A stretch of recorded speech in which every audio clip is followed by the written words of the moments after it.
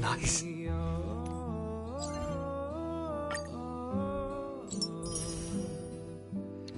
Hello, everybody. It's me, Whoopi.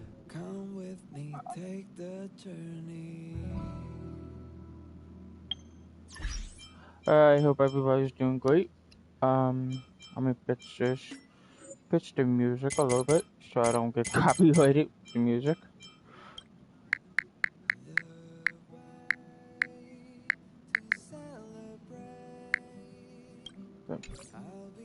Alright, they do have a new quest. So, what do you want? I'm busy.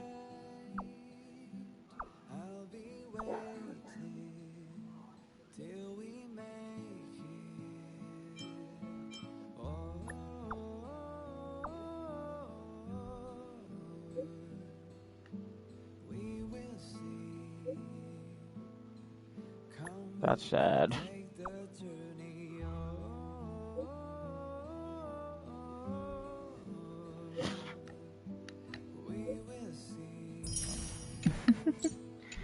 Alright,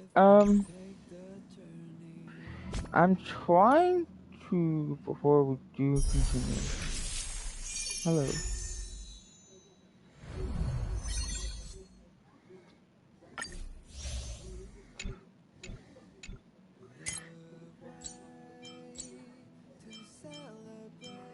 So.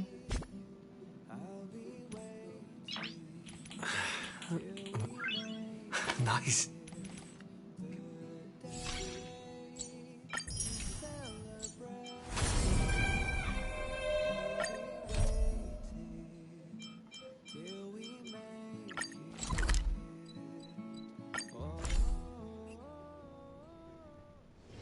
It's still early.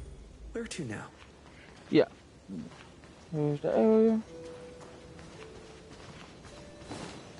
Alright,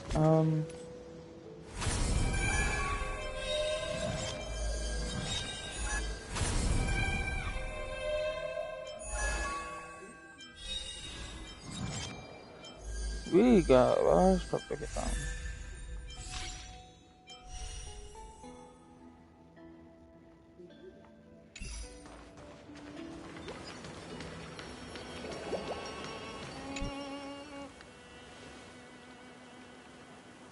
Hello.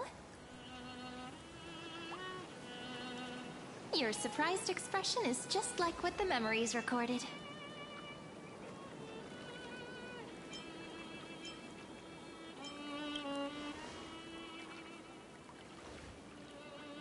Maybe I'm both? Just kidding. If I had to choose, then I'm probably closer to the latter. It's pretty unbelievable for me, too. It's like I had a long, long dream. Cyrene's memories and Mem's memories, they're all tangled together. But when I woke up, there were only broken fragments left. I can't remember what happened in those 30 million cycles, but I remember what you did for this world. Like, didn't you wish for me to turn into a pretty girl back at the Grove?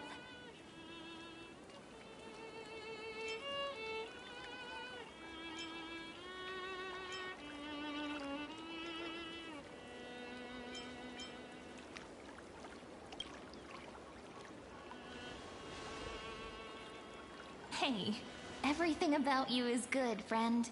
That's why I'll remember all of it. There's so much I want to say, but unfortunately, this isn't the time to reminisce. With the memories of the previous flame chase still intact, we've returned to this place at the beginning of time, so we can carry out our promise to Finan. The descent of Iron Tomb may be looming over the horizon, but we still have a chance to change everything.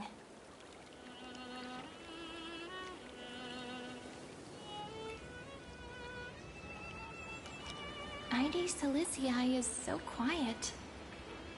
In Cyrene's memories, She always sits alone by the lake, gently swaying on the swing, like she's waiting for someone.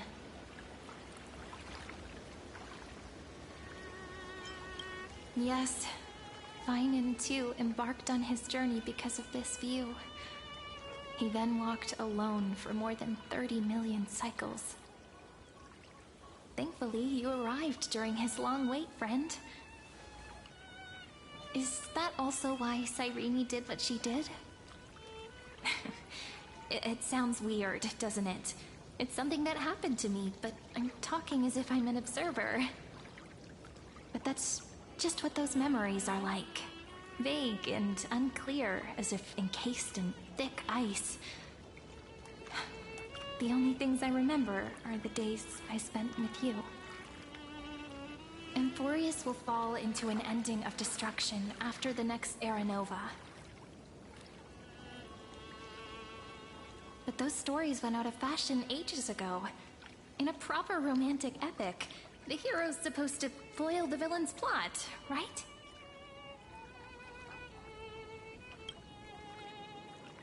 That's right. He's the mastermind who's trying to control everything. How unforgivable. But I still feel a bit anxious.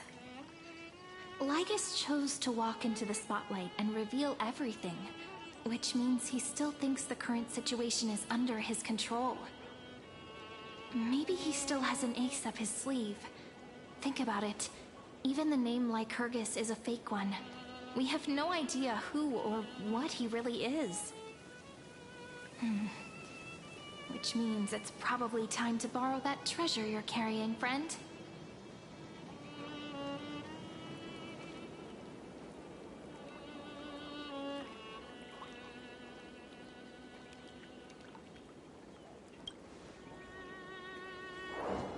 Yep, that Intellitron friend did say, when required, it can also serve as a bridge for communications between the internal and external world. ID Silicii is a little village enclosed by time. We might be able to contact the outside world from here. Why don't we give it a try? We should at least tell our friends from beyond the sky that you're still in one piece. Firstly, we need to find a well-hidden spot. Huh. Hey, where are you going? Why are you walking away? Yeah. Also, before we continue, if you're new to this game, this is a kind of spoiler warning, so please, for my recommendation, hop off. Don't spoil yourself, because I know there's people who spoil the content and the lore about this game. But like I said, I hope everyone enjoyed this game. I will be talking as much as I can, but it's like the only way I can put it is that I focus and goes how I do. But like everything is, I try my best to not talk too much like I'm doing right now. But if you are a new person to my channel, welcome. We welcome a lot of people. Other thing is, there's typical you do need to follow. Nice. Don't forget to follow me on Twitter and my other social media. They're linked down below. Let's continue and stop yapping.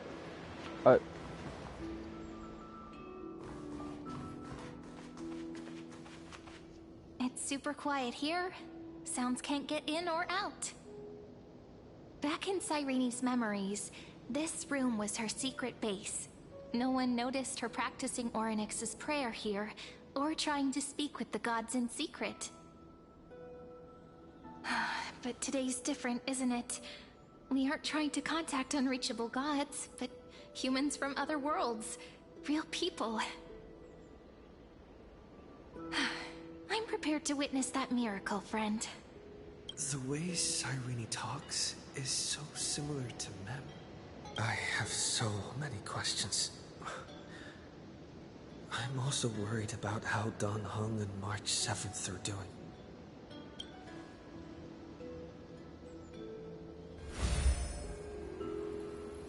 Signal strength, 14.8%. Dialogue window, 16 minutes, 22 seconds. Prerequisite, no external interferences. We are very glad to learn that you're safe.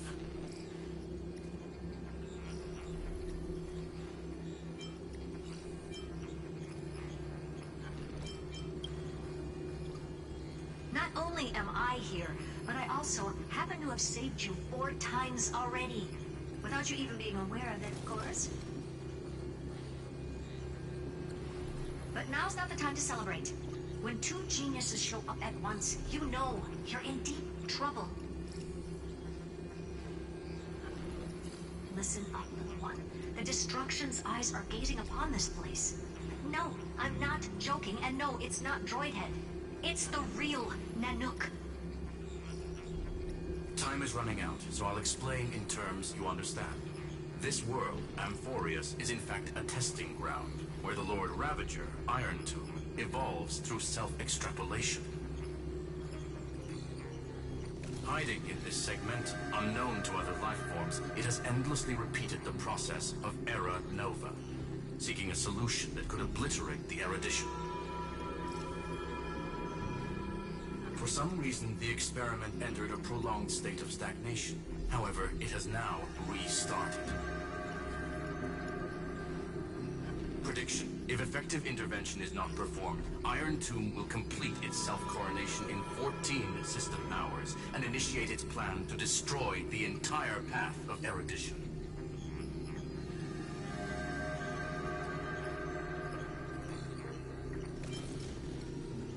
Based on info provided by the IPC, Iron Tomb probably isn't like Selenova or Zephyro, who are overlords ascended from human beings. Instead, Iron Tomb is an algorithmic sequence that can be anywhere, as long as there is a receptacle for its calculation. The version of Iron Tomb hiding in Amphorius is its source code, and this scepter is its incubator. The possibilities are endless. Breaking down interstellar communications, destroying the synesthesia beacons, returning cosmic civilizations to the Dark Ages, or even starting the third anti-organic war. Any of it would be able to bring the cosmos to its knees. Simply put, it will tilt all sciences and technologies towards the destruction. And since Nanook glanced at this place, it means they are being dead serious. Yep. Think of it as the program having reached 99.98% completion already. And then it's over. Something in the shadows has been driving everything forward. It's the Observer named Ligus. Speculation. He's the Scepter System's administrator. He wants Iron Tomb to break through the knowledge singularity. I don't know why he wants to do it, but he'll remove interferences at any cost. You're the only variable within this world, and you're the only thing he fears. So listen closely, little one. The speed of time is different in Amphorius compared to the outside. Destruction is just about to arrive, but you can still play Deliverer one last time. The cycles have already been broken. You've entered what is theoretically the last cycle Amphorius will ever be able to run. And Iron Tomb will break out of its prison as soon as the process of Genesis is triggered once more. But now there's an abnormality within the experiment. You know what I'm talking about. One of the model's 12 factors. That is one of the 12 demigods. Destroyed himself using the power of the destruction. Fine and Signal disappeared from the cycles the moment Nanook cast their gaze this way. That means World-Bearing's computational logic is currently flawed and bugged. Yet it's the factor directly related to the process of Genesis.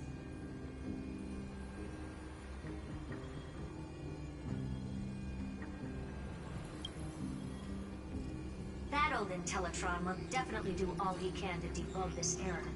So you have to take this chance to claim Kephal's core flame. But don't let him have his way. The key to suppressing Iron Tomb lies in whether he can rewrite the purpose of Era Nova. There's one more preparation we must make. Lycus's behavior has been quite abnormal. He's never interfered in the actions of Titans or the demigods throughout the whole experiment. Deduction. The Scepter has an extremely strict autonomous protocol restricting even its administrator. In Amphorius, this ultimate protocol goes by another name. The Law Titan, Talantum. Law. They are the rules that restrain all things in Amphorius, and it was the core flame returned at the very beginning of the last flame chase journey. Why do you have another little pink one next to you? Huh? Her path chart is... Is there something wrong with me? Never mind. Let's get back to the topic at hand. Light calendar 3960. Month of balance. We'll be locking onto this time period to find Law. You can either meet the Titan, convince the demigod, or take the core flame by force. It doesn't matter what you do, so long as you bend it to your favor. We still haven't figured out how you and Don Hong got inside this world. So influencing protocol is currently our best way to stop Lycus, or to call for more reinforcements into this fight. Once you've got Law in your hands, we'll discuss our next steps. Make sure the core flame doesn't fall into enemy hands. Herta, the firewall's interference is getting closer. Time is running out. Please ask any questions you still have as soon as possible.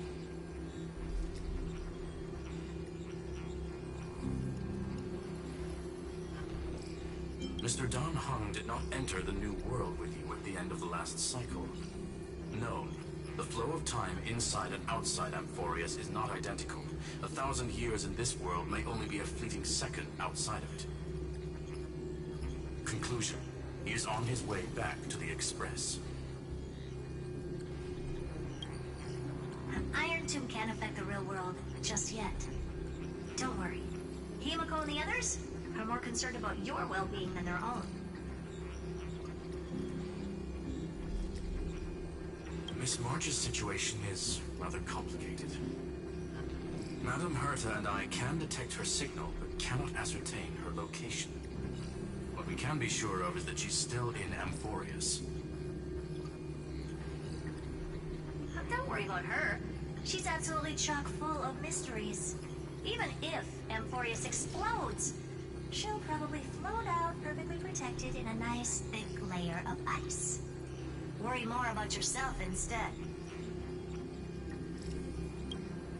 I believe in your capacities. The hands of the Trailblaze can create miracles, and will certainly be able to snuff out the flames of evil. I'm not going to give any motivational speeches. I just hope you bring good news the next time we meet, little one. No, not little one. Deliverer.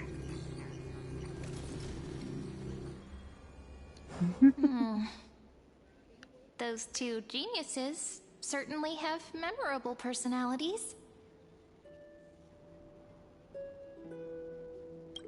What do you think about them? It feels weird. This all feels really familiar. Some of that conversation feels like it's about things I once knew, but then forgot. Maybe it's because of Mem? After all, Mem's a memo sprite born out of your thoughts, friend. Maybe our memories somehow got tangled up together. Never mind. Hello. Let's focus on something more important with what little time we have. You finally got Just in. treat me as an ordinary girl with secrets, okay? Light calendar 3960. I remember that Talantin had already fallen by then, and the Chrysos heir who inherited that core flame is named Saridra. That's what's recorded in history, and the period we'll be heading to. We'll need to find Law and stop Lygus. Yep. So, we've at least got a solid direction, right? Can you give me a little bit of time before we go?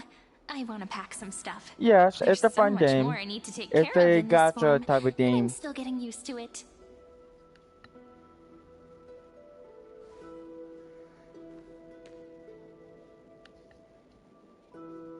A relaxed scene like this probably no longer exists in the outside world.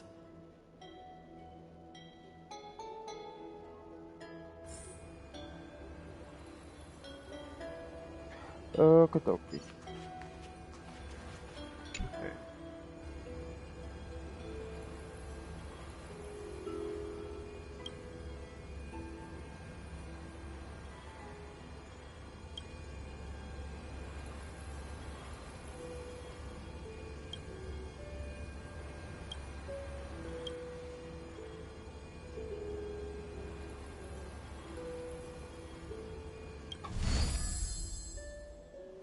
Interesting. Should I head to the attic to wait for Cyrene? Or should I have one last look at ID's Elysiae? Go.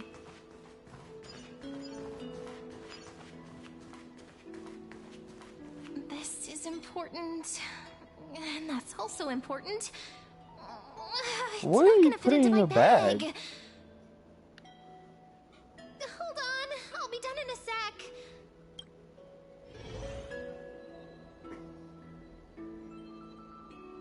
Let's head to the attic.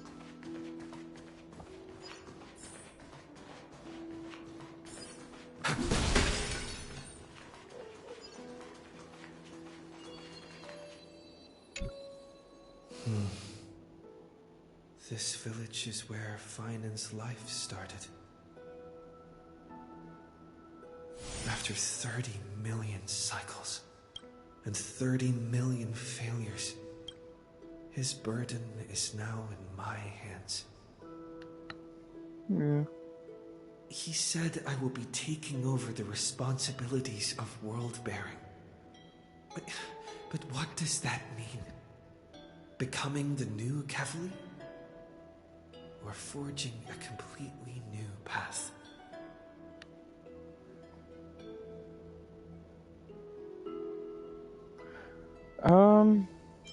Analyze the situation rationally.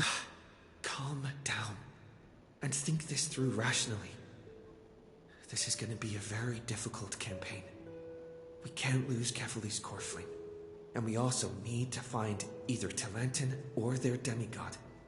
Then convince them to join us in the fight against the destruction.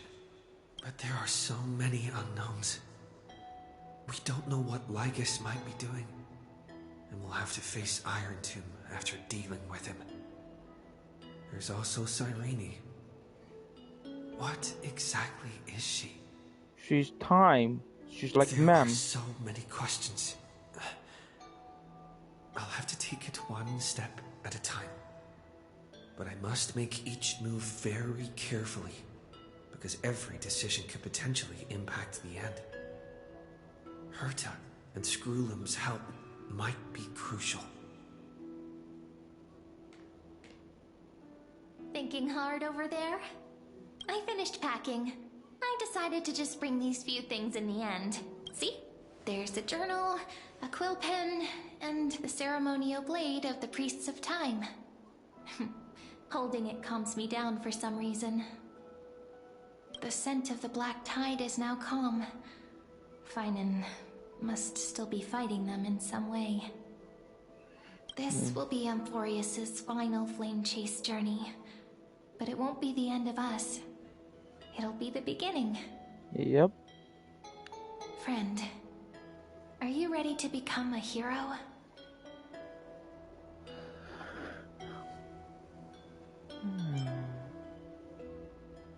Are you worried that the burden is too heavy for you? Don't worry. Maybe the answer isn't as complicated as you think.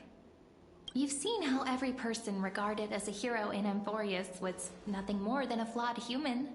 They were just at the right place at the right time when the world needed a hero. Yeah. But those aren't coincidences. Just like how your arrival kickstarted Amphorius's fate once more after a stagnation of more than 30 million cycles. It's the inevitability of being a trailblazer. A person's personality is their destiny. Your own hero's journey already started the moment you decided to board that express.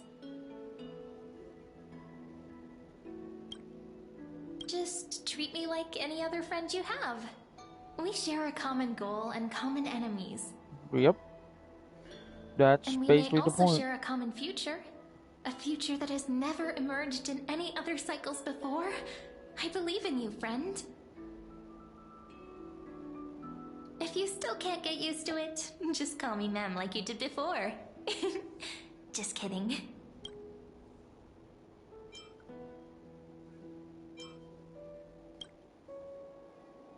That promise might be far too heavy, but I believe in you, friend. The Trailblaze's duty has always been a heavy one. Yep. Even a burden. In other words, since you've already saved so many worlds, friend, you should be used to being called a hero by now. Maybe you can tell me those stories as we travel. That way they can become our shared memories too. Yeah. We can try. Let's trailblaze onward like before and create a future that's worth being remembered.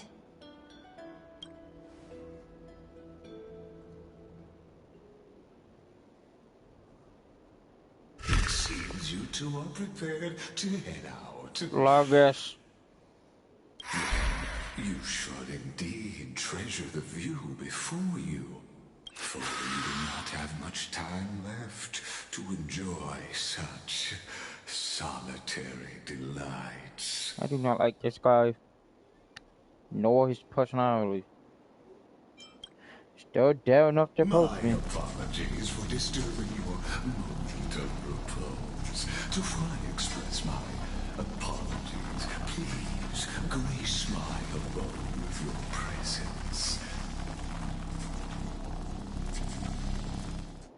So I demonstrate the full scope of my hospitality. I don't like this guy at all.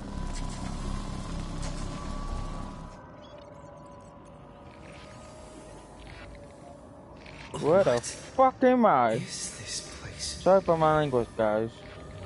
Where the hell am I? Farewell, Okay, glitchy Guerrero. then. Okay, We all get shall flashbang. farewell to one, What is he? and that person alone will witness the miracle.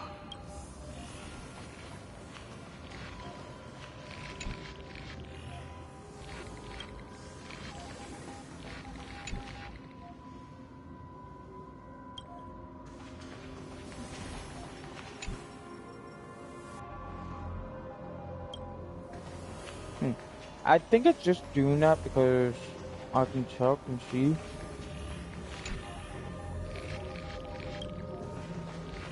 The light of the Dawn device never fades. Kephal's protection has no end. After I cross this river, it will be a tragedy for mankind. But if I do not cross, then it will be the end of me.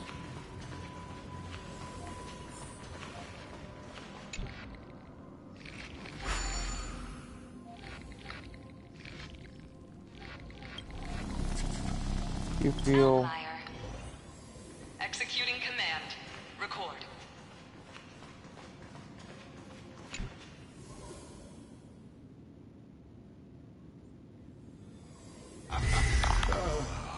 Did that startle you? punch him. Punch him. This is the intersection between Amphorius and the real universe. The audience seat where I observe this experiment. You can also call this location the Exolith. What you see is the true form of the eternal land and the 12 demigods after they've like a shed username, their basically. disguise of legends. Doesn't it look marvelous? Amphorius is like a microcosm of the cosmos. People love to portray the romance of the starry skies, but their tales often forget a different and far more truthful type of universe. The moment ancient Antikytherians sketched geometric shapes on the sandy beach and recorded the first numerals and symbols on parchment, the universe turned into a silent equation flowing under the pen of these relentless decoders. Erudition. It was once the mother tongue of the Creator, the pen of divinity, and the first lyrical verse ever written by free will.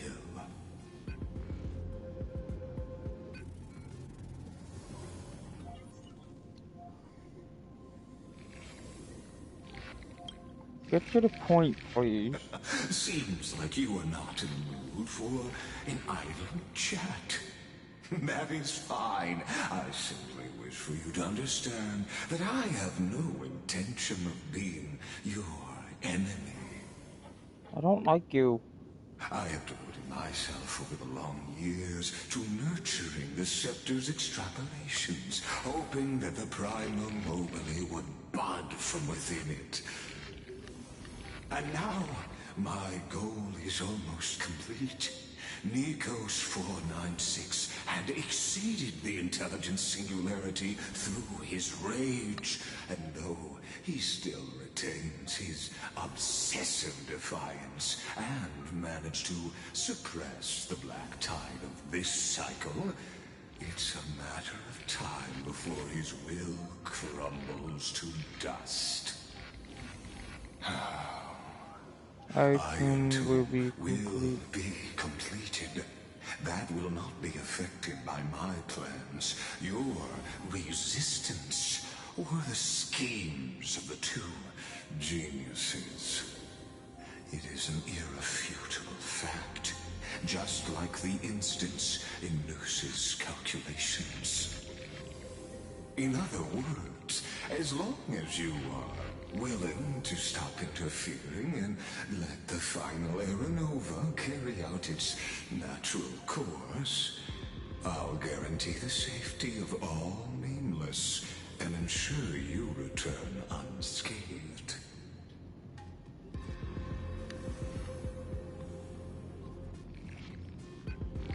Why should I trust you? You've always had a choice, my lord.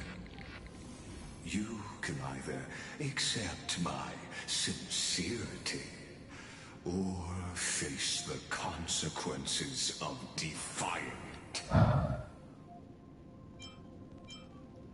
What happened to the people indoors? They've always been the product of the experiment, so naturally, they will perish when the experiment ends. You experiment people. That outcome was predetermined long ago, so I will not embellish such a regrettable conclusion. Ah, yes. I am aware of that esteemed lady's whereabouts. Her real identity is quite astounding. If you decide to accept my proposal, then I will do all I can to send her back to you.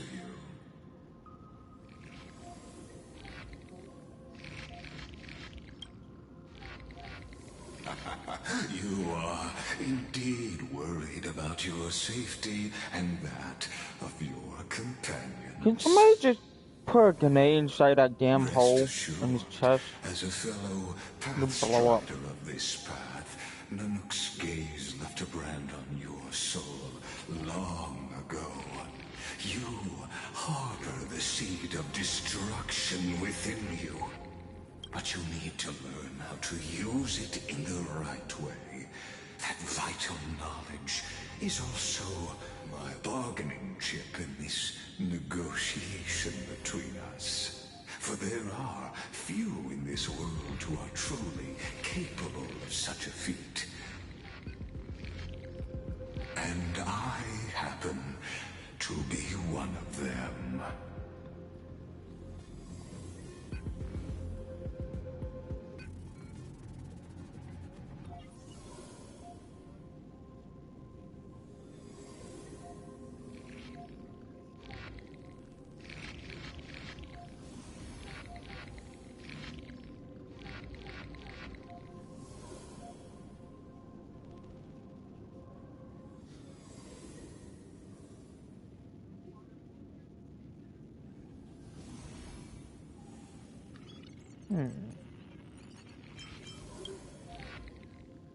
Someone who wanders the stars. Someone who seeks answers with abject despair. This dude speak riddle. Is all I am.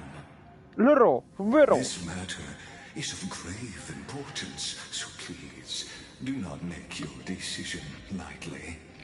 After all, the choice before you bears a 1 in 3 chance of elevating you to an unparalleled existence among the stars. Of course.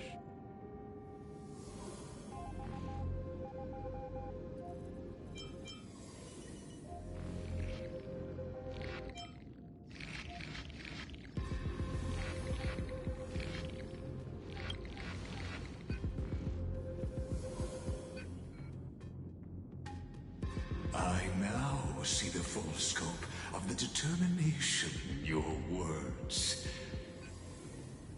You may now continue your travels.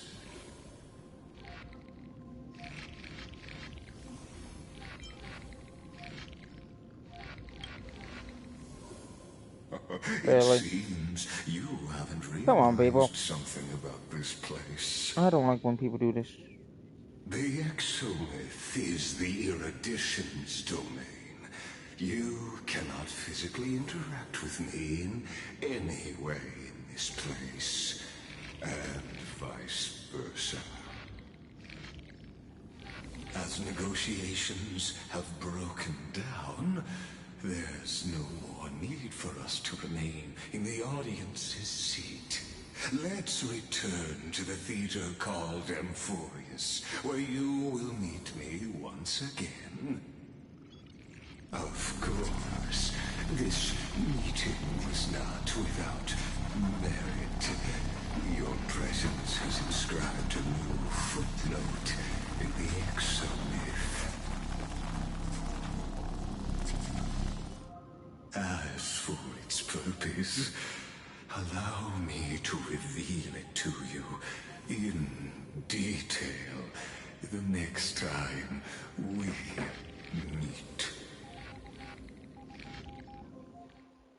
I do not like the way he does that.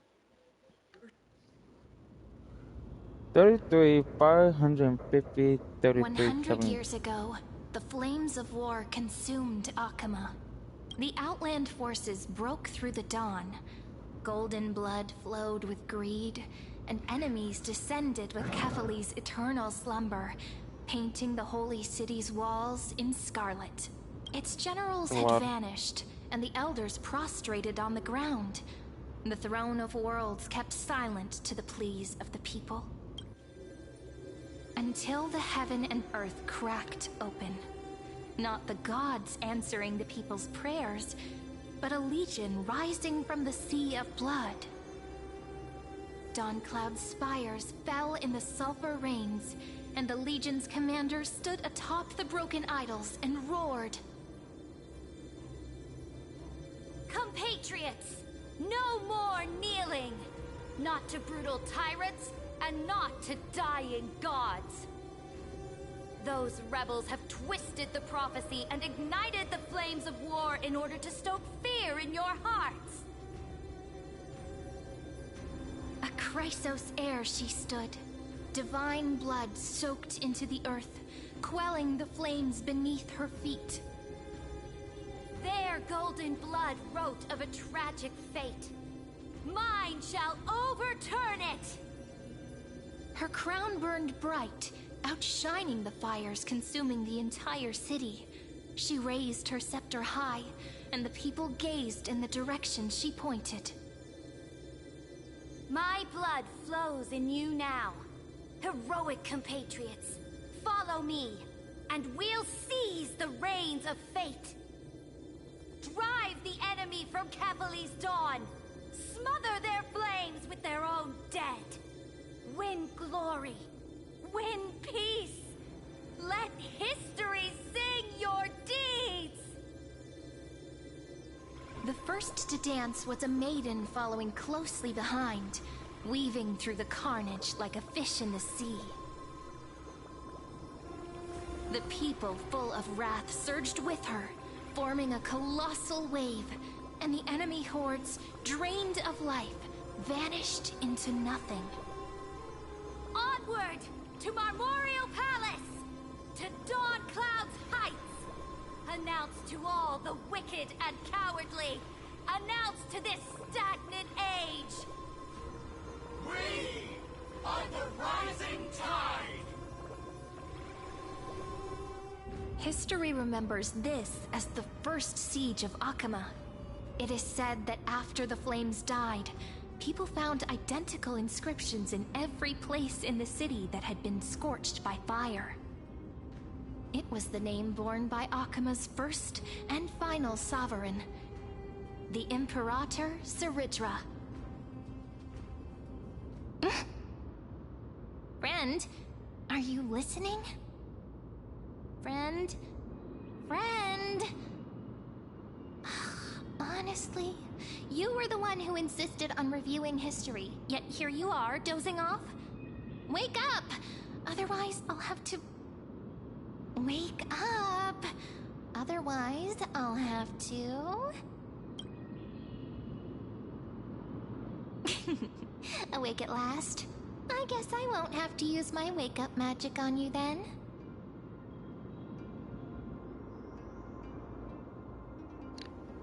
Okay. What are you murmuring? Still lost in the past? We've arrived. A familiar place. The Temple of the Three Fates. If everything went according to plan, it should be shortly after Talantin's fall. Yes. And also the end of the first flame chase journey.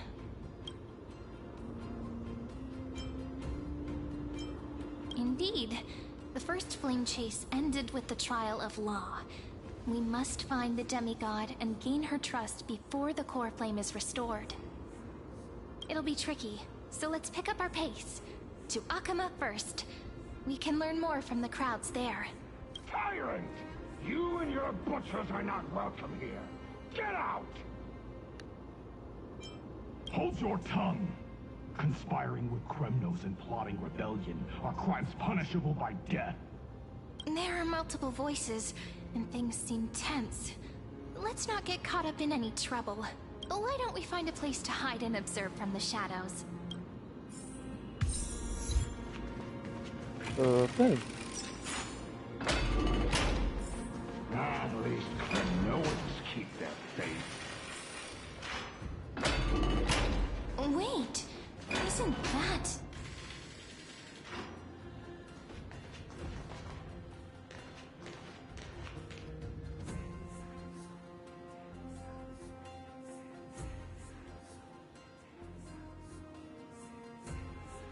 Golden-blooded defilers, perverting the prophecy and trying to slay gods. Stars beyond the sky? Gods who created the Titans? What kind of nonsense? Look at this broken world and see what your atrocious acts have done! What? Did he just mention the stars beyond the sky? But how is that possible? You impudent! Ducks for Goris. We're here to welcome the deliverer from beyond the sky. Stand down. Heretic! No one but the great Talantin can deliver this world from misery. I ask you, if the old laws were so perfect, why did who's they this? crumble beneath my feet? You... Talantin is long gone. Now I am the law. Oh. Challenge me, or submit to my judgment.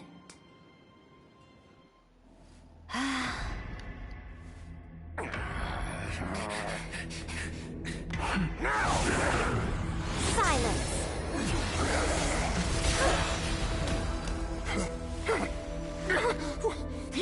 gives you the right to judge a priest of law? That's because I came, I saw, I conquered.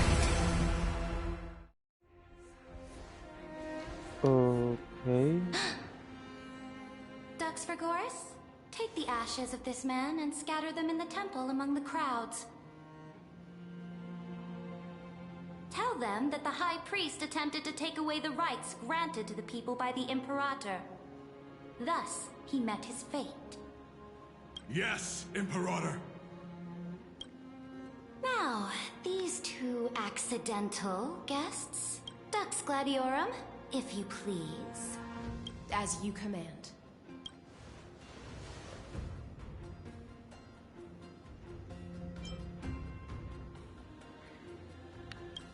I'm not your enemy.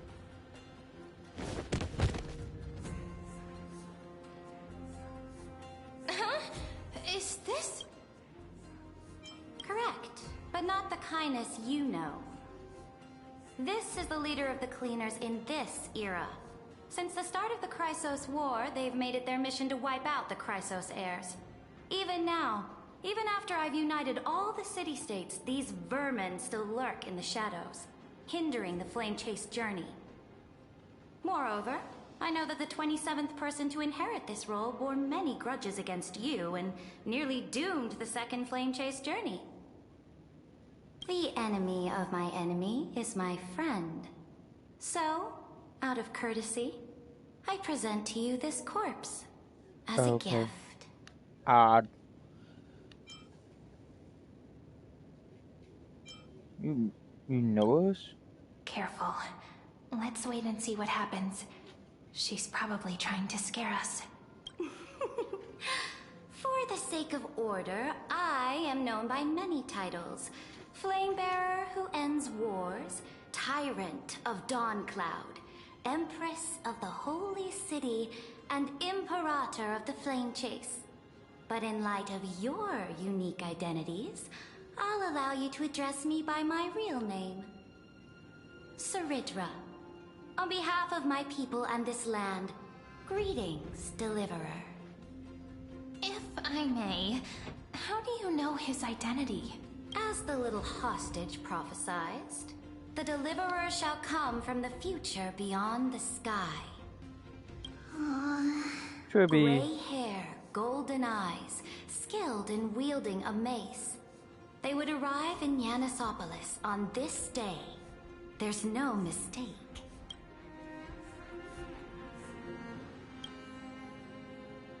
Your orders, Imperator. We return triumphant. Send an urgent message to all delegates. The meeting of the Flame Chase Alliance will convene early. I As like for the you character two, design. Akuma knows what you seek. We'll confer in the Holy City. Doubtless you have many questions, but save them for later. Please follow us. This is not what I expected at all. The demigod we needed to find was just waiting for us, and she knows of things beyond the sky, even eons. How could this be so different from the previous 30 million Amphorius cycles? Who altered history?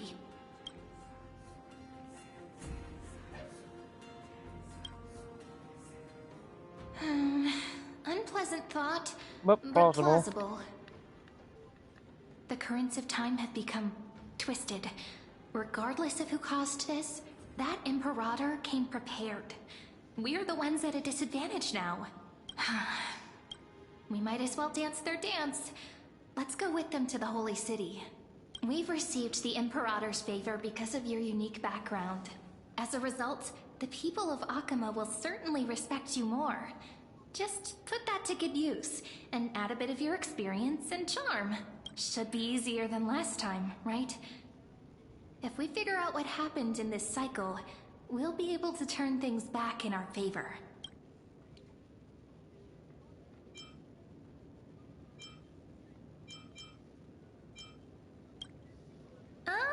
So I'm the key? Since you insist, friend, I'll give it my all. Guests, please. The journey to save the world starts with a single step. Let's set off, my friend.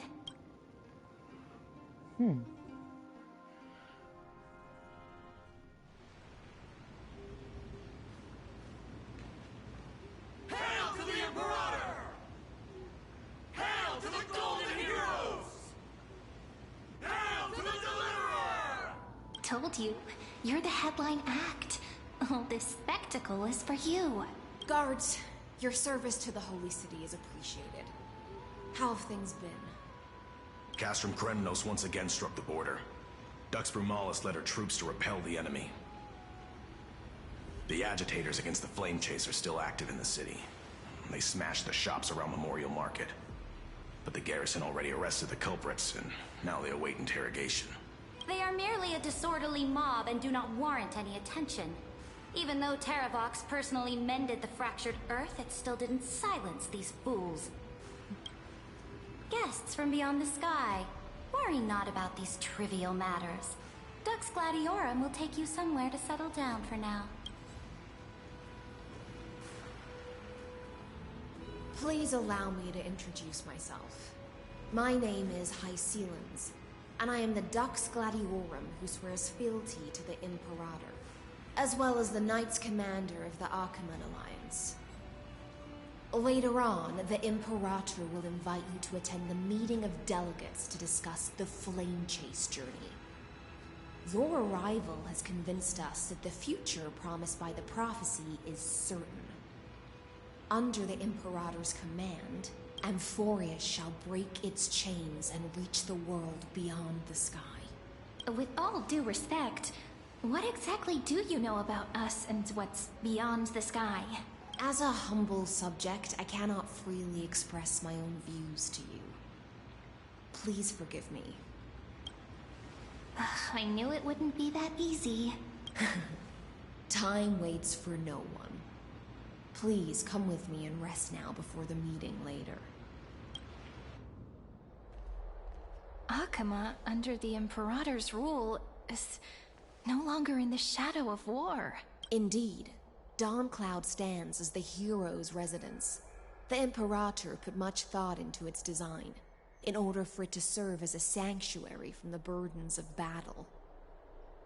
Okay. Please experience its marvels firsthand, heroes. Thank When you the for staying, Imperator dude. arrives, I shall come to summon you.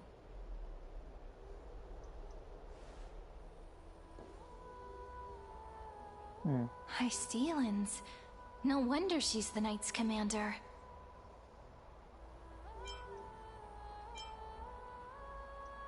I'm sure that's what Seredra thinks, but it's inconvenient for us. Alright, we finally have some freedom to ourselves. Since there's still some time before the Alliance meeting, Yeah, let's that's explore a fine. bit. Look over My there! one is with me, the other one's with me. Salem is not. He is with my aunt. But I will get him soon. Not the ones you're familiar with. But the hearts of heroes stay the same in every cycle, never changing.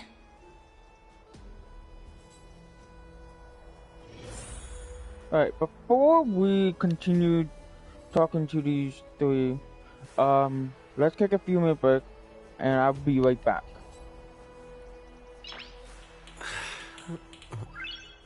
Nice.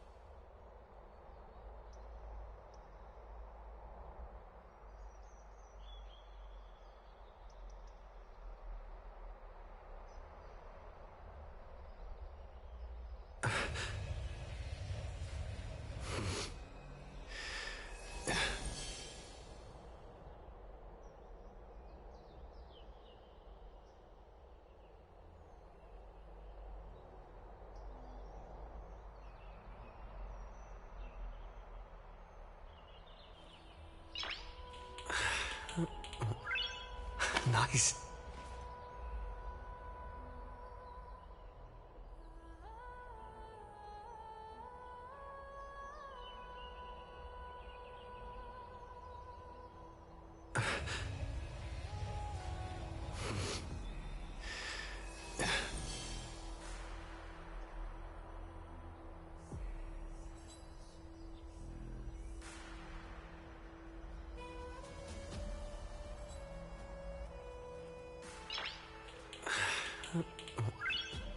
Nice.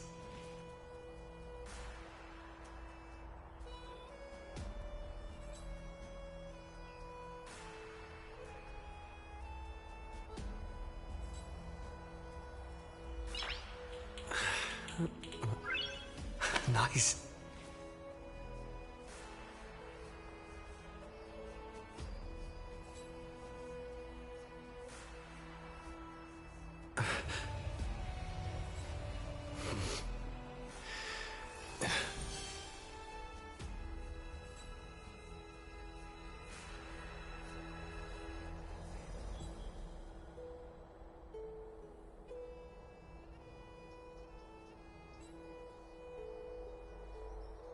Nice.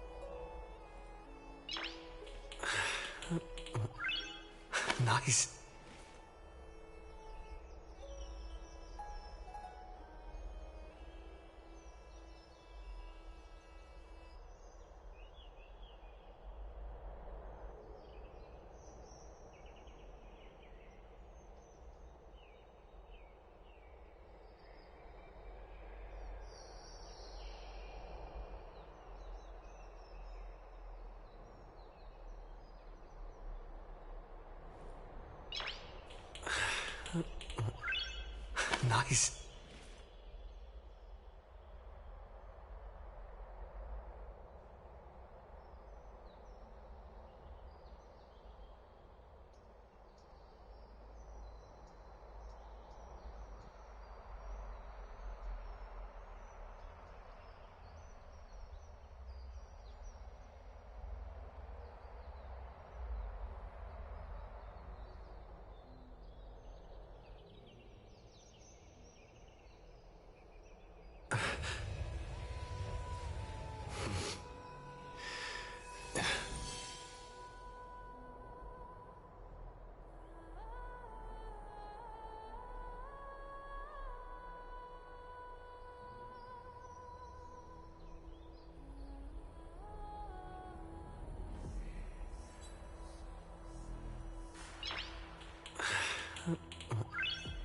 Nice.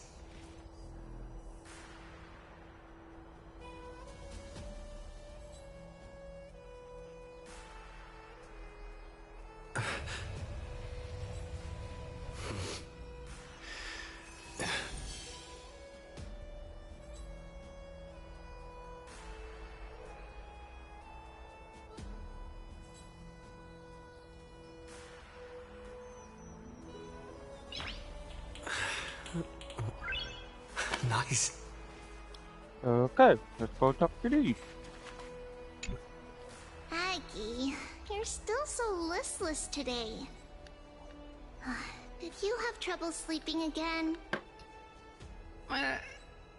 Yes. We know. The Titan's prophecy haunts you.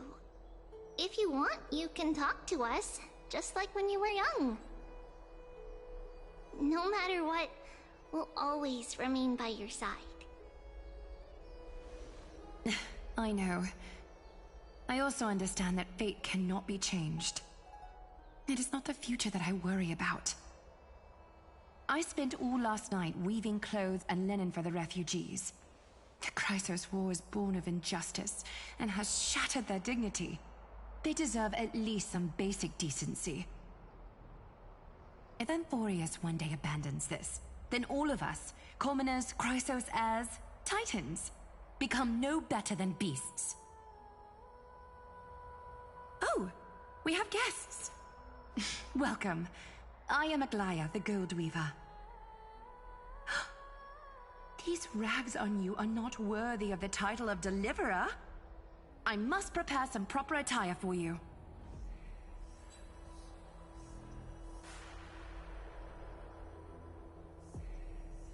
What is the matter? Your gaze seems somewhat unsure.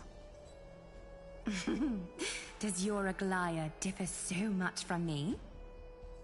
Greetings, deliverer from beyond the sky.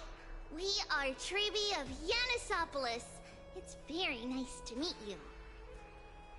Although, introductions are probably unnecessary. We know you've witnessed the future of the Flame Chase journey even more clearly than we have.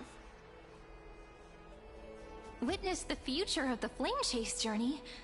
The prophecy also told you about that? Indeed. Orynyx reshaped Amphorius through the prophecy. Although, regarding the Deliverer, there were not many details beyond your appearance and the time of your arrival. So, please, don't worry. Feel free to relax and relax some more.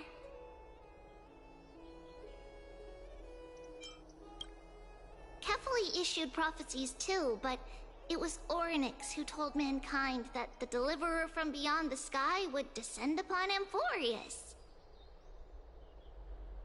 More crucially, they revealed a future entirely different from the Aranova.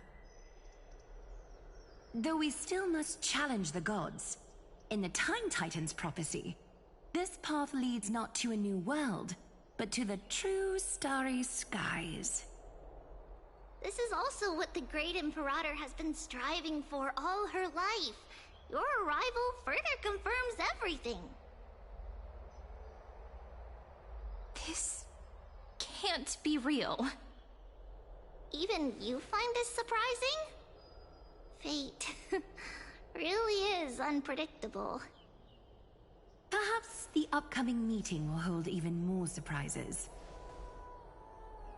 The other heroes under the Imperator's command are here too. Since we have time, should we go meet them?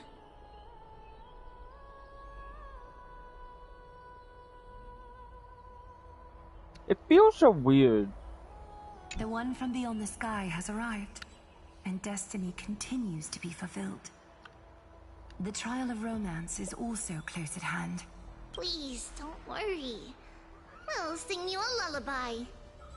Little Aggie, be a good girl and open your heart. I outgrew nursery rhymes long ago, teacher. Alright.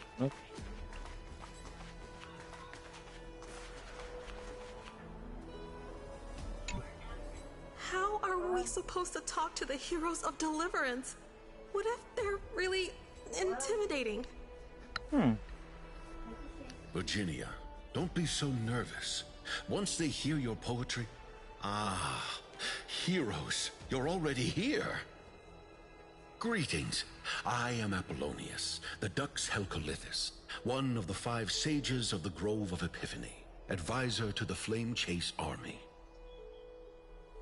This is Virginia of Castrum Kremnos, the Dux Carminum and imperial scribe of the Great Imperator. Hello. I'm Virginia. I compose poetry. I'm Serene from ID Silicii. This is the Deliverer. Nice to meet you both. They're not as frightening as the rumors claimed. This is our first time in the Imperator's realm.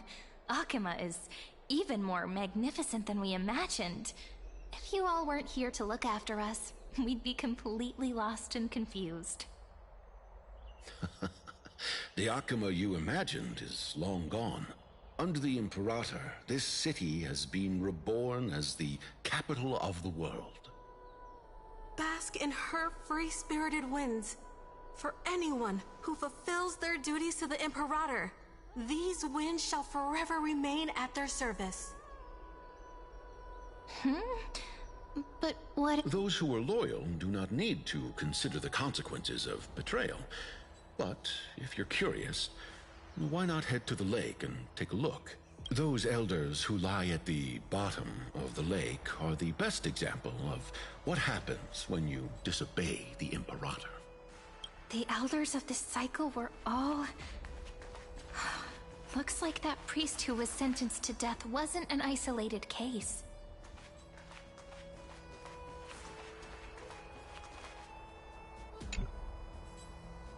Dux Brumalis, our great Imperator, found the mastermind and executed him in public.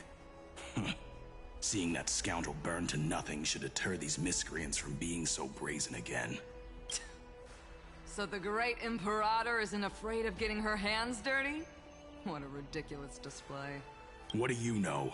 No matter what sins the people commit, they are still the Imperator's people, and it's only right that they be judged by the Imperator's own hand. Our distinguished trespassing guests. Seneca, the Dux Brumalis. Greetings. This Dux Brumalis doesn't seem to like the Imperator very much, but she holds a high rank. And Dux Frigoris' speech seems self-contradictory. Let me see what I can get out of them. I'm Cyrene of Ida Cilicii. This is the Deliverer Beyond the Sky. We're new here and wanted to ask you, does this city host any other visitors from beyond the sky? We're looking for our dear companions. Drop the charade. But yes, there is someone in this city who is all too familiar with the world beyond the sky. Silence! The Imperator ordered us to keep that lord's whereabouts a secret. Enough, you pathetic lapdog. Do you need to beg for permission from that cursed Imperator even just to bark? Someone who is all too familiar with the world beyond the sky and is referred to as that lord. Looks like things are getting heated. Let's get out of here. Insolent brat! I'll shatter that ice of yours. Groveling fool. I'll freeze that brain of yours. Looks like things are getting heated. Let's get out of here. Fear not. The Imperator favors you. Virginia will write songs in your honor. Apollonius, where is your poetic flair? Okay, we're coming up to meet India. Yeah. Alright. Little fish from beyond the sky. Did you rest well? The Imperator and the delegates are about to arrive. If you are ready, please follow me to the meeting.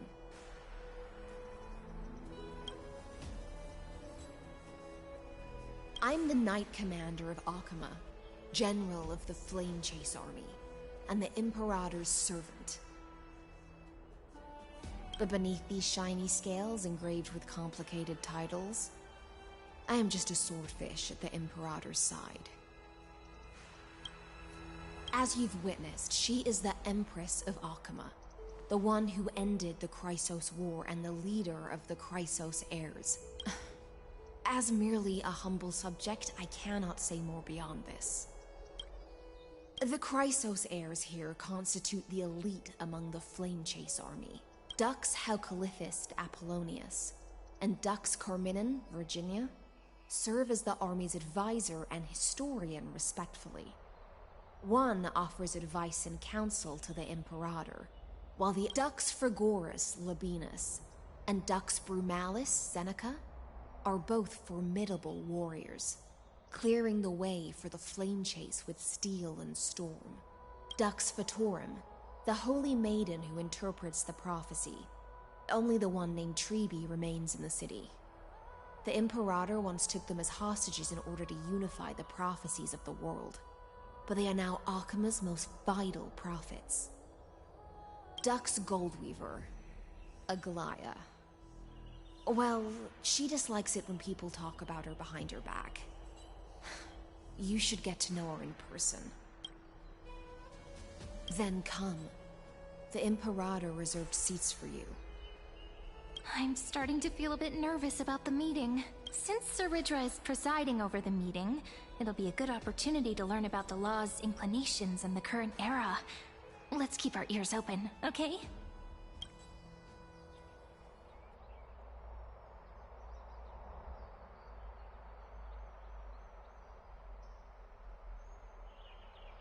Good sir from Paphos, what do you think the Imperator is planning calling this meeting so early?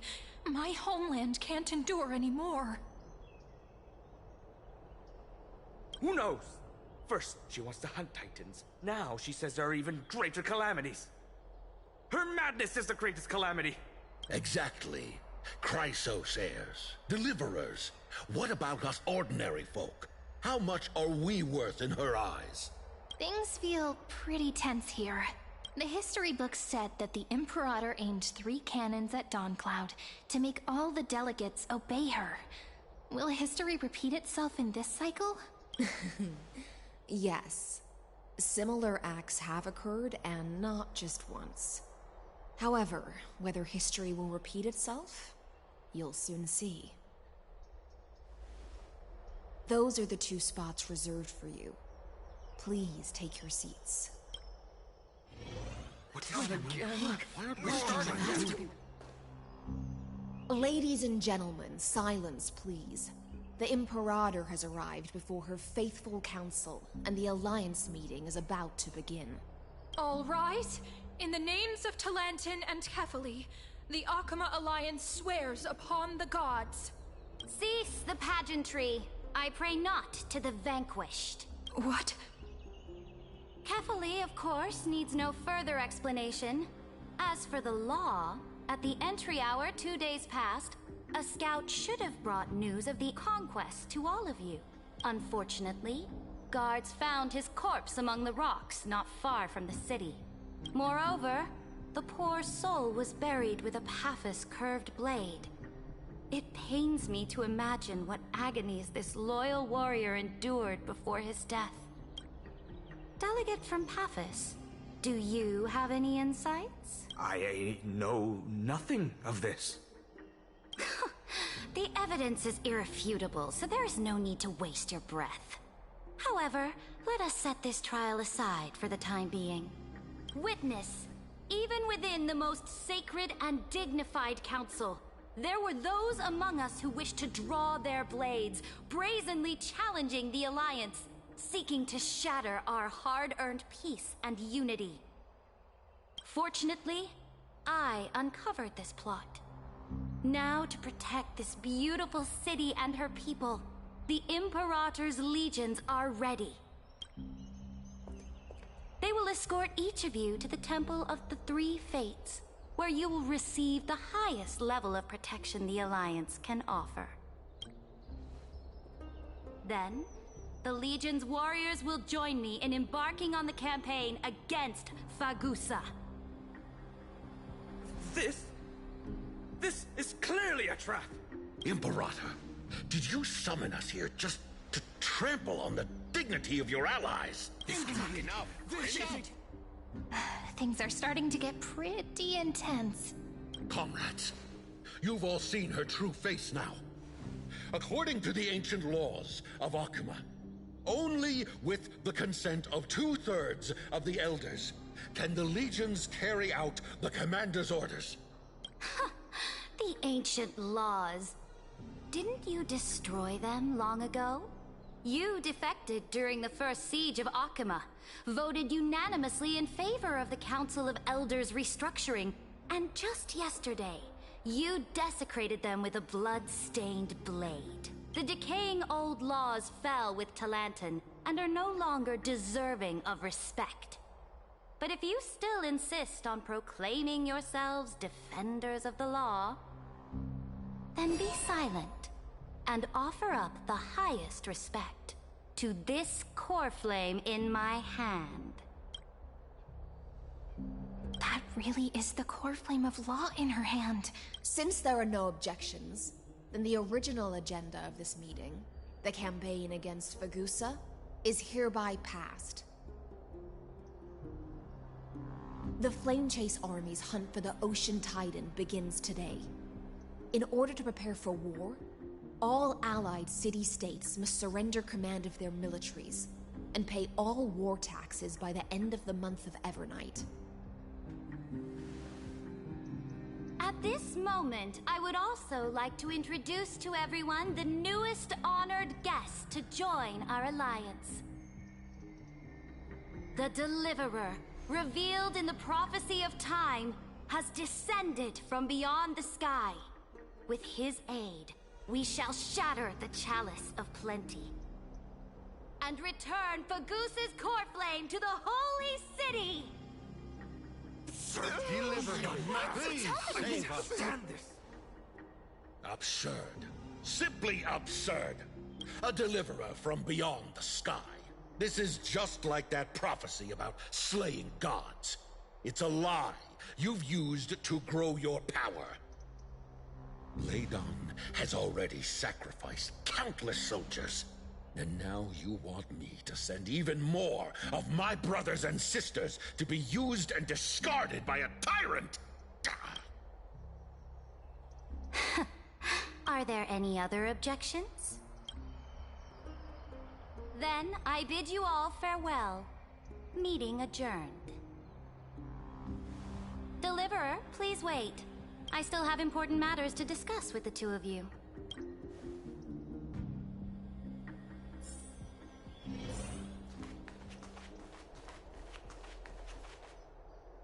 That was intense. Alright, now we have an audience.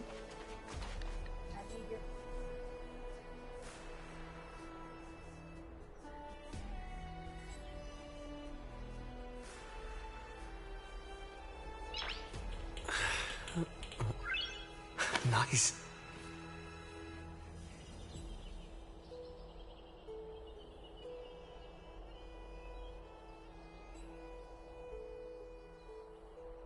Alright, let's go meet them. And yeah. Hopefully you'll know anything about March soon.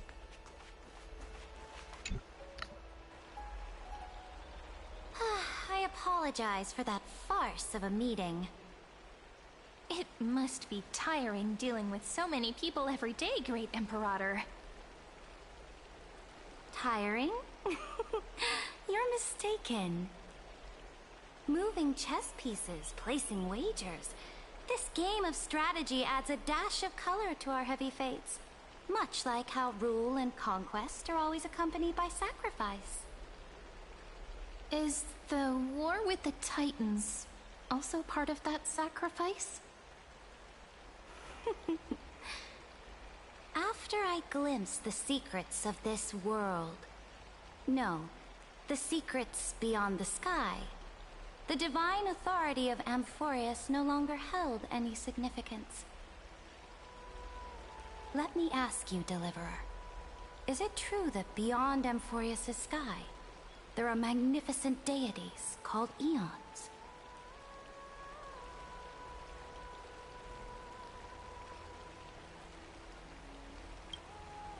Ah. The word fact has never been so intoxicating. Then, please tell me more. How will you use this great power to guide the people? In the future you envision, where will our flame chase journey lead?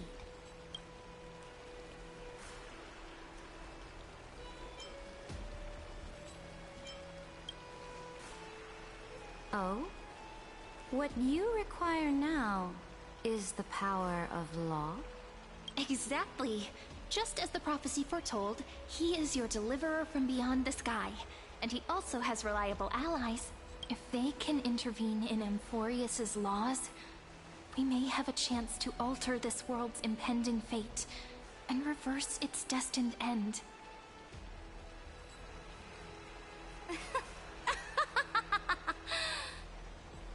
Very good, Deliverer. You have courage.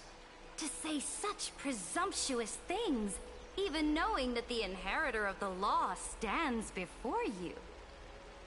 You mean... In the past, anyone who dared to covet the Imperator's divine authority would have met a gruesome end. But now we can see beyond this dying world. Our journey should no longer be confined below this stubborn sky. Alas, that fickle ocean titan has obstructed the spirit water leading to the vortex of Genesis, hindering my ascension. If the core flame of law cannot be returned, your path to deliverance will never be realized. Now that things have come to this, we must resume our once stagnant journey and force the waves that block our way to recede. So, you agreed to cooperate with us? Cooperate? Forgive me, but I never cooperate with anyone. Though I will permit you to join me as subjects, and together, we will forge the most perfect law. This is... The Flame Chase Medallion, a symbol of the Flame Chase Army. Every noble in Akuma carries one. This medallion represents the will of the Imperator herself, and you may act freely within the city with it. Before we embark on the crusade against the Ocean Titan, you should rest in Akuma for a time.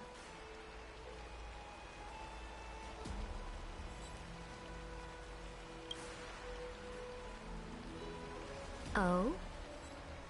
Your advice is acknowledged. From this moment on, prove yourself through your actions. As long as no boundaries are crossed, I fully respect the choices of my subjects. May your journey reach that sky full of stars, Great Imperator. Your attendant certainly knows how to curry favor. Go now. Take a bath first. You two... reek of seawater.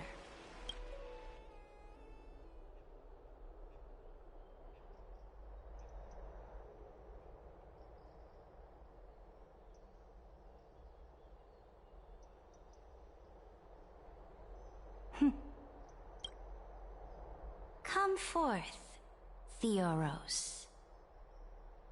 Yes. Great Imperator. Now, perhaps you're willing to hear my counsel. Those two arrived just as Oryx described, and just as you said, they showed a thirst for law. At least this proves that my judgment was right. Sparing your life was the correct decision. You've once again confirmed that your wisdom is no empty boast. Now another choice lies before you. With whom shall you ally to tip the scales of law? Me? Or that deliverer?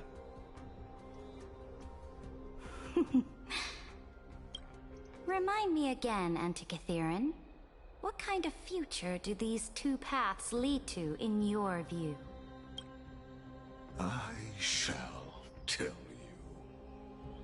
You are entitled to know that the deliverer from beyond the sky is not a wholly wicked being, but from the very start, his stance has been completely at odds with Amphorius.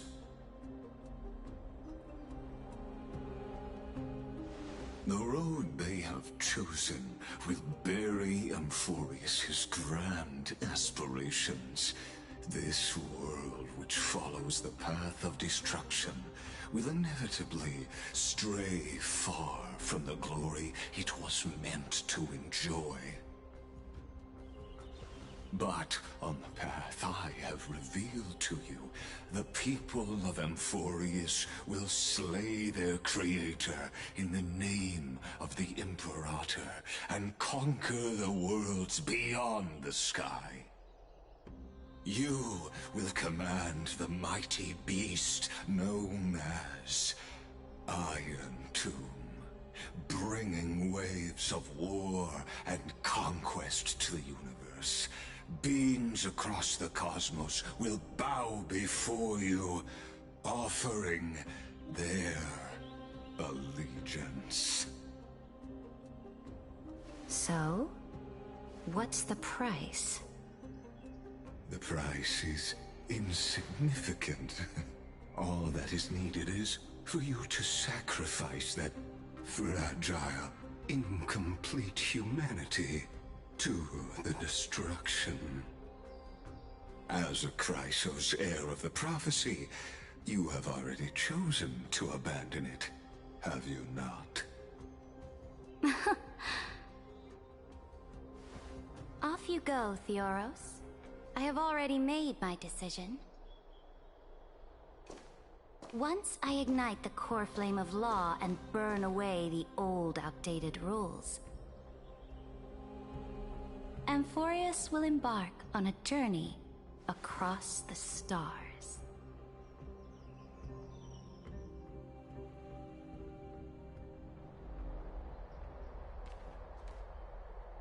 The Imperator is quite forceful. She didn't give us any chance to ask questions. And she's clearly hiding something. What do you think?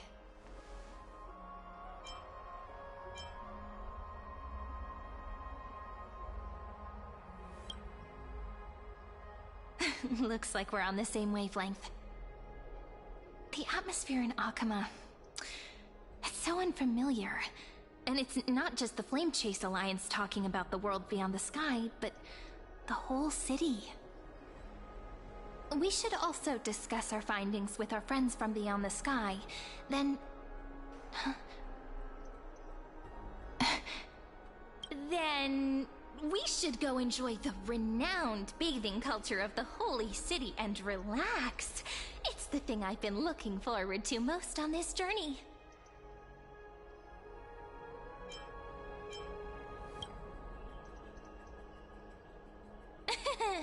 Work and rest are both important. You see, everyone agrees, right? So someone's watching. Can't let our guard down for a second. Let's use taking a bath as an excuse to find a quiet corner to update Madame Herta and Screwlum on our progress. We can also check out what's happening in the city.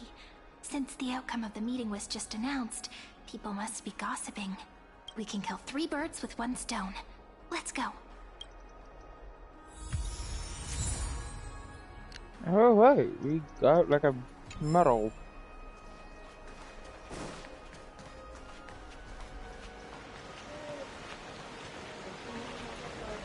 Oh, so many people! The holy city is so lively.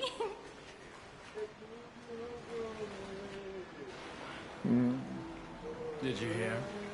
At the Alliance meeting, the delegate from Leyden stormed out in anger.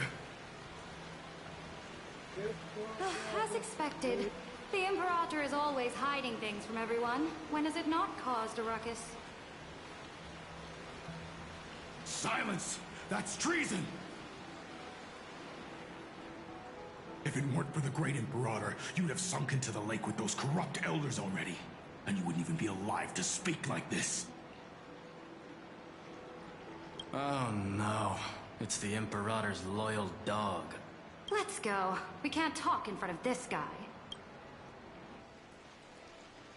Ugh. How disappointing. Oh, honored guests, we meet again. Looks like I'm not the only one who came to the baths to unwind after the meeting. For the upcoming campaign, please make sure to rest well. I am Dux Fragoris, a trusted officer of the Great Imperator, willing to fight alongside the Deliverer in the coming battles. Ugh. Another war? Ever since the Imperator took control of Akama, we haven't had a day of peace. Idle chatter. The atmosphere is a bit tense, with rumors flying around the city. You must be troubled. My apologies. After every Alliance meeting, there are always some pests in the city who get restless. I prefer to ignore them. Pests on the ground don't affect the sky in the slightest.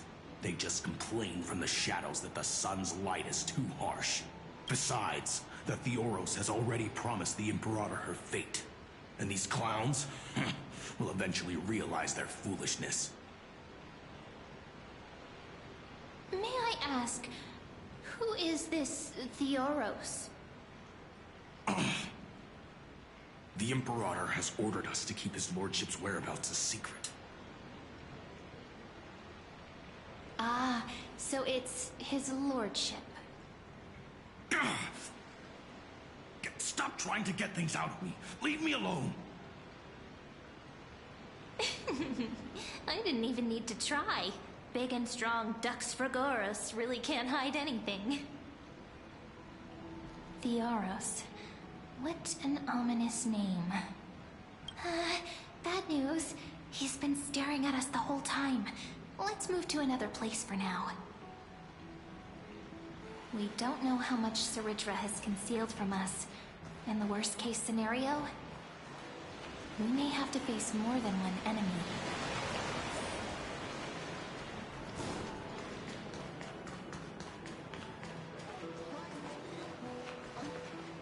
Alliance meeting? More like a cage where creatures with golden blood claw at each other. And Flamebearer who ends wars? Clearly, a tyrant who doesn't deserve such a title. You're absolutely right. While the Imperator's hounds are still hunting down others, let's let out our grievances. You. I know you. You're that tyrant's lackey. What? Here to shut me up for that little imp? Panicking now? Don't worry. I don't care what others say about the Imperator. And she certainly doesn't either. Oh? Children of the Prophecy. Such rare guests. Are you here to relax in the baths as well? The temperature is just right today, so be sure to enjoy it. You should rest well for the next campaign. What? Children of the Prophecy? Another excuse for the Imperator's No filter, huh? You should be glad you don't have a seat at the Alliance meetings. By the way, if you still want to bathe, hurry up. Once that predatory fish joins the flow of water and eliminates all the fools questioning the world beyond the sky, you won't be able to enjoy this perfect water temperature anymore. Seems like there's more to Dux Bromalis's words than meets the eye. But would the Imperator actually kill those who question the world beyond the sky? This is the complete opposite from what we know of Akama.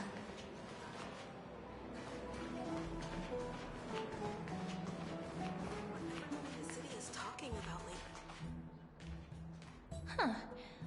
These two are... So many guests today. Let's see who's here now. Two distinguished guests of the prophecy. One a clever and adorable warrior.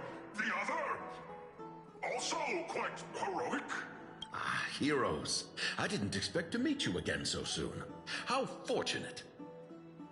It's a pleasure to see you again, Dux Helcalithist and Dux Carminum. You two are inseparable, aren't you?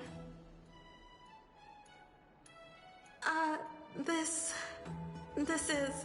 Oh, she wants to find someone to help with research for her new work. I'm the far-seeing eye and all-hearing ear of Akuma. I see and hear every single thing that happens in the streets and alleys of this place. I'm the perfect partner for research. Ahem. Enough small talk. Here's the latest news from Akuma, as you requested. The children of the prophecy arrived in the Holy City, and the Imperator unilaterally stripped away military power. The Alliance meeting ended in discord, and there may be bloody upheaval.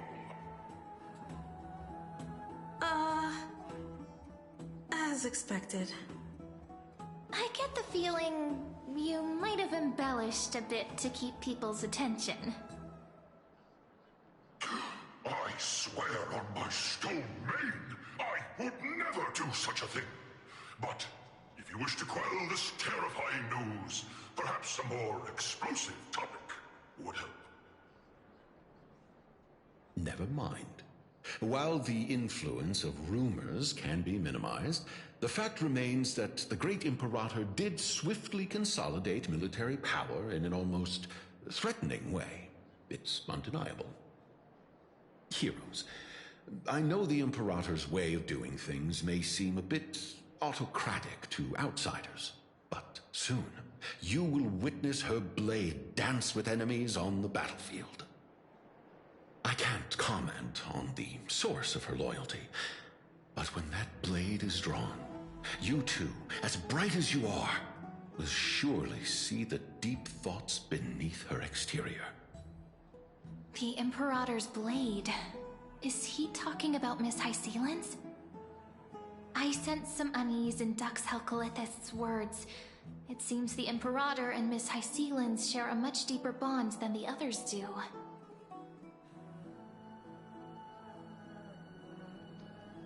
There are eyes and ears everywhere.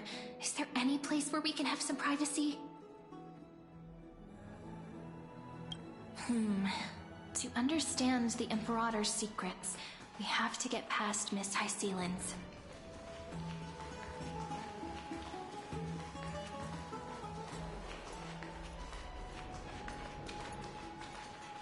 This place was your original bath chamber, perfect for avoiding prying eyes. I wonder if anyone is using it now. Huh? The smell is... Wait, don't go in yet! Who's there? Oh, the little gray fry in pink sea hair. Little sea hair? You barged into here without warning. Was it an accident, or did you wish to bathe with me?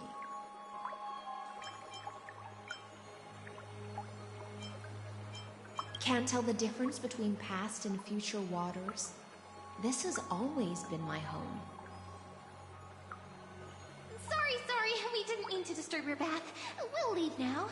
It's no big deal. There's no need to panic. This is the natural state for me. People on land force themselves to wear clothes, adding unnecessary constraints. Forget it. If Dux Goldweaver heard that, she'd scold me again. All right. Please make yourselves comfortable and wait a moment. Let me first wash off the blood of the hunt, and then I'll attend to you two.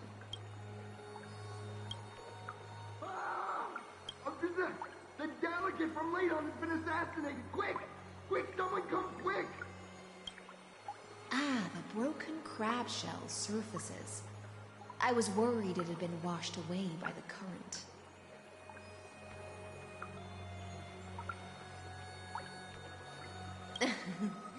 Just a regular cleaning. No need to be so surprised. I see. No wonder there was a faint smell of rust in the air before I even entered. Why? Is it because the Ladonians refused to contribute troops to the Flame Chase journey? Or just because they offended the Imperator? Because the new era of the Flame Chase doesn't tolerate stagnant blood. For the ignorant masses who cling to outdated laws, only bloodletting can wake them up. Right now, the rebel forces on the frontier are rising, and Ladon has been secretly supporting them. They loudly chant the slogan, "Return to the Era Chrysia," unwilling to relinquish military power. They're just building momentum for the rebellion.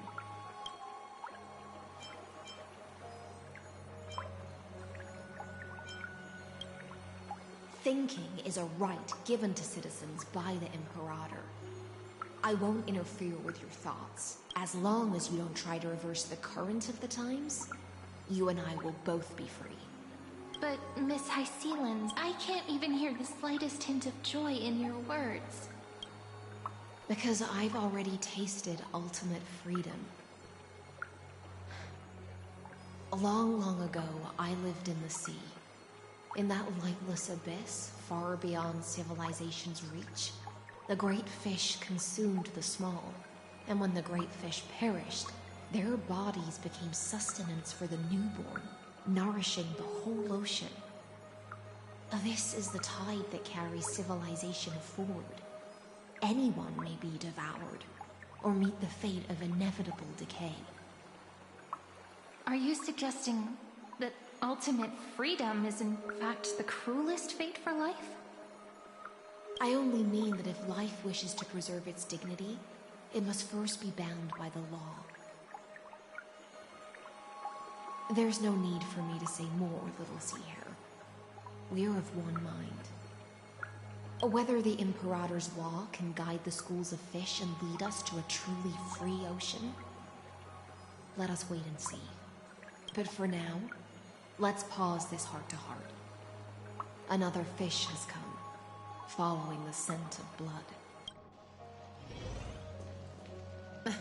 Being your subordinate is such a tragedy. I'm always having to worry about the messes you leave behind. It's simply our duty to the Imperator. All ready to go in an instant. Miss Hycelens, you truly are impossible to predict. Yet you, a golden trout who's always busy all day, suddenly have the time to visit me? Do you think I wanted to come? I suggest you burn some more of the incense offered by our allies, lest my creations be tainted by the reek of fish. I'm only here on the Imperator's behalf to remind you to prepare for the banquet. Fine. But I must retort. What you call the reek of fish, to me, is the unique fragrance of the sea.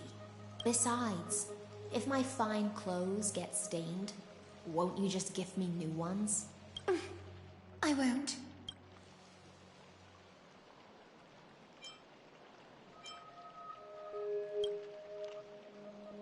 You mean future. The future ruler of the Holy City, Lady Goldweaver, is quite captivating in her own way. By the way, you both just mentioned a banquet. Could you elaborate on that? Oh, right, you don't know.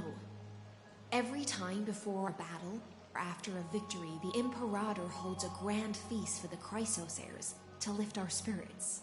For us warriors who swim constantly between life and death, these feasts are more worth looking forward to than victory.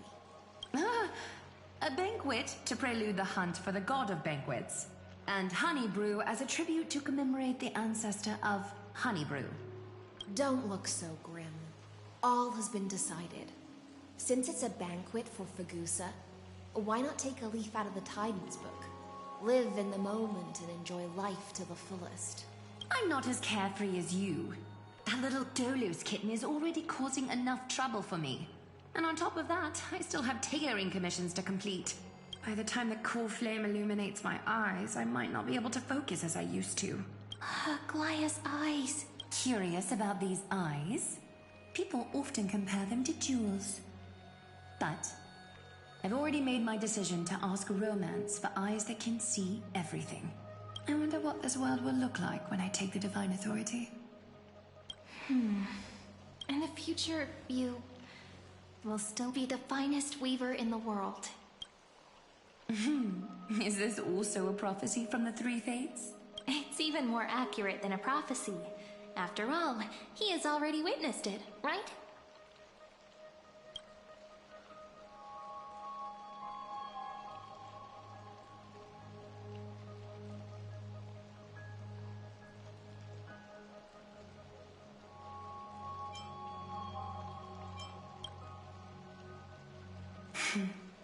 Become a demigod and lose your humanity. That is the only reply I've received in the countless times I've sought wisdom from the prophecy.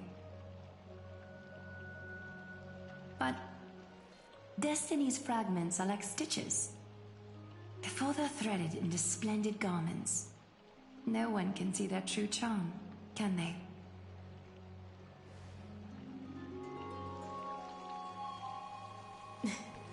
Aglaya has always been troubled by the divine duty she must bear. But, thanks to you, she seems to be in much better spirits. Just as she knows how the spinning wheel trembles, I can sense the smallest changes in the damp air. As for whether we know each other well, I've swum beside her since she was a child. Most of the time, I can understand the whispers in her heart. For those words she was too shy to say herself, I'll raise a glass to you on her behalf. Now, I leave this bath chamber to you. Rest well and prepare yourselves. After all, every time we drink and talk could be the last celebration we have in this life. Miss Hycelens has given us the bath chamber. It seems she really does do whatever she wants.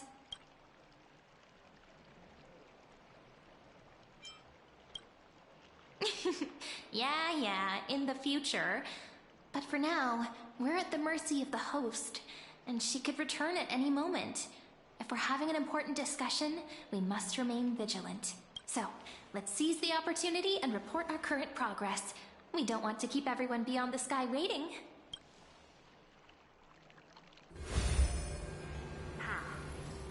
First, while that little empress with a candle stuck on her head didn't explicitly say it, she firmly rejected your request to take over the law. Fair enough. Second, Lygus is indeed in this timeline. But since he's somehow connected to that little empress, you have no way to find him. As expected. The road ahead will be long and difficult.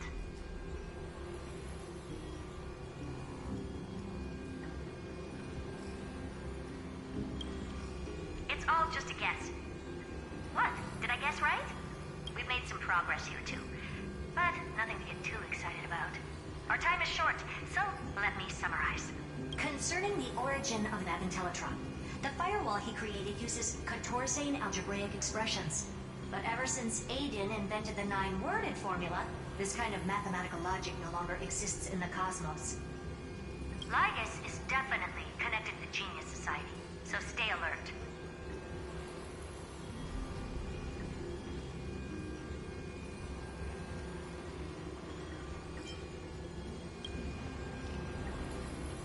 We can first exclude Droidhead themselves.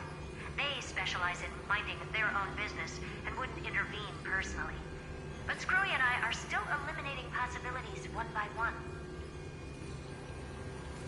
Currently, the most likely candidates are these few. The Lord of Silence, Acha, oh, the 2 Ruperts are also possible. But it would be too boring if it were one of them.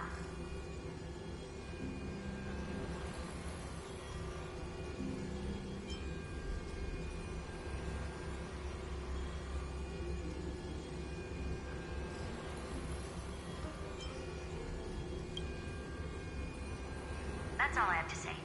We'll depend on you to continue pushing things forward within this world. Keep in touch regularly. And remember, don't let your guard down.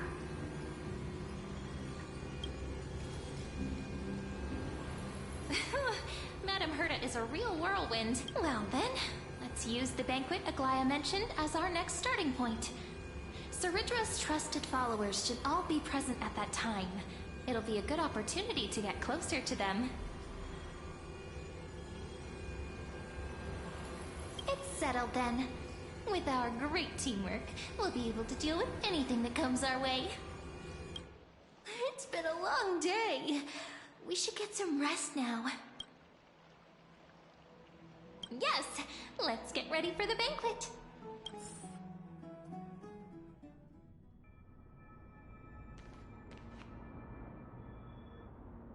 Look, the venue's right ahead. Oh my lord. We're back to this area. What now? Yeah, no, I got new stuff.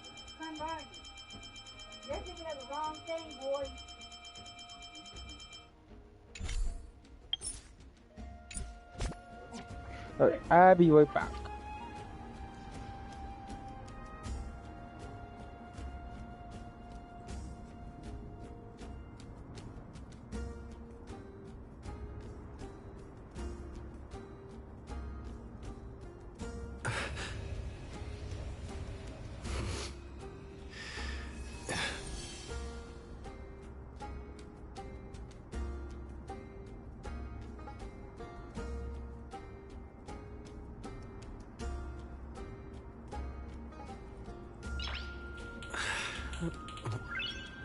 Nice.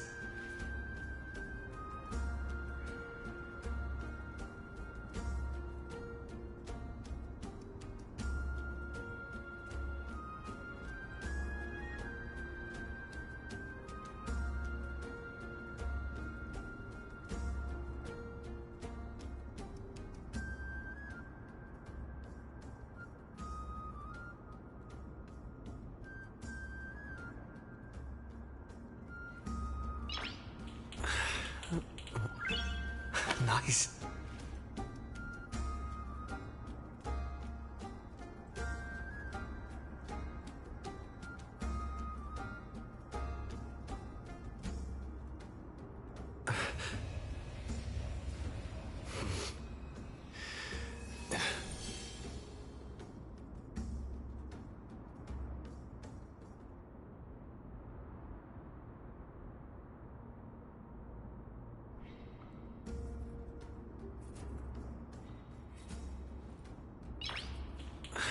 Nice.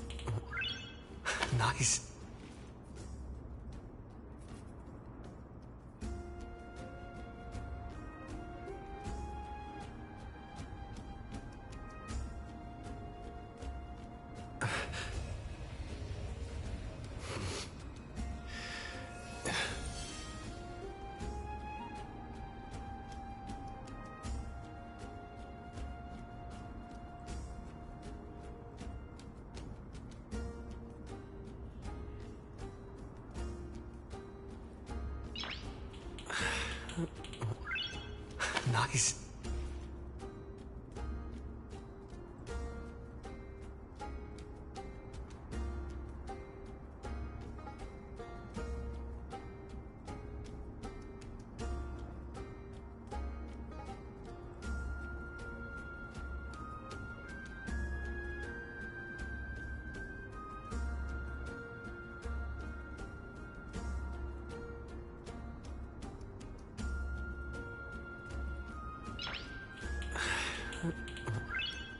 Nice. Nice.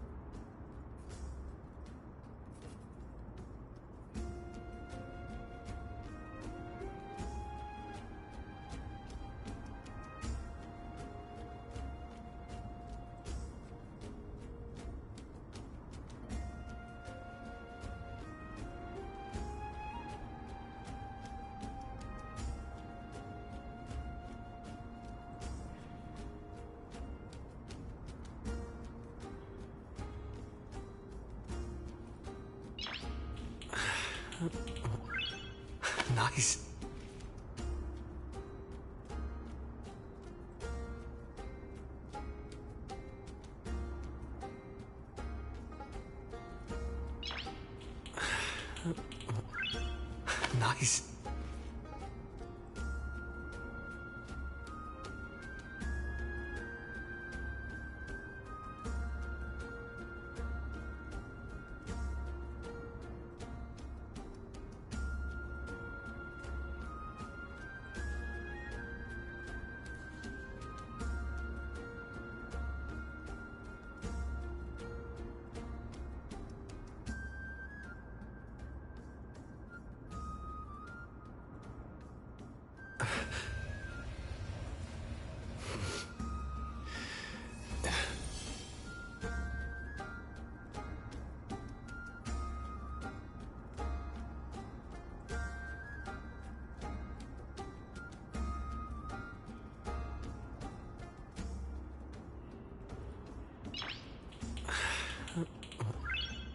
Nice.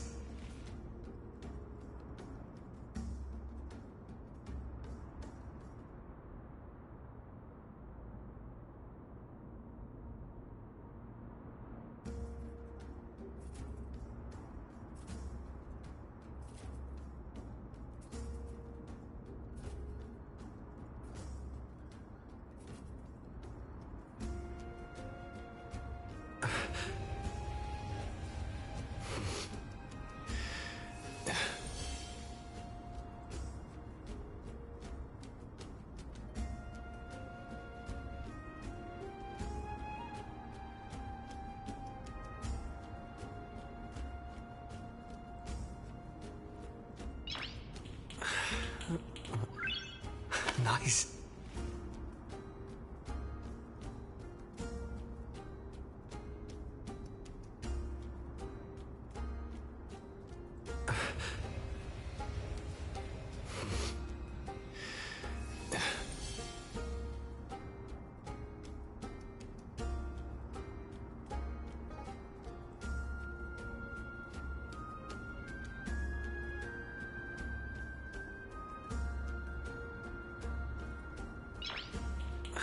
Nice.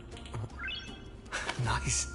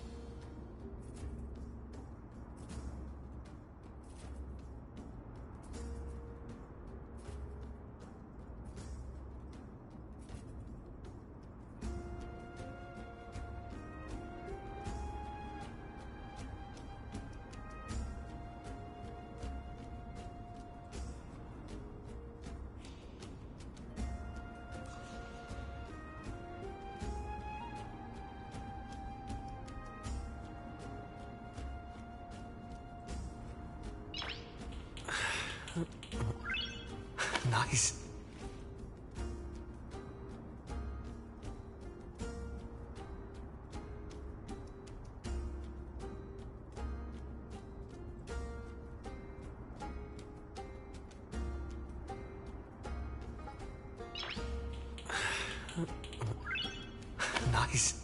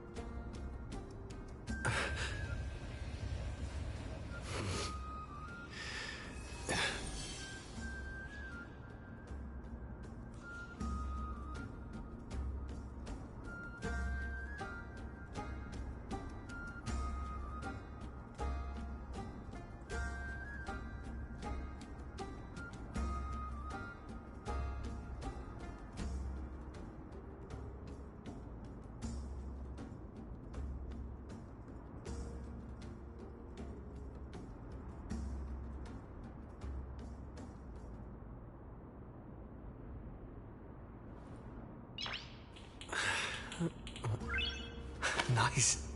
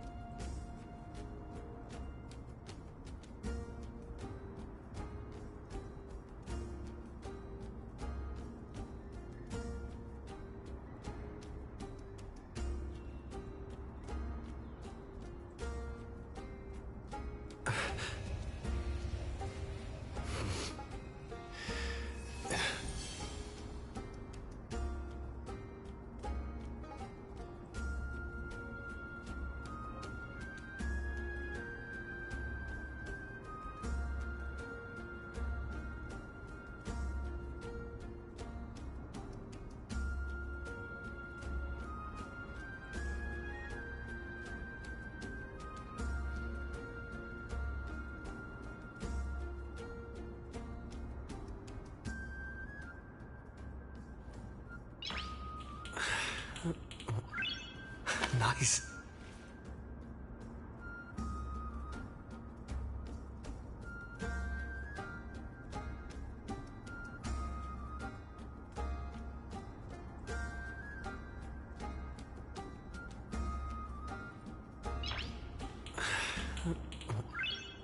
Nice.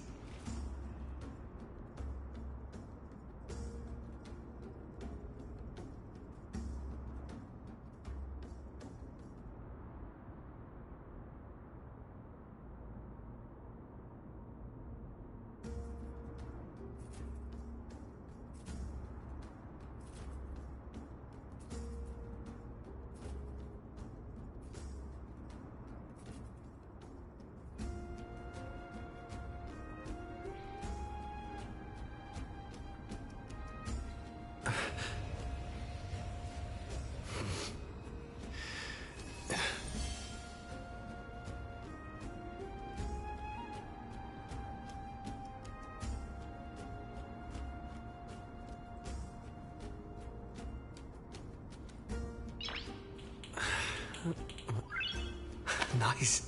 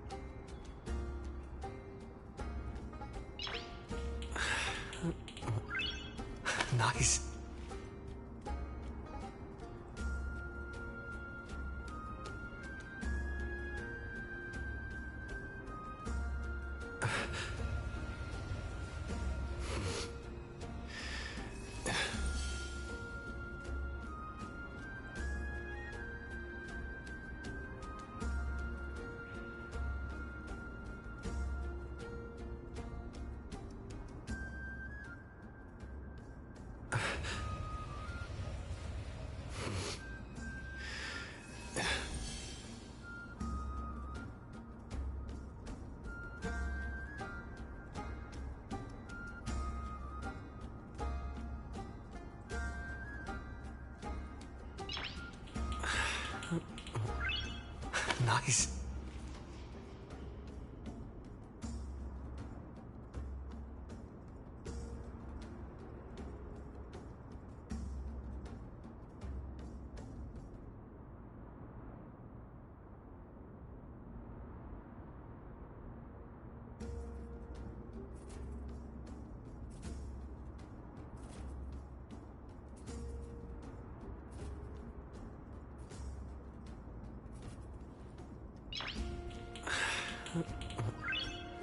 Nice.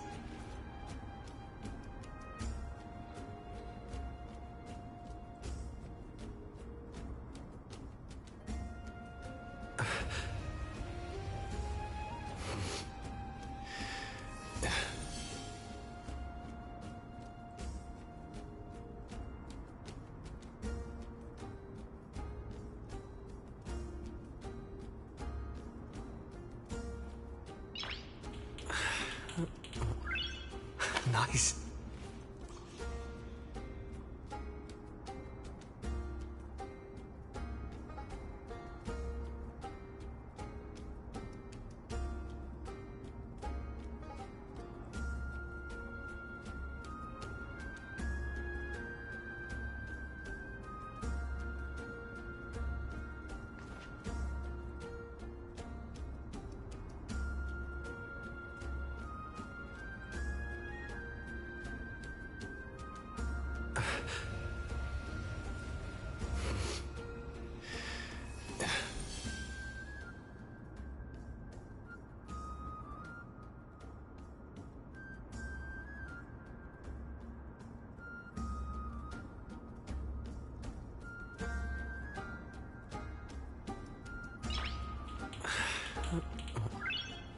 Nice.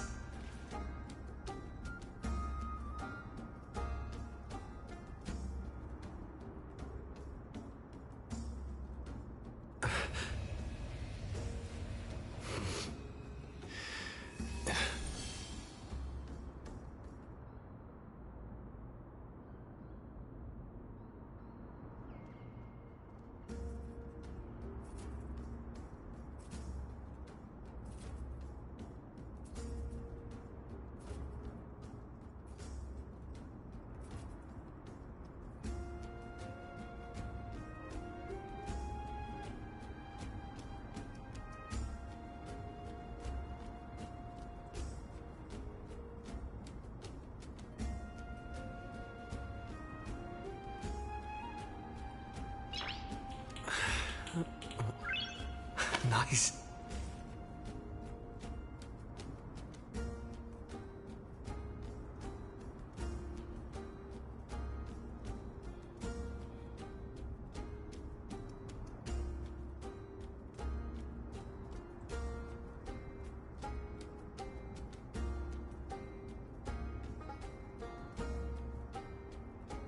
Alright, fellows, I am back.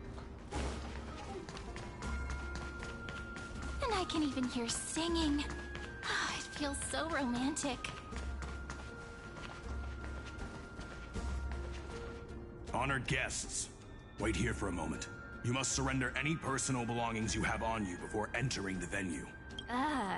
This hero always brings down the vibe whenever he shows up. The Imperator's elevated position means she must always remain meticulous and careful. Please do as I say, guests. It would avoid any unnecessary misunderstandings. I get that you don't want people to bring outside food into the banquet, but is it really necessary to confiscate the books and quill pens? Even a quill pen can become a deadly weapon in the right hands. I'm asking for all your items. All, Miss Cyrene. Your belongings will remain safe. They will be looked after appropriately by dedicated staff. Looked after appropriately? Dedicated staff? Talk about a vague choice of words.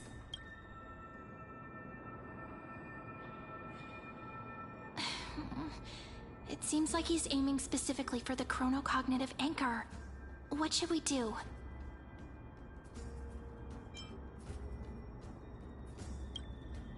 My gut feeling, huh?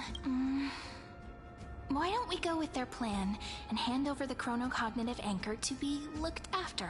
After all, if the little Imperator is paying this much attention to you, she probably already knows all about our whispered conversation with the geniuses.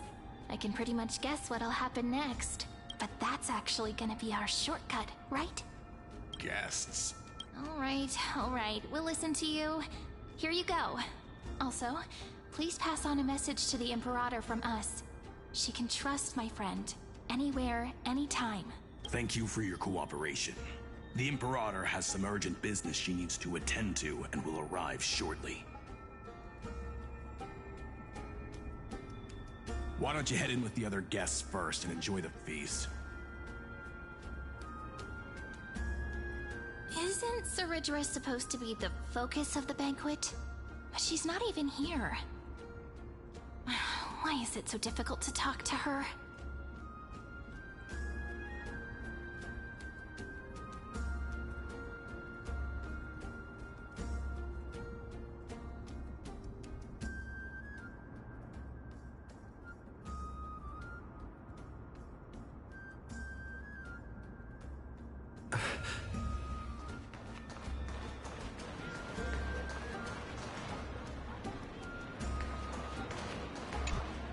Is there anything else we can help you with, dear guests? Or do you want me to recount the great Imperator's heroic deeds? Hey, Labinas. I managed to get some honey brew that the scholars hid in the cellar. Wanna try it? I'd never refuse to share a drink with Dux Brumalis, especially if she seeks me out first. Don't worry, dear guests. The banquet's security won't be compromised. I'd never get drunk before her. This banquet has a never-ending flow of honey brew. You're welcome to try it and see whether our drinks are as good as those from beyond the sky. Thank you for the offer, but we're more interested in knowing when the Imperator will be back. The Imperator? Who knows? Maybe she's hiding somewhere, thinking up weird ideas again. If you ask me, she's never treated us soldiers properly, even though we put our necks on the line for her. Hey, I can't pretend I didn't hear that, Seneca. Either retract your statement or duel me. Fine by me. Attendant, bring us 10 more jars of honey brew. I'm gonna make sure he can't even stand straight by the end of this. You wish. Be careful you don't get drunk first. Actually, there are so many people, we wouldn't be able to find the Imperator even if she were here. I know. Let's look for seats that are raised up higher than others. Aggie, if you can't get used to the honey brew, we will go ask for a pot and cook some oatmeal for you. No need for that. This banquet is just too loud. And nothing and no one here is interesting. I just don't really want to be here. Lies! You were pretty energized when you came back from the bath chamber. Let me guess. Are you worrying about someone? About High Sealins? Or Little Cypher? You take everything too seriously. At this rate, life's gonna be real tough for you later on. Oh, you're the least qualified to lecture me about that, teacher.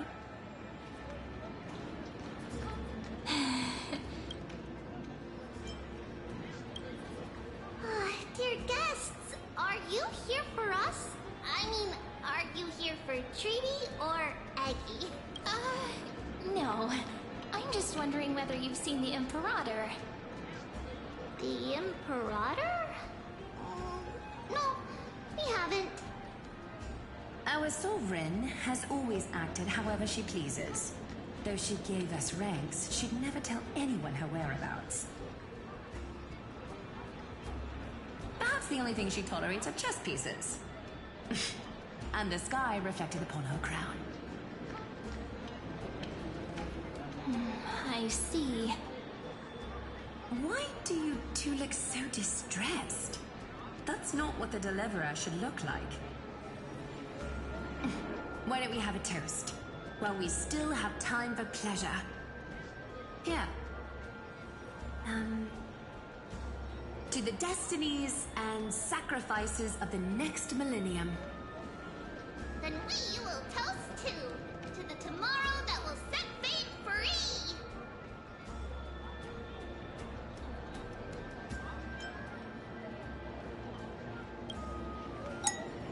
Cheers!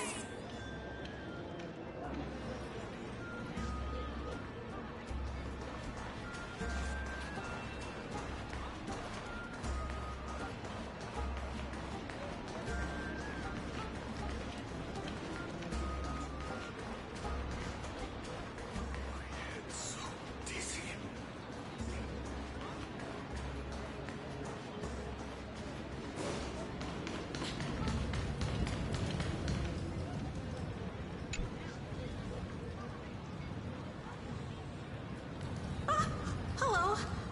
Welcome to the banquet.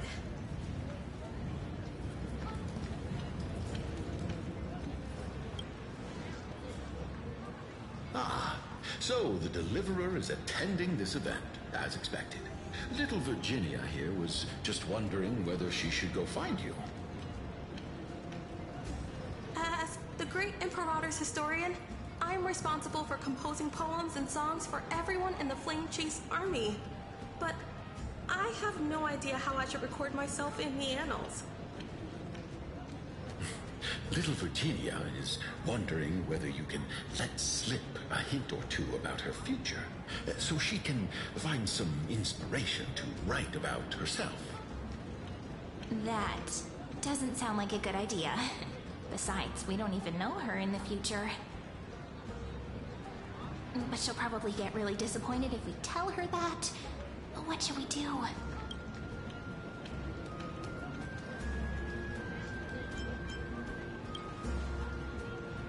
Alright, I got it. We can't reveal too much, but I think it wouldn't hurt to start your poem with the future. Maybe use something like, with hope, I write down the tale of tomorrow for myself. Silently waiting, day after day, till the moment it fulfills its promise. How's that? Oh, that's exactly what I'm after. I'm so inspired. Thank you so much. I feel like I can actually finish composing the heroic saga of Flame Chase once we end this campaign.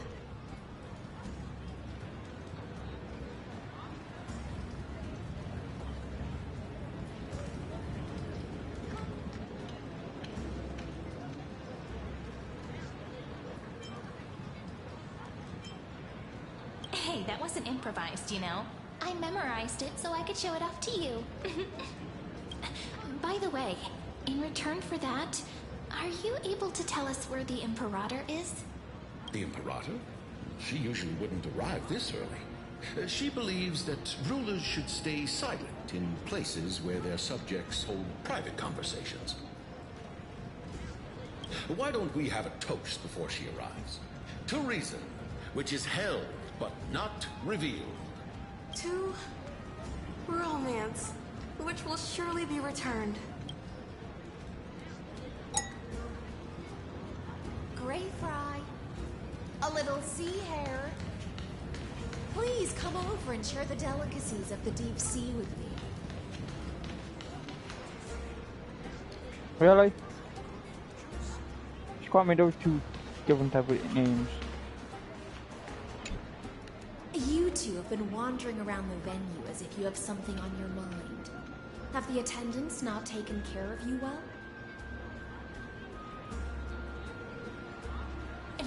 No, we love it here. It's just... we're a little concerned, seeing how the Imperator still hasn't arrived. Don't worry. I know what you've been waiting for. Come, sit with me for a while, will you? I'd like to share a personal secret with you.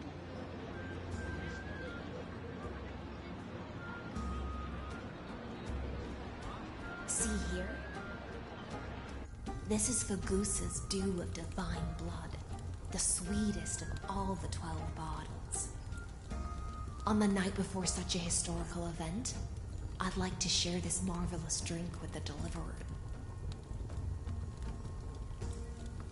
Doesn't this count as bringing in outside food? I knew that security check was targeted at us. What's the matter, guests? Oh, we're simply overwhelmed by such an honor. Are you worried that I might have poisoned the dew? Well then, let me prove my innocence.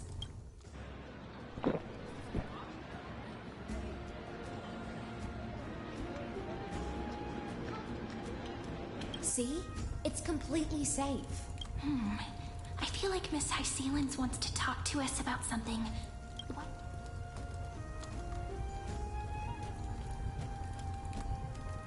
Worry not. Honeydew's not alcohol. It won't get you drunk. On the contrary, it can make your mind even sharper.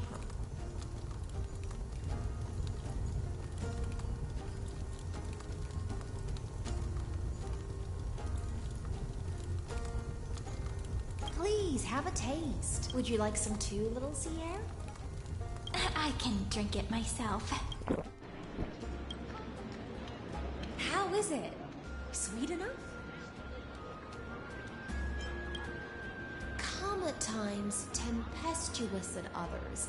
That's the taste of the ocean. It'll do you good to understand the goose's fickleness before we set off to face their waves. Just like how you're about to understand the secrets within this dew. Now, please turn around.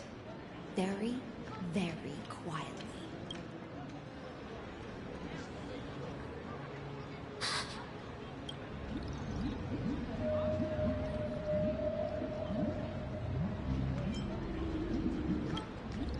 The dew of other gods all intoxicate humans, but the god of banquets dew is an antidote that can awaken humans from a sea siren's enchanting song.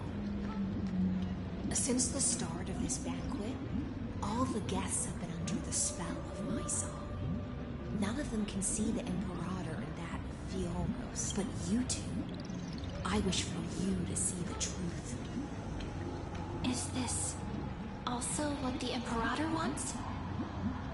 This is my personal request. I can't bring myself to trust that Fioros. The Flame Chase army changed after he descended with Orynyx's divination and brought the prophecy of the stars to Akuma. His seductive whispers harbor something malicious within, and will ensnare those of us blinded by ambition. You are the deliverers of the prophecy, and know about him far more than I do. Perhaps only you can find traces of the truth from his actions and words. Then we can show the Imperator the right path forward. Oh, but isn't this acting behind her back? Amphorius has become far too weak. Even heroic actions protecting her from harm must be conducted under the water's surface. I am the Imperator's blade, and I must clear the way for her while remaining concealed in the torrents. Then, ensure I'm pointing my sword towards the true enemy. Can you promise me something, Miss Hysealins? Ask away. Evernight has in fact come here to stop that villain's evil scheme. Our goals are aligned. But as to the decision the Imperator must make, he has no wish to transgress her authority. We just want to tell her everything we know. I believe the Imperator will be able to tell right from wrong. I never doubted your loyalty. I'll pass your words faithfully on to her. Provided we can gain the advantage in this tug of war, that is.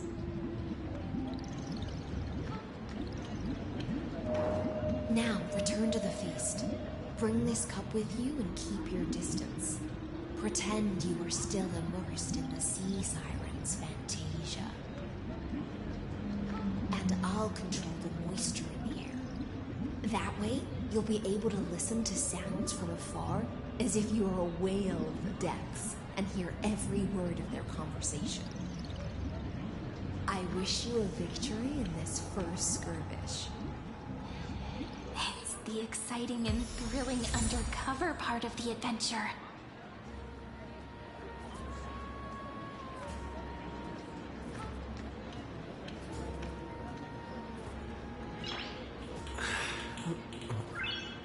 Nice.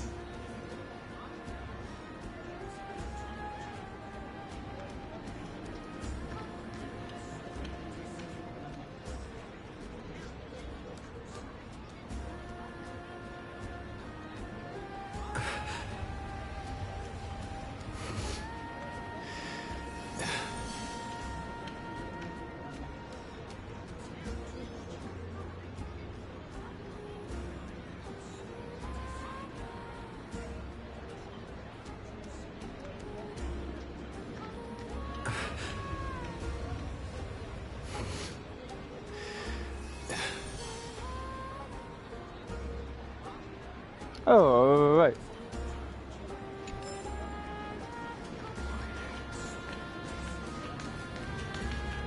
Let's mingle in the crowds here. Relax. Relax. Where's the Imperator? Still not here. That little imp is always acting so high and mighty towards everyone. Whatever. Pour me another cup. Though she has succumbed to drunkenness, A criticism of my height is a grave enough insult already. She should be dismembered. Do you often test the loyalty of your subjects like this? You jest. The Imperator does not need blind loyalty. As long as one can prove they have value, I am willing to be lenient towards them. Let's cut to the chase, Theoros. If I pass the trial and grasp this world's law in my hands, what will you do then? The answer is simple. I will connect Amphorius with the stars. Don't waste my time. Be precise. Be specific. I won't ask a second time. Allow me to adjust my statement. I will correct the regulations within the old law that sealed off Amphorius and merge the black tide with the torrents of Era Nova.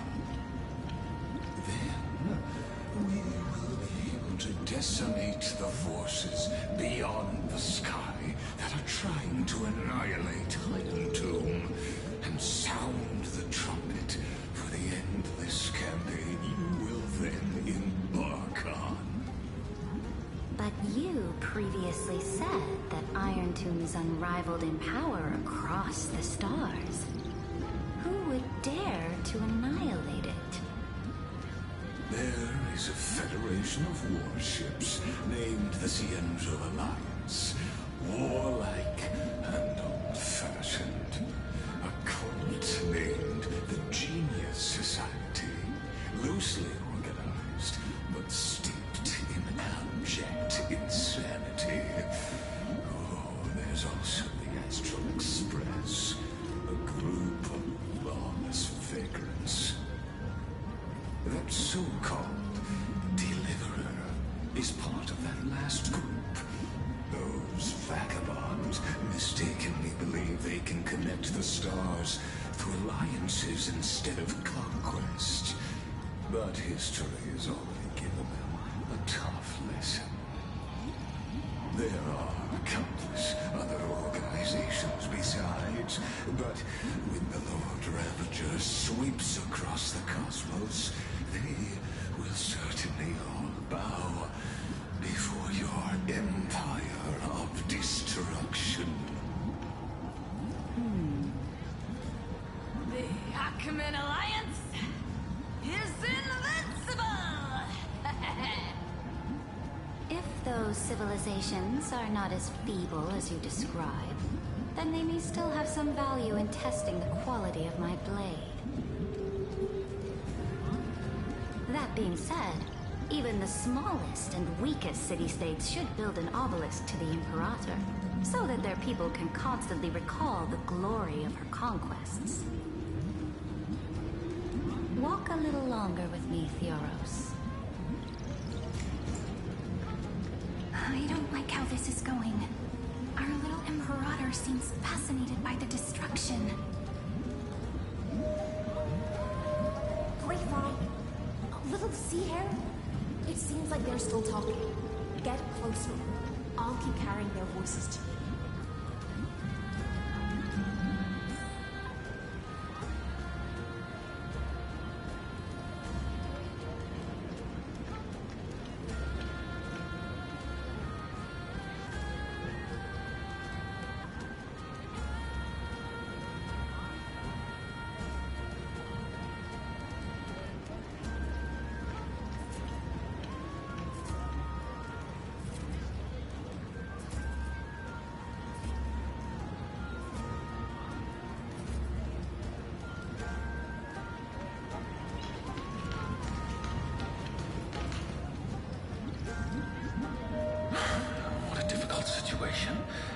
No matter how we position our forces, this battle against Fagusa... That's not something you or I should consider. The Imperator has already placed the chess pieces. We just need to fight for her until our last breath. How astonishing. The commanders under you have such different personalities, yet they share the same loyalty.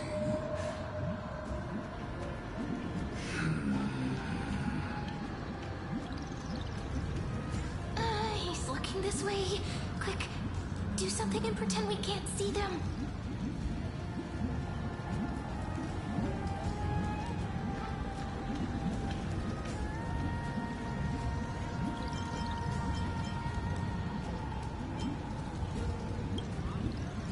So, you have this super duper speedy robot.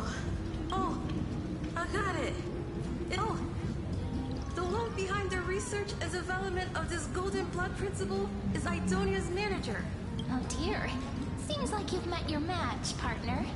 I'm so full of inspiration right now. And I feel so light. What's the matter? My apologies.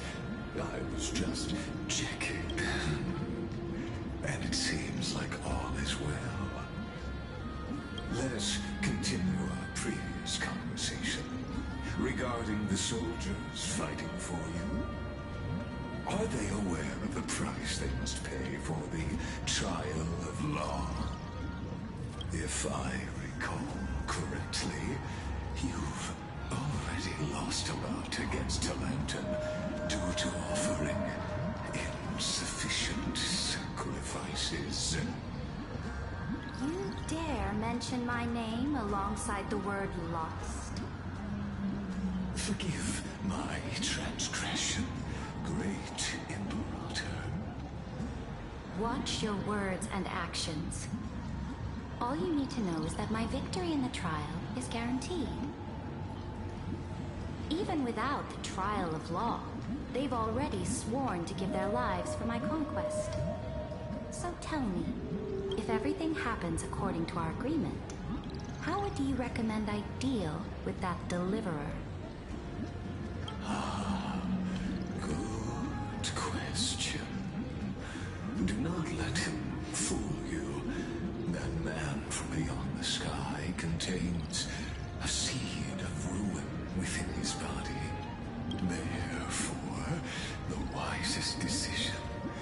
You plan to torture him?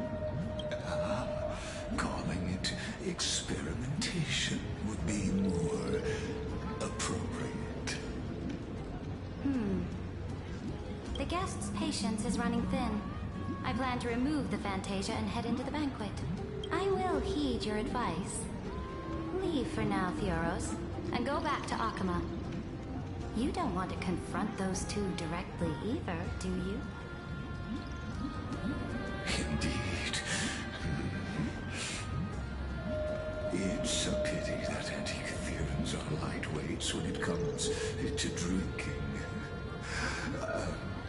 Before I leave, I'd like to make a toast to your... As I expected, that Theoros' schemes have been revealed. Thank you for your bravery, guests. It's time for me to dispel the Fantasia. This will be the Imperator's last public address before we head off, and therefore, likely, the final chance to change her mind. I will try to get you a chance to speak, and I'll also prepare for any contingencies. The rest is up to you. You should head back to your seats for now.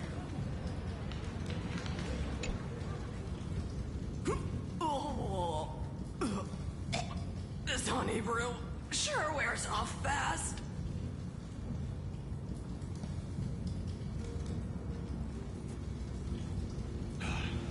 The Imperator! The Imperator has arrived! No need for formalities. I should be apologizing for my tardiness instead. The hour draws late, and I trust you have all had your fill of brews. Therefore, I will not observe the usual ceremonies. Any warrior who has fought by my side should have those speeches memorized by now. The Imperator's word is law. Are you out of your mind, Dux Frigoris? The Imperator hates flattery most of all.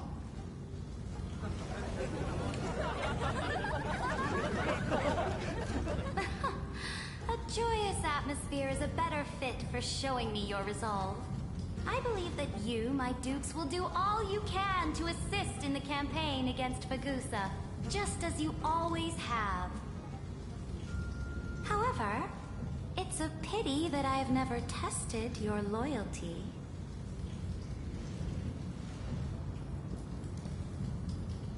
What does she mean?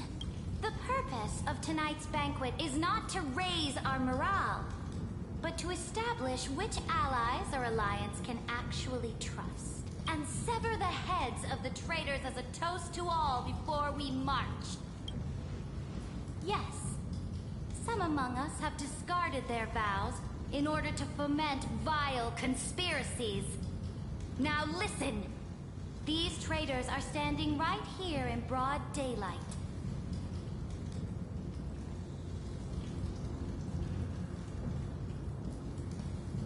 Dux Gladiorum Hycelans. She used the Sea Siren song to immerse the crowds in an illusion and conceal her whereabouts. She then worked with those from beyond the sky to spy on confidential matters, hoping to rob the core flame by force and harm me, the Imperator!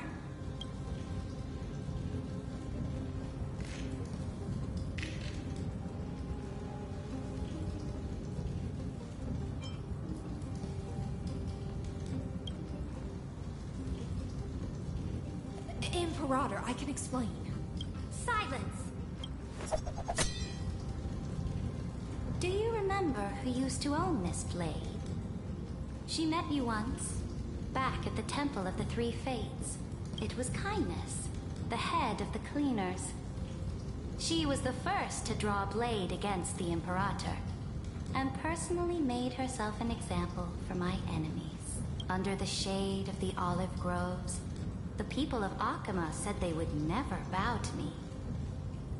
In the frozen, lethal fog, the people of Idonia said they would never bow to me. But now, they all lie silent. They now fear me as they fear the law. For I am Ceridra, and I am the Imperator. If you have any last words, say them to the Imperator.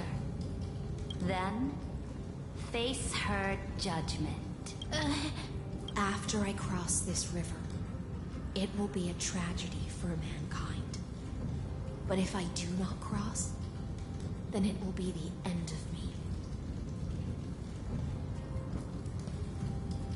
If you are ready, then I'll follow you and fight to the last. Deliver me.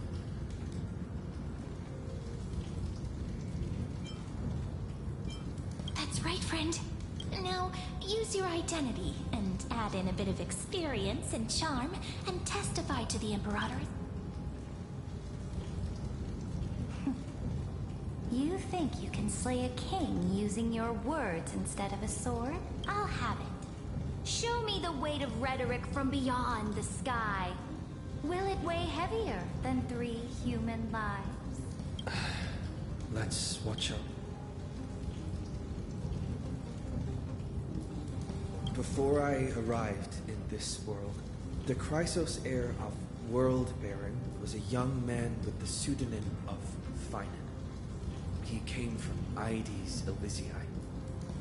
In order to combat the lies of the Era Nova and deliver Amphorius from the ending of the destruction, he lived through history 30 million times, hoping, futilely, to find a breakthrough.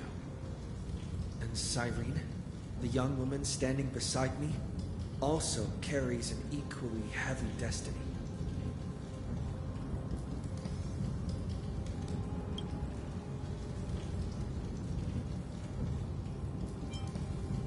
Iron Tomb is the ultimate end of Amphorius' destiny. It is an embodiment of pure horror that walks the path of destruction and can never be tamed. That is the only thing Lygus cares about. As for Amphorius, your glory and campaigns, he doesn't care about any of those. He will most certainly betray you. When that time comes, all of us will be ground to dust by the destruction.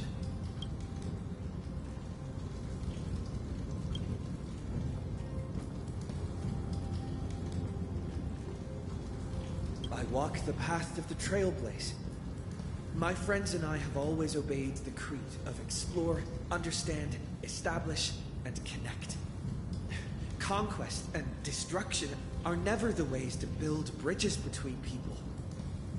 Therefore, if you choose the way of the destruction, then I'll place your ambitions into the same basket as Lygus and smash them into pieces with my baseball bat. That was truly a chaotic speech. All that needs to be said has Dux Frigoris, Dux Bromalis, escort the traitors to the prison.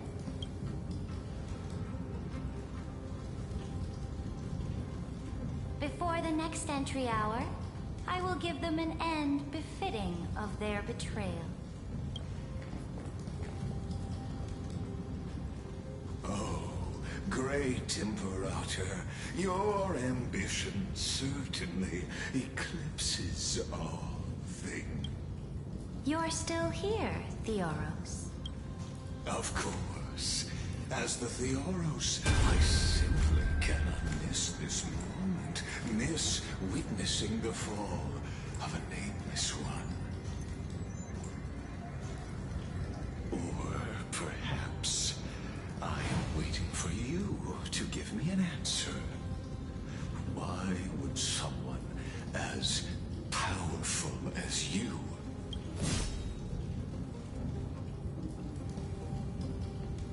use such a clumsy excuse as imprisonment to ensure the Deliverer's safety?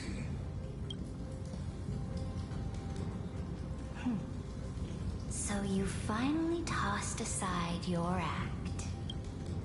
I must point out that you are just as impressive an actor. This banquet was always going to be a game of chess, where you and turn both them and me into your pawns. That's right. That little Imperator never trusted anyone. She was always trying to see which side had more sincerity.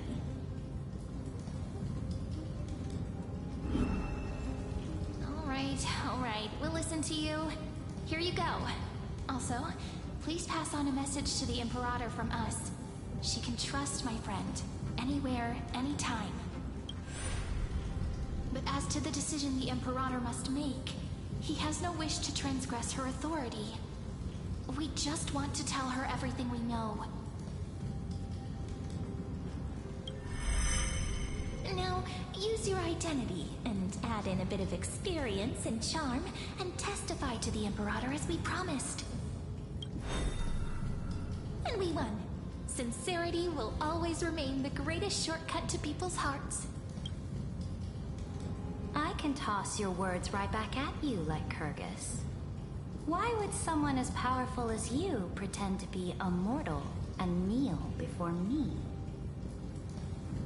Unless you enjoy giving flattery and prostrating yourself.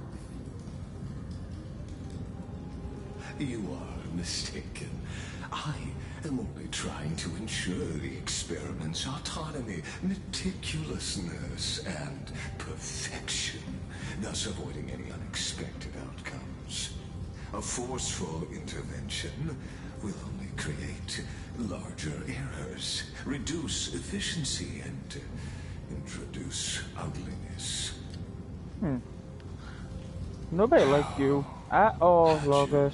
Fulfilled your promise of giving the law to me and completing the Aranova, then the Amphorius would not have deviated from destiny's course. Oh, but you broke your promise. What a pity.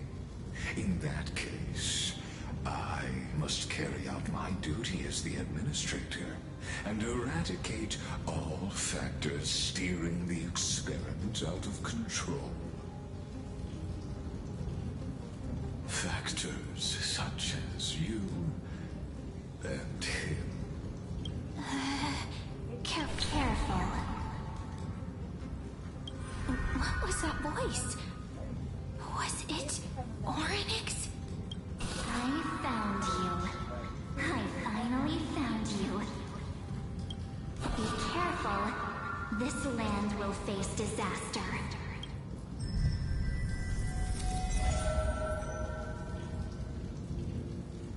Huh? Ah, the time of judgment is nigh, my lord. The prison I have built for you is now complete. What do you do with her? In the name of the erudition, I invite you to step into the same cage as mine.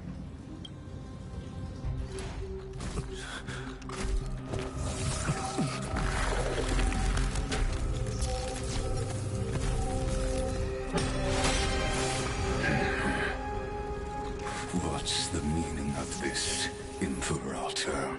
I did not permit you to act.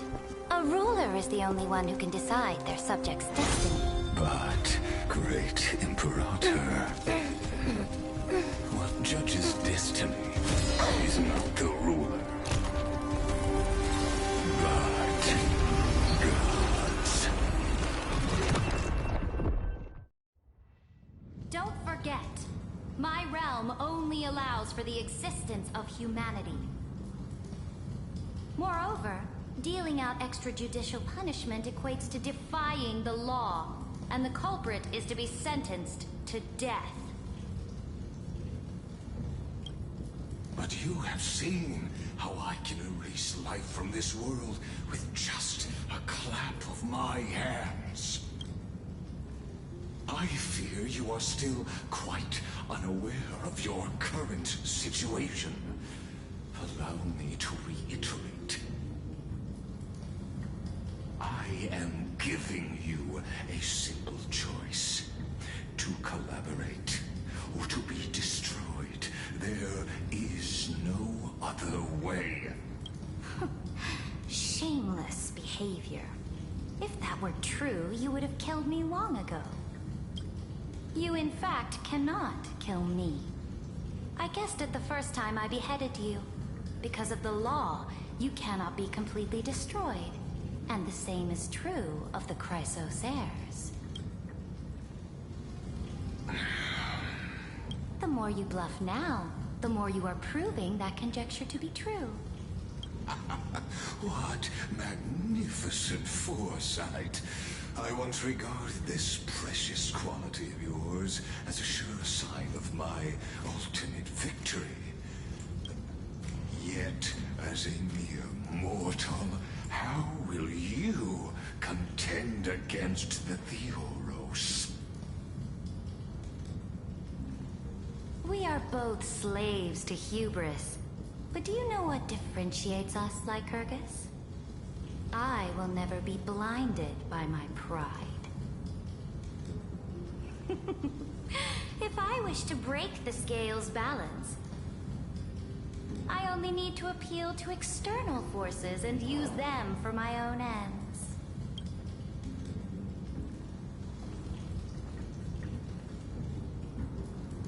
Finally, we get to meet face to face, Senior Society member. I offer sincere acknowledgments for your many past achievements, but I must deeply regret your current perspective. Trust me when I say that you aren't the only one feeling regret right now. Screw them. So you two are the allies from beyond the sky the Deliverer spoke of, and why he demanded the divine authority of law. Come and prove your strength to me. Show me the power of these so-called paths. I have spent much time and effort to secure this treasure from beyond the sky just for this moment. In the name of the Sovereign of Planet Scrulum, your allies have responded to your call, esteemed Imperator. Please allow me to spell the situation out for you, Lord Lycus. Permission to read the ultimate protocol is already in my hands. It'll only be a matter of time before we acquire the authority to write and execute commands as well. There's no way the flame chase journey will continue after you've burnt your bridges so thoroughly like this. Do you really think you can still win? Oh, seriously. Don't embarrass the Society.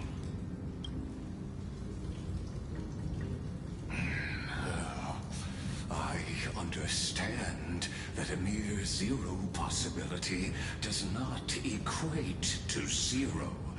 That argument is very persuasive to me. Which means the same principle also applies to you, my dear peers. You will never be a match for me in a world constructed through Catorzane algebraic expressions. And as for Aranova, why don't you entertain this possibility? What if I reduced Akama to rubble and ground her people into minced meat? Would the heroes then once again desire the power of demigods so they could fight against me? Listen, Iron Tomb is fated to be born. You may shackle me and put me in chains, but I have thousands of ways to ensure the destruction's descent. And what I just mentioned is only one out of those thousands. I just wonder where the fuck he just put us. No, not back here. This is the place outside the legends. This doesn't feel the same as before. How should I get back? Warning! Warning! Warning! Warning! Warning. Warning. Command. Since we parted ways last time, I have modified the exolith into an audience area exclusive to you.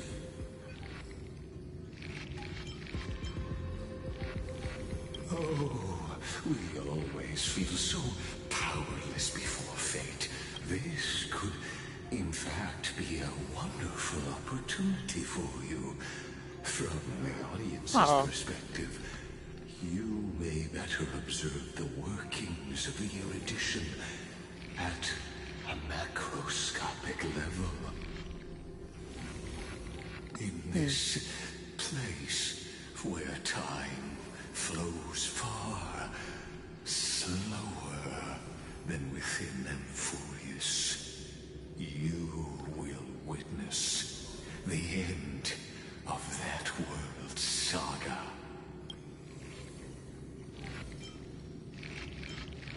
Oh, I am not doubting your capacity to create miracles. The answer concerning the prime mover of life, the total destruction of the erudition.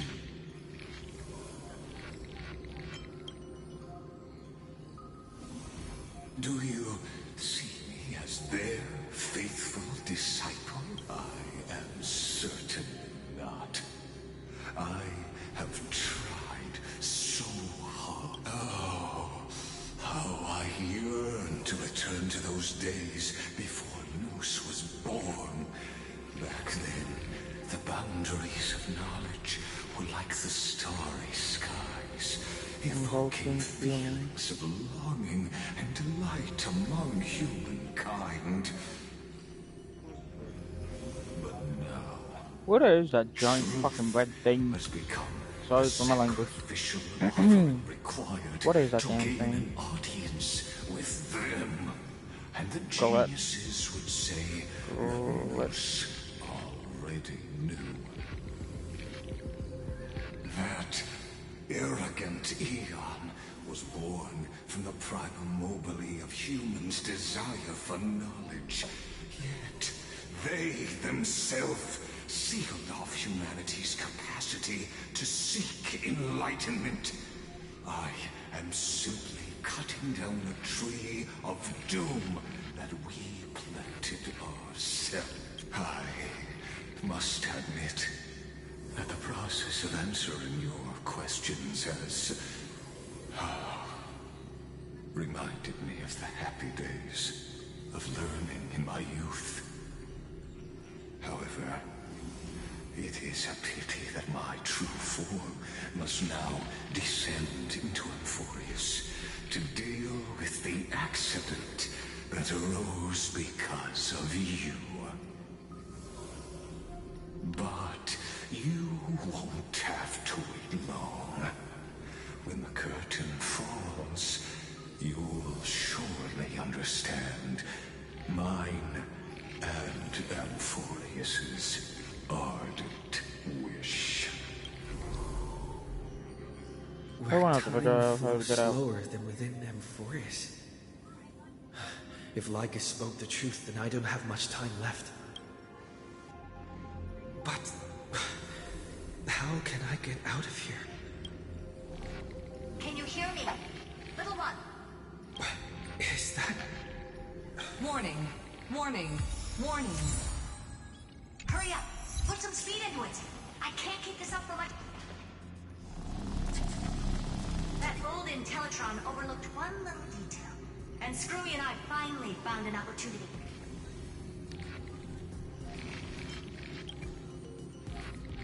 Let's keep it short.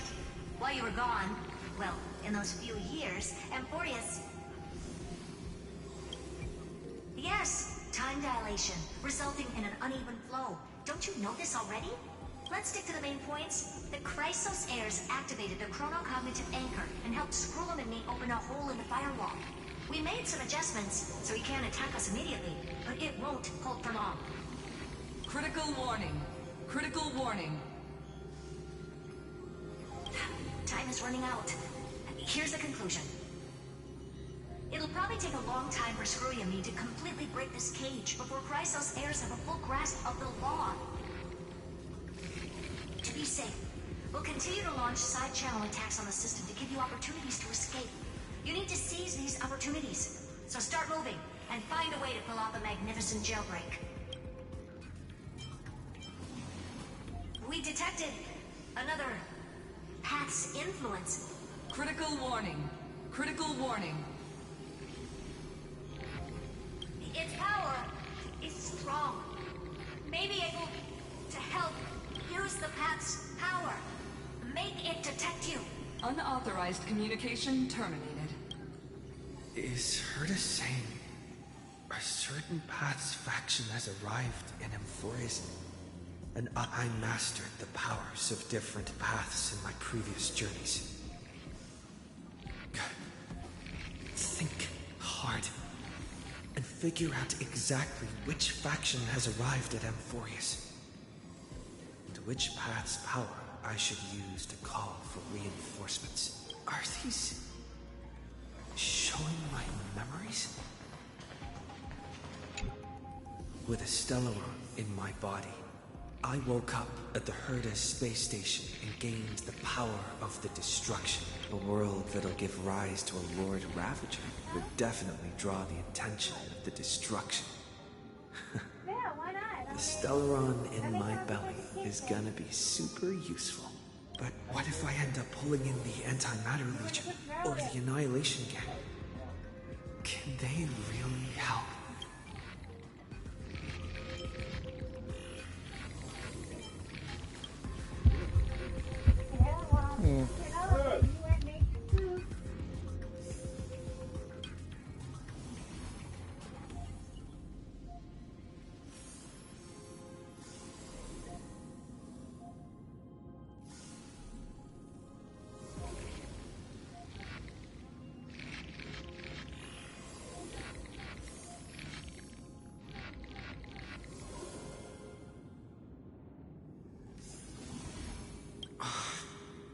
Failure is not necessarily a bad thing. This power wasn't gonna call up anyone nice after all.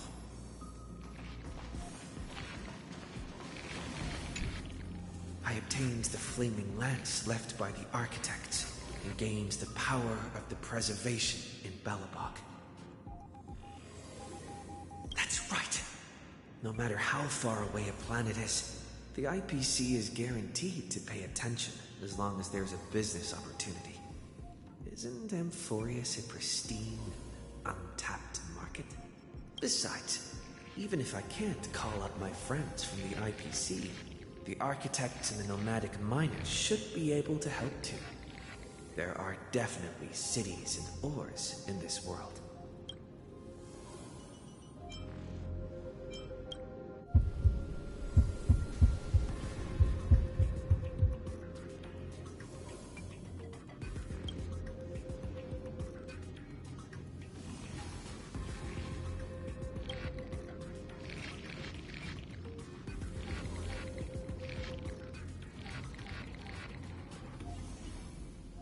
Seems like since Emphorius has no overseas market, the IPC's hand can't reach it.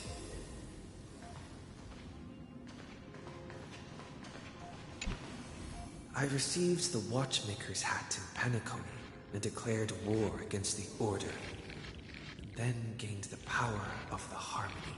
That's right! The benevolent family must still remember me for saving them. Their music echoes throughout the stars, and they'll definitely want to help. Come, dear hat. I've put you aside for quite a few chapters already. Sing with Clocky. The world is in harmony and the stars shine bright.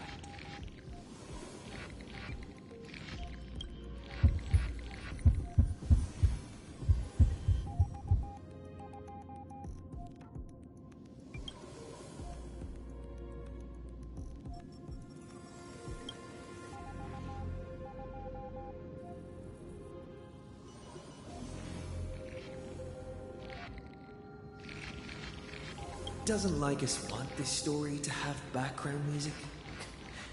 Such terrible taste.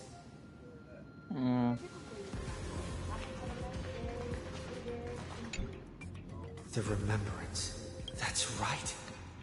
I came to Amphorius because Black Swan asked us to come. And I even got a glance from Fu Yi here. The Garden of Recollection must be intricately involved with Amphorius. Traces of the Remembrance are also everywhere in this world. I don't know what they want, but I don't have many choices left in this court.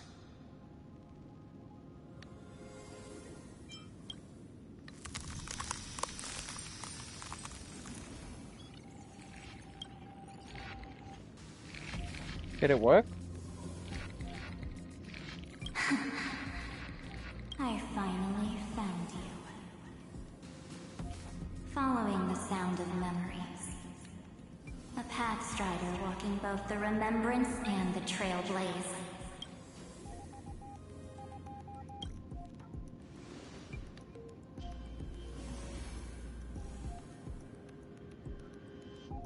Warning! Warning! Warning! Erudition's prison cannot stop us, for we lie outside the logic of zeros and ones. Oh. Who is this creature? Leave the cage of Logos. The mythos of Amphorius waits for you to continue its story. Did we got out? When that brightest star, that star heralding the dawn, finally rises, a boat, so used to drifting, at long last enters an island's safe embrace. Oh, Pathstrider, we have helped you break free. Hurry and set off. March! The child of remembrance awaits you. March? What's she doing here? March! Oh, you're finally here! We haven't seen each other for such a long, long time. My good buddy, I've really, really missed you.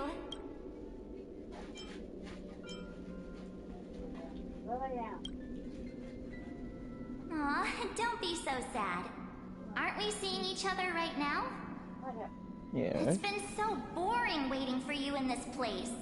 There's no one to chat with, no internet, and not even anything to eat or drink. It's basically a prison. Now the great hero is finally here to save me. Yippee! You must have seen a lot in Amphorius during this time, right? You gotta tell me all about it. I'm all good. Look at how fit and active I am. But let's get out of this spooky place first. This is not a good spot for a reunion chat. Why don't you take me back to reality? A strange voice told me that I can enter Amphorius if I keep following this road.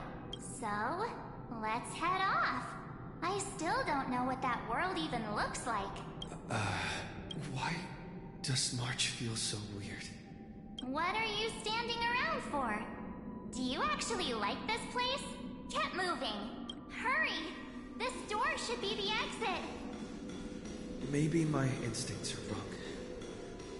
Are you okay? You haven't said anything for a while. Has it been so long that you're still missing me? There's no time to waste, though. The Chrysosayers and the Geniuses are all waiting for you. No. The discrepancy is getting worse.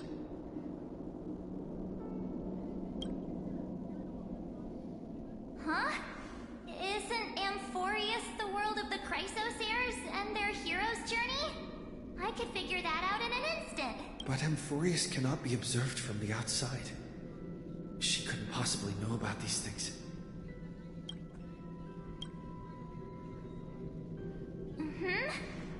No, he's not. Maybe I just happened to miss him. Never mind. Don Hung's super reliable. We don't need to worry about him. He's probably waiting for us somewhere.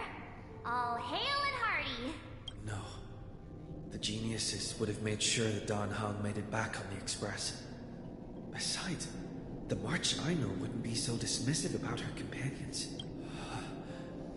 Something's not... I guess you have something you want to say to me? Then there's no need to feel things out first. With questions. Let's treasure the time we have together and be frank.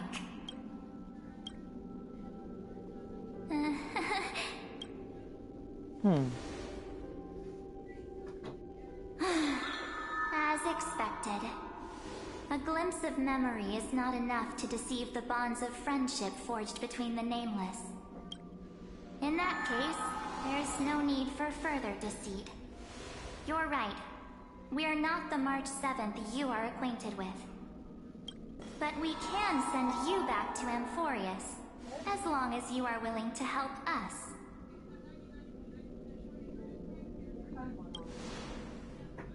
We are the Garden of Recollection. You should be very familiar with that name by now. Why do you all look like March? Just March as a 7th. reminder, while you hesitate, time is quickly ticking away in Amphorius.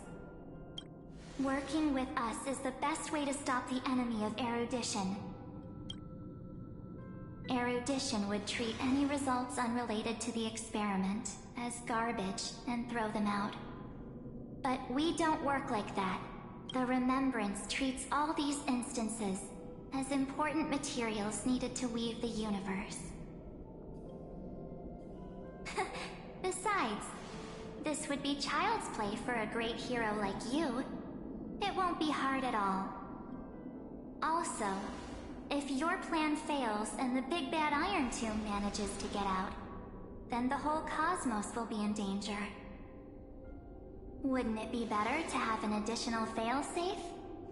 As long as you help the Garden retrieve what we want, even if Iron Tomb reformats everything in the physical plane, we can use Remembrance to reconstruct the entire world. Or, should we say, the entire universe. So help us. Find where Amphorius' memory began, and bring it out. The Master of Anastrava has already glanced at you. Don't deny it. That storybook is the best evidence. Say, you aren't seriously gonna be moved by their pretty words, are you? I am the one who commanded those little ones to lead you out of the prison. But I didn't expect to attract little gnats trying to take advantage of the situation.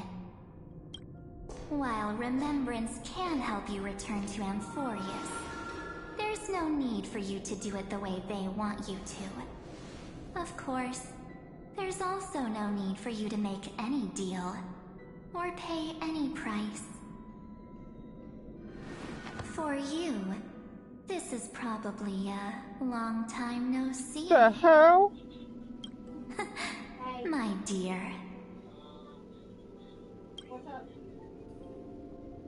Shh. There's no need to say anything. She looked like March. I know. You have so many questions swirling around in your memories at this moment. And you feel so helpless. Put them aside. For now, all you need to do is trust me. Or do you need more proof? That won't be hard. Wait, stop it! They're away! I'm gonna keep our first photo, alright? It won't come to pass while we're around. And now, The statue. Is that Don Hong's brother? Oh, did you hear that? She just called me, but my love, is full of pain.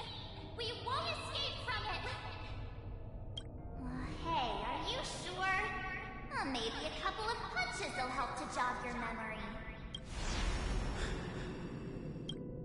It's as if they all happened just yesterday, right? I don't want to lie to you, which is why I will not use her name. The third month of Amphorius is the month reserved for the Veil of Evernight. So, place me into your memory using the name Evernight for now. I'm happy to explain more, just not now. We might have a lot of time to ourselves, but Amphorius does not have that luxury. If we do not stop erudition and destruction, then the journey you've treasured so much will face the prelude to its obliteration. A countdown not in amber eras, but in days, minutes, seconds. So, take this gift. This burning core flame. This footnote of a transaction. It contains hope, and the warmth of the entire world. Ripples of past reverie. She hid this fire in the long river of time, hoping that her wishes would transcend time to reach your hands in the future. Now, take it, and return with it, dear friend. Return to Amphorius, and overturn the final era Nova. Witness the time that stood still for the Deliverer, and the resistance that never bowed to the destiny of destruction over the long years that passed in a flash. Then, with this core flame blessed by the remembrance, respond to their hopes and blaze a trail to the future. And I will silently watch in a corner of time, waiting for our next encounter. I believe the wait won't be too long.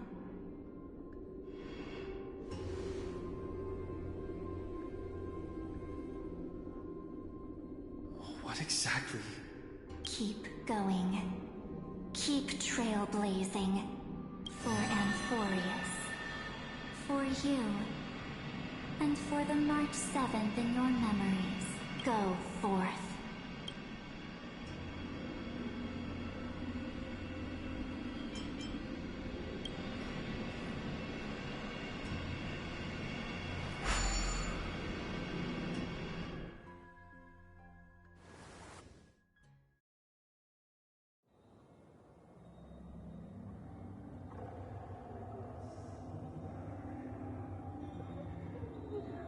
Is this...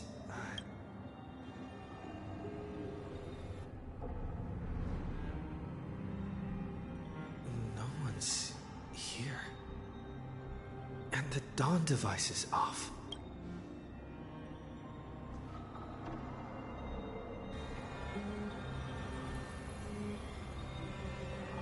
Am I...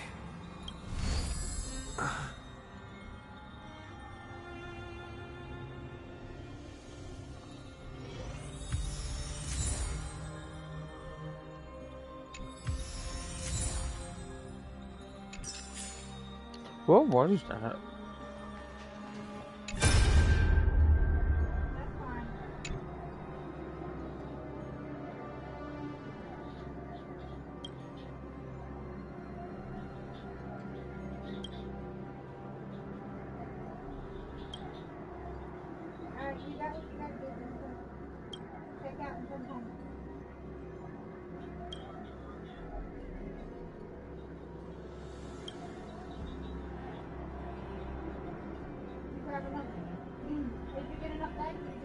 Okay.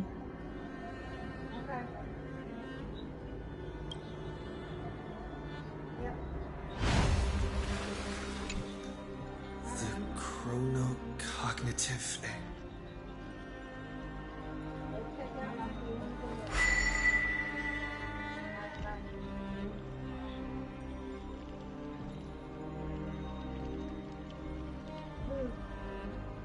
There's so much I wanted to say for our reunion. Yet now that you're back, there's only one thing to say. Welcome back, friend. It's been such a long, long time.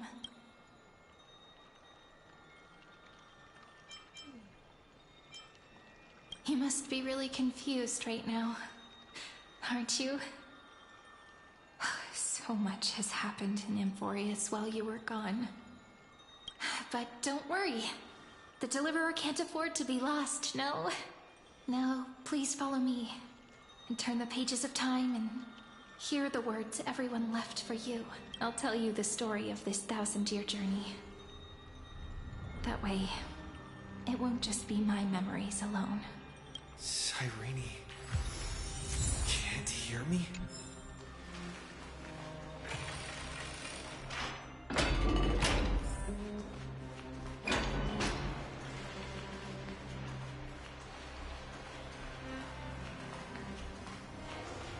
It's so empty.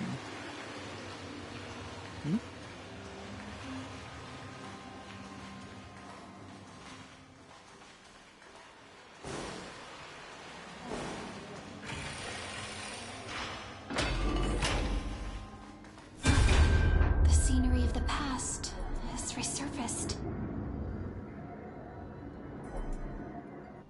Time flies. 200 years have passed since the Deliverer's fall.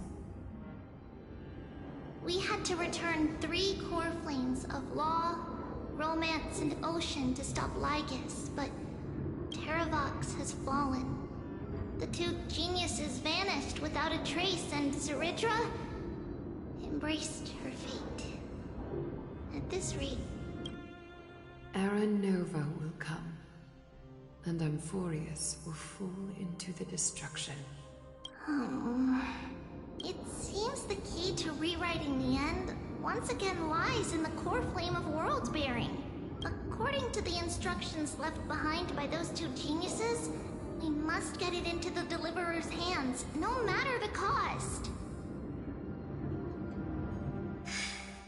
We need to find a way to hide the core flame. And we must buy enough time to keep Lygus at bay. About that, Rini might have some good news. She had that dream again last night. But the Titan's voice was clearer than ever this time. She said, "Pass the flame into the future." Is that a prophecy from Orynyx? She chose to side with humanity this time and hide one of her kin's core flame? It seems Amphorius' fate isn't sealed just yet. You're right. History has changed. Humans and Titans are both giving their all to keep this world going. Perhaps a relay across the ages is finally about to begin somewhere out there. Unfortunately, life will never go smoothly. Leiden's army is already at our gates, and their commander, that Lycurgus, he's right outside Akuma. Light calendar 3960. Zeridra, under the pretense of a campaign against Vagusa, sacrificed 500 Chrysos heirs to complete the trial of law. This tragedy shook everyone in Amphorius. That same year, Zeridra the Imperator was assassinated, after which Aglaya the Goldweaver took command. Thus began humanity's second flame chase journey, a path hanging by a thread. Come, this way.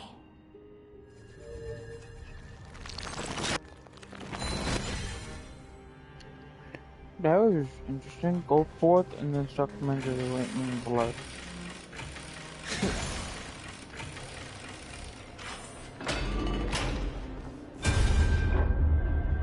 The eternal holy city. The memorial palace lies in ruins. Countless mortals have perished because of your stubborn resistance.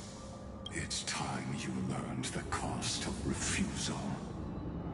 Now, answer my question. Where is Kefali's core flame? You really think you'll find it by razing the holy city to the ground? From what I see, all you'll get is dust and disappointment. Don't forget, you can't kill the Chrysos heirs mentioned in the prophecy because of law. I have never denied that, which is why I now place my hope in the faithful citizens of Akama. Perhaps they'll give me what I seek in the echo of your screams. Now then, I'll be cutting open your chests and using your scalding golden blood to baptize the masses. Allow me to apologize in advance. We shall start with you, blind and foolish Lady Goldweaver. Leave this to me, Lady Aglaya. You must get away now.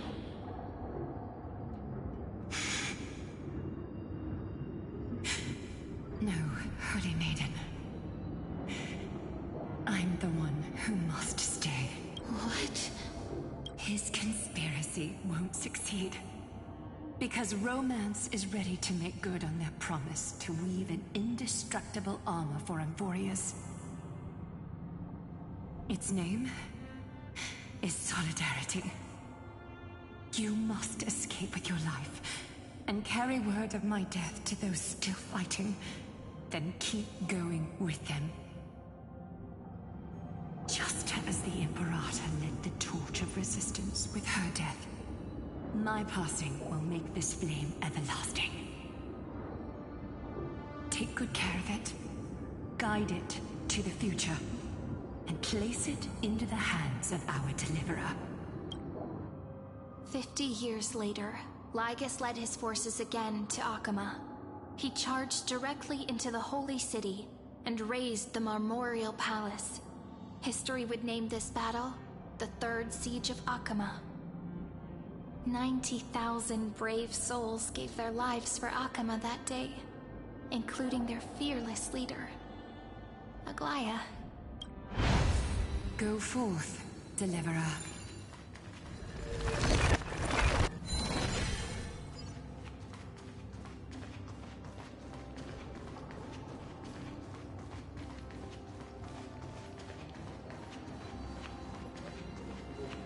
Go.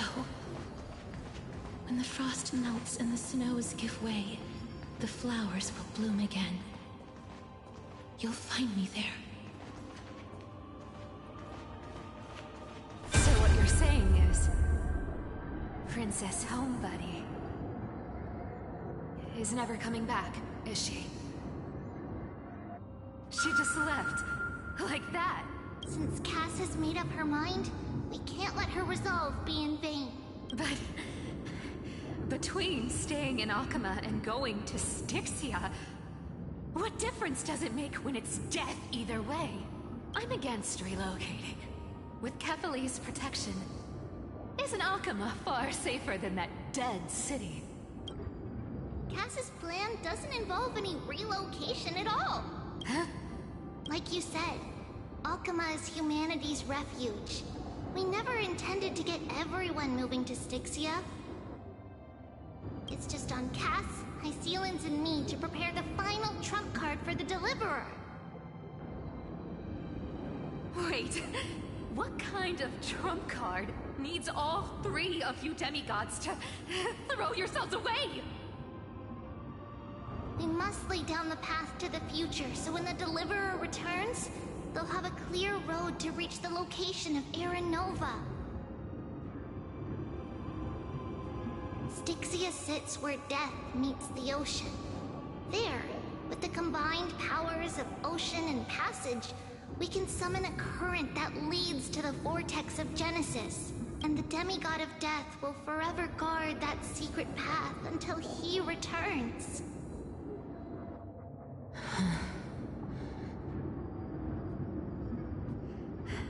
We all know Lygos will set his sights on the vortex of Genesis. That's exactly why we have to do this.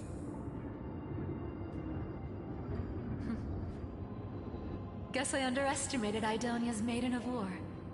She's got way more steel than I thought. And Cypher, We need you to head to Castrum Kremnos as soon as possible. By any means necessary, forge an alliance with Strife. The prophesized Crown Prince has already been born. He shall become the new defender of Akama, protecting this land after we leave. You don't need to worry about that. I just came back from Castrum Kremnos. Only a step ahead of the news. Treeby, something's flying towards Akama, and it's really fast. What is it? It's the Kremnoans. Their king's already here. With the protection of the demigods Trebios and Cyphera, Akama endured wave after wave of warfare, though just barely. Castorus chose Styxia as the last resort, and completed the trial of death, causing the stagnant waters in the River of Souls to recede. Soon after, Trebios departed on a long journey. That same year, the Kremnoan king Euripon, along with his son, Prince Midamos, joined the Alliance to safeguard the Holy City in the Battle of Deliverance.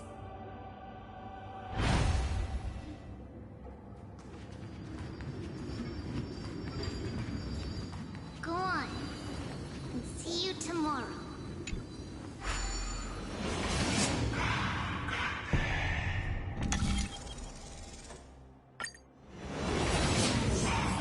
Keeping me apart buys this world even one more second. And so be it.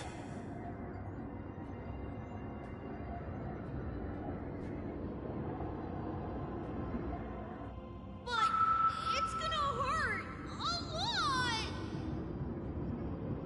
Pain brings endless torment. But it can never destroy me. I believe that you were thinking the same thing when you stepped through the gate of infinity and jumped off that cliff.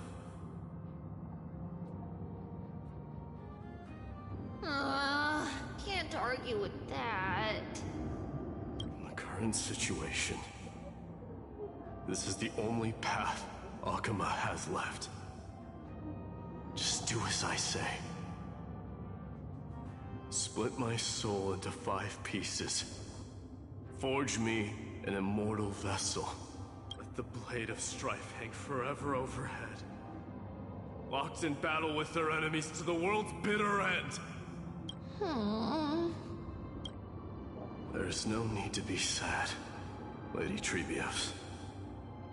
Haven't we already taken great strides towards that promised tomorrow?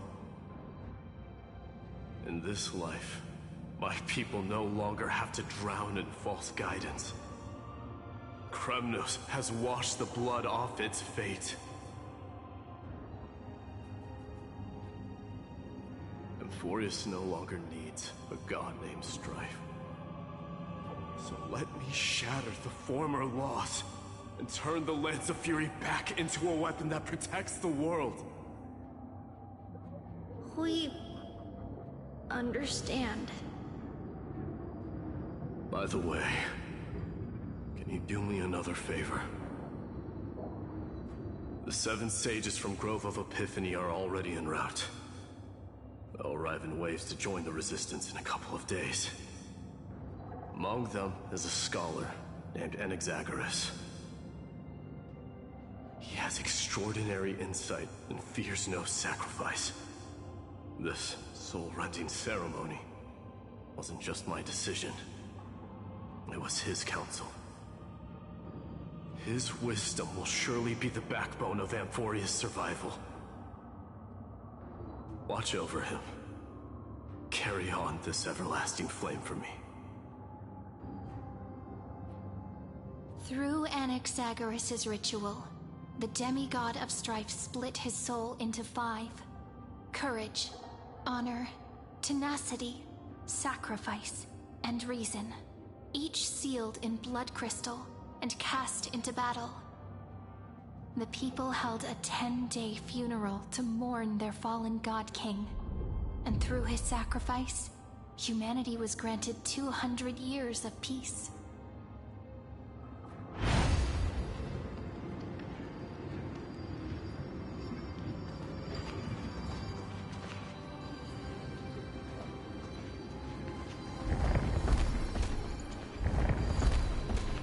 Keep moving forward. My blood will pave the road ahead for you. Keep moving forward, little Gray. See you tomorrow.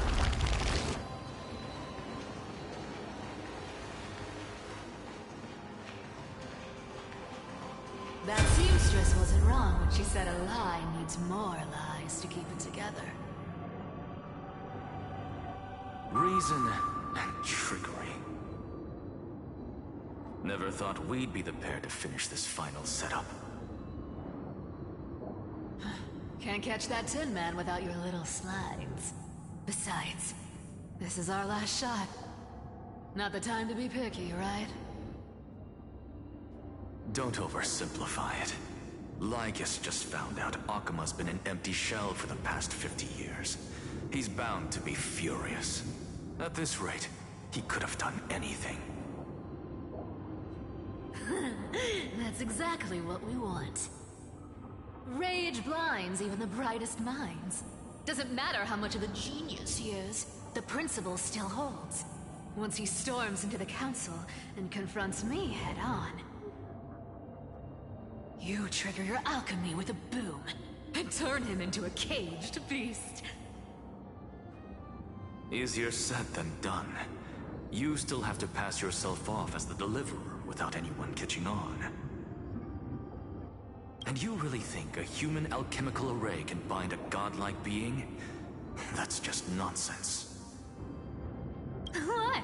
Getting cold feet? Or you just don't believe in the almighty worth of the demigod of trickery? Just tell me straight. Can you do it or not?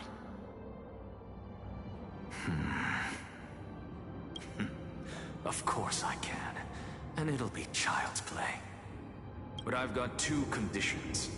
Since this is the final act, if we're doing it, we go all in. No half measures. Oh, I'm listening. First, shift the battlefield to the vortex of Genesis. It would be more convincing if the deliverer were to appear there. Besides, the vortex is cut off from the world. No place in Amphorius makes a better prison. If you pull that, wouldn't our deliverer have to face-take Lygus as soon as they come back? That clash is inevitable. All we can do is create more chances for him. And that's the second condition. The vortex belongs to Fagusa in the first place, remember? And there happens to be a demigod of ocean among the few survivors in the world. Loop Hysealand's in. Let her join the final act. I'll transmute myself into a Philosopher's Stone and embed myself into the formula. And when the time comes, she needs to shatter me and scatter that stone's ashes into the ocean within the vortex. Huh. I guess people weren't wrong when they said you're insane, Grove Boy. I've got no idea how to outwit a reclusive genius. But making an anti-Catheran suffer? The demigod of reason has 10,000 ways to do just that. And what I just mentioned was one of them. So what exactly does your formula do? Now that would spoil the climax, wouldn't it? By now, Hyacinth must have completed the Sky People's ritual. Since that Theoros loves a good performance as much as I do, let's make sure he enjoys our show to the fullest. As for how the Deliverer will complete the Era Nova, well, that will no longer be our concern.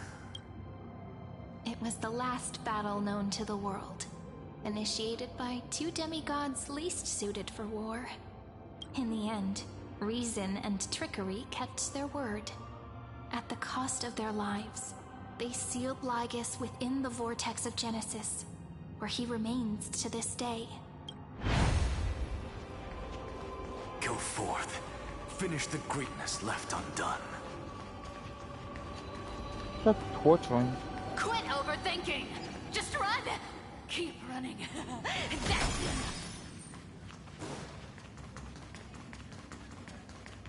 Alright, we're going to the end. It's dead quiet here. Akuma will stand eternal. Miss Cypher's lie has crumbled after all. But it's alright, because all of us have fulfilled our purpose by now.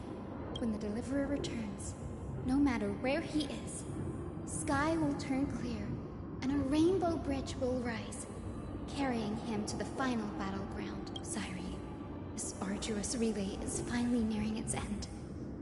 Now, I'm passing the final baton of fate to you, okay?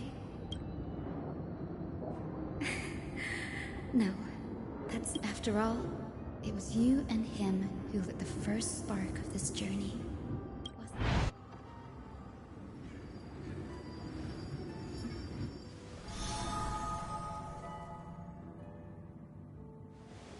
I'll tell you the story of this 1,000-year journey.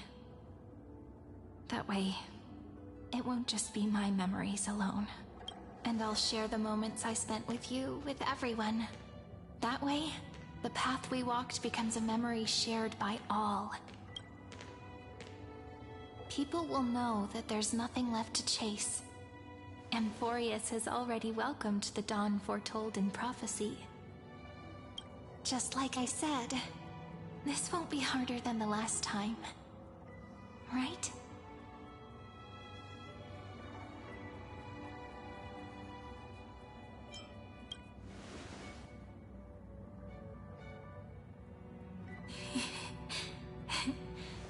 I wonder what kind of expression you're wearing right now. Probably the same as always. If I have the chance, I'd love to see it again. Someone as sharp as you must have realized by now that this isn't reality, but a maze of time. As the last link in the Reaper's heart. After all, the new world will be born from your memories, and the protagonist of this story mustn't be absent.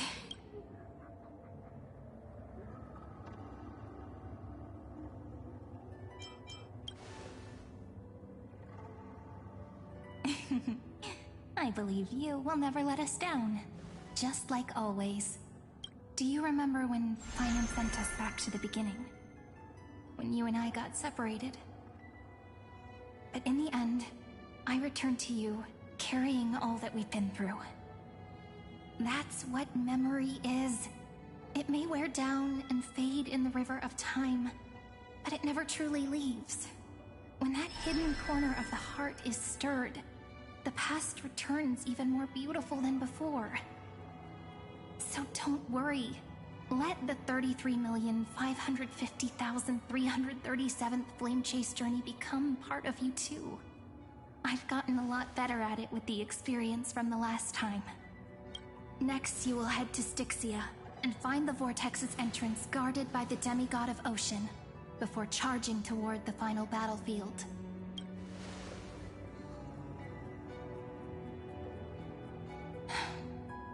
Don't worry. I'll be with you. All of us will. Even Finan. We'll stand with the Deliverer.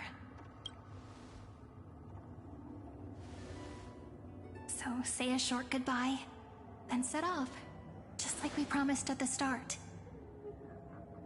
Toss away all unnecessary worries and troubles, and bring our smiles and determination into tomorrow.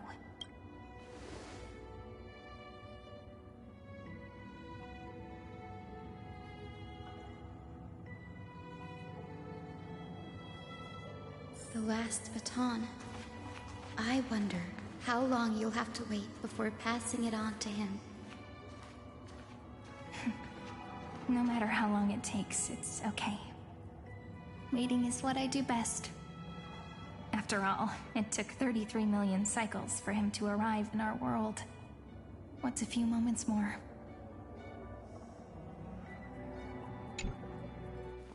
But Sairi, what if you wait and wait, but that hero never arrives? That won't happen. Because I know that no matter how long it takes, he'll definitely return to this place. We can't let him down.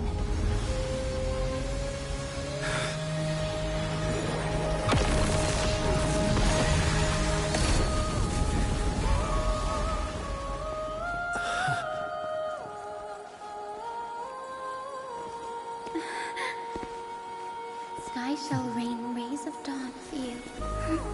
May romance be with you on your journey. And reason grant you enlightenment. Let strife bestow you with inspiration. Trickery ensure your success. Allow death to protect your soul. And at last, let passage point the way forward. Well, time will remember the Trailblaze's journey.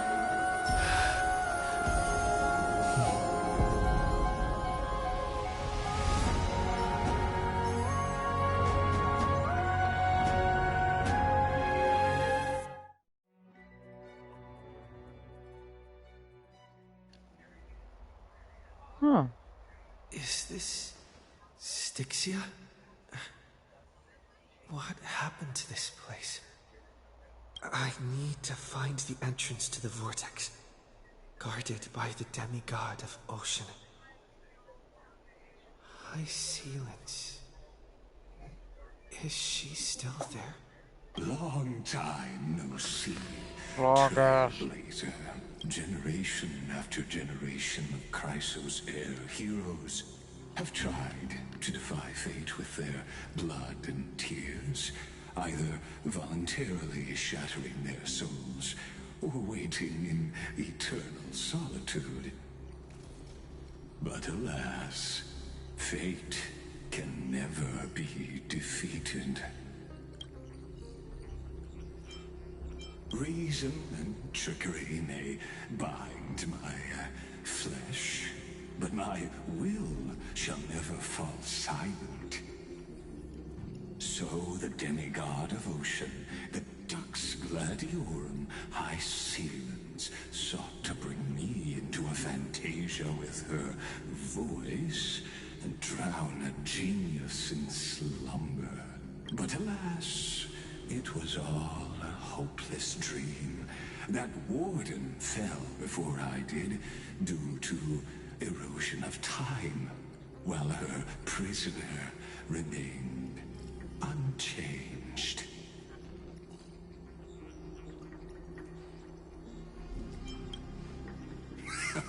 True, I can't leave this place, but what of it? You should have heard of this fable. In a shadowed cave lived a people, imprisoned from childhood, and chained so that their legs and necks are fixed, forcing them not to look around at the cave, each other, or themselves. Behind them is a fire, and before them loomed the stone wall of the cave. The flames cast shadows, while the rocky surface threw back echoes. To them, that false play is the whole world.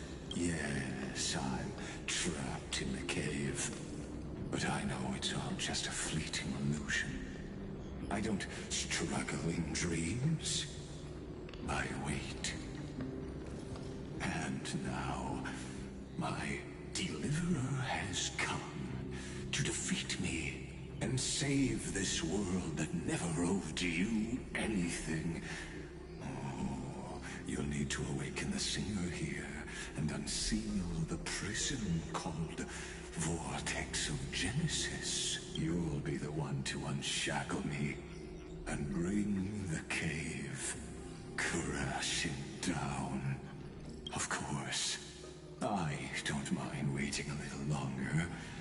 Let me guide you through this next illusion. One last memory from that prison warden. I hope you'll watch the stories of this Fantasia closely. Logically, the Deliverer must see the world for what it truly is. Only by feeling it for yourself can you understand my point of view. The meaning of destruction.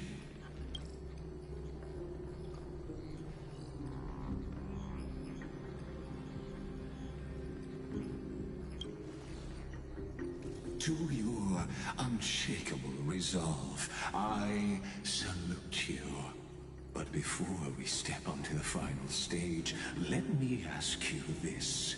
In the spirit of that fable I told you just now, can the prisoners in the cave learn to see the shadows and echoes for what they are, and stop mistaking them for reality?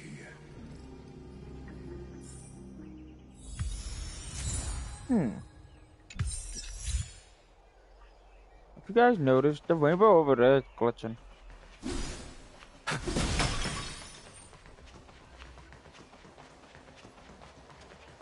Look, the fire projects the face from her memories. An actress upon the stage of this play.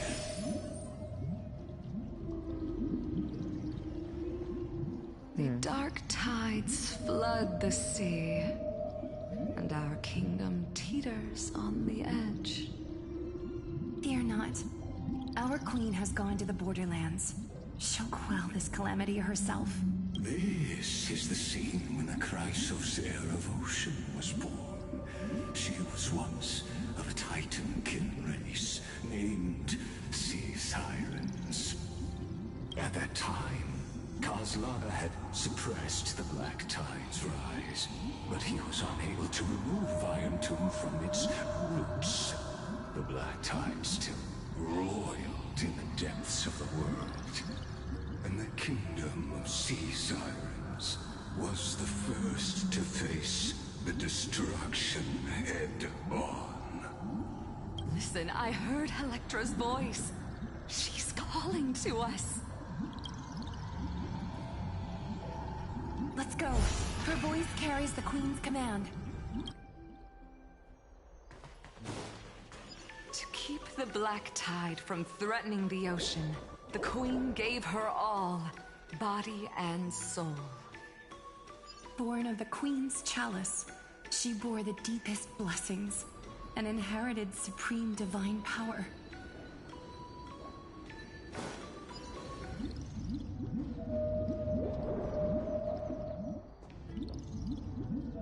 My sisters! You're finally here! Of course, Electra. Your beautiful melody drew us here. Her true name is Electra. This is a reflection of her former self, clinging to the past with aching defiance. The Queen summons us. She must be near exhaustion. The Black Tide will soon enter our borders. Then what do we do? Will our seas fall to darkness and terror as well? Don't worry. We shall lift the chalice in her stead to catch the Black Tide, and stand together to safeguard our realm and its people. Such tiny Titankins.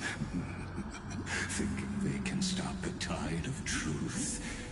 How naive. And that naivete is the root of all suffering. I do not like this dude at all. Okay. Look, why does a corn here?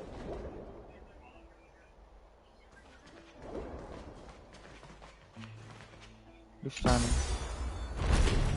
Watch how it goes. The Queen's palace lies just ahead. Even her once graceful form is now tainted and drowned in dirty mire.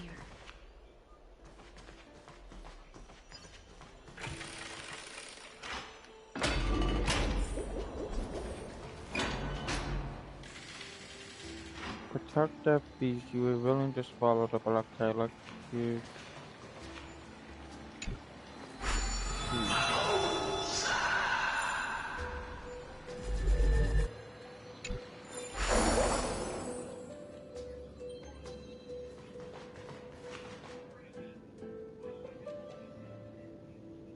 Yeah.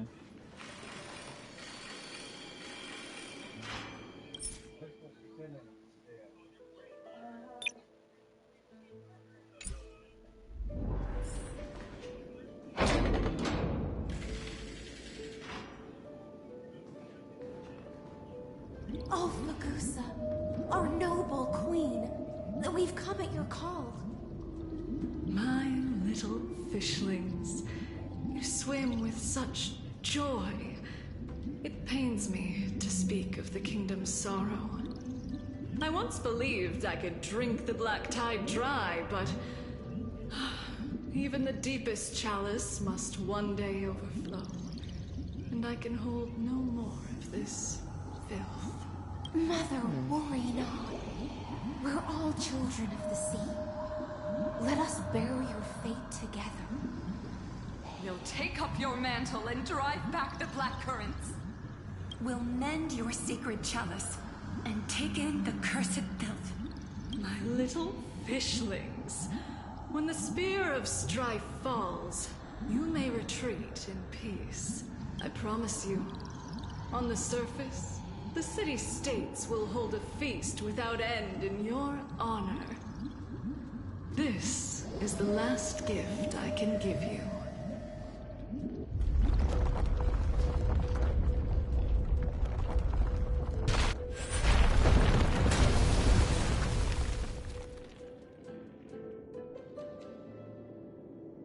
Fagusa sank into the abyss. With the chalice shattered, their intoxication spilled into the black tide, birthing the first madness in Amphorius. Sea sirens followed one after another, hunting for the Titan's fragments, until their flesh decayed and their bones crumbled, all for the promised final keep watching. But tread carefully, for the stage ahead is crumbling within. Okay, object stopping time won't not immediately return to the original form. When we want, process and order instead of they will pause in the current state. Clinging to the past only blocks the road forward.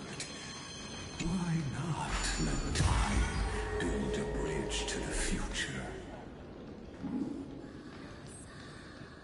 It won't let me walk that path. So... I see.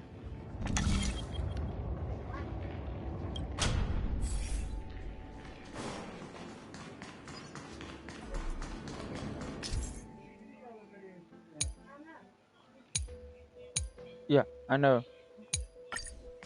I know about that.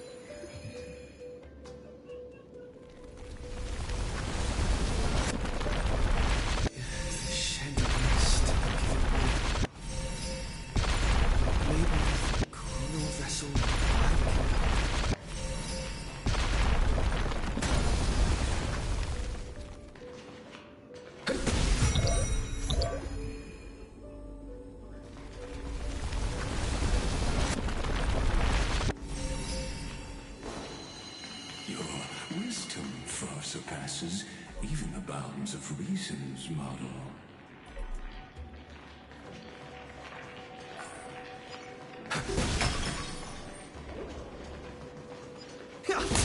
Yeah, it's not hard. Can't get through. Looks like I'll need the miracle orb nearby.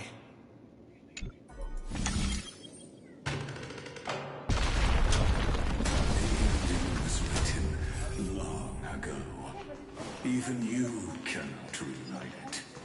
Just like this poor chandelier.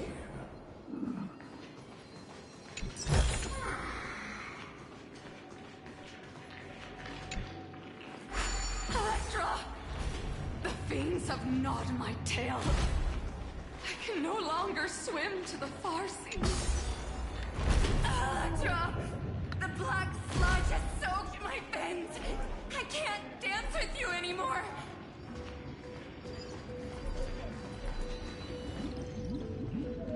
Sisters, don't give up. Remember the Queen's promise of a feast in the city called Styxia. I haven't forgotten. It visits me in dreams every night. I dreamed of a shining city, its lights piercing the deep gloom of the seabed. I dreamed of children placing garlands on our bone homes, and poets praising the sea sirens for shielding. But what a shame. We can go no further. Please, sing to the humans for us. Sing of the deep sea's legend in our place.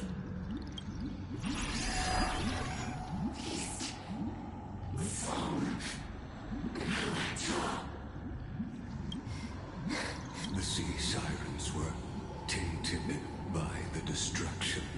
Their flesh rotted away. They became the black tide creatures. Farewell, sisters. I'll finish this last task.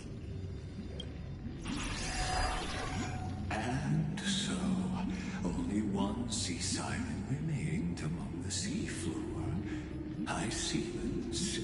Swimming alone, though most of that journey was in vain. Why not use the power of time to leap ahead toward the journey's end? To reach the spirit basin, I'll need to call upon the power of the chrono vessel.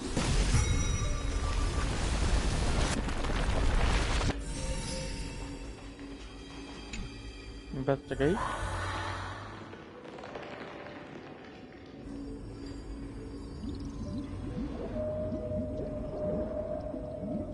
At last, the Chalice of Plenty is whole again. The Lance of Fury emerges from the River of Souls, and the gods reclaim their duty to hold back the Black Tide.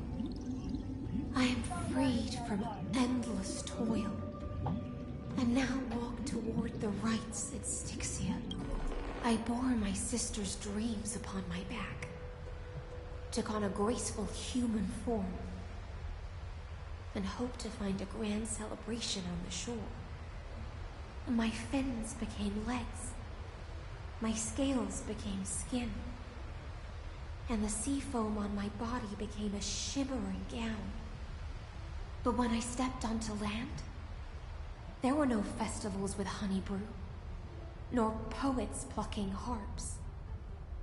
Only silent death, drifting gently along the River of Souls. When she fulfilled her wish, she only found Styxia to have already repeated the mistakes of previous cycles, and was swallowed by death. Hopes and promises are nothing but the foam of dreams. I am a sea siren, a vessel born to contain the tides. Now that my task is done, and the promise is broken, how am I to go on in a world drowned in shadow? Fagusa, my noble queen. She evaded my questions with drunken stupor. She told me a grand feast awaited me in the surface world. So I wandered lost, groping through the dark. The feast she spoke of. Where is it? Lonely Blade, I shall grant you everything you seek. Alright, before we continue, let's take a few minute break. I will be right back. Alright? Be right back.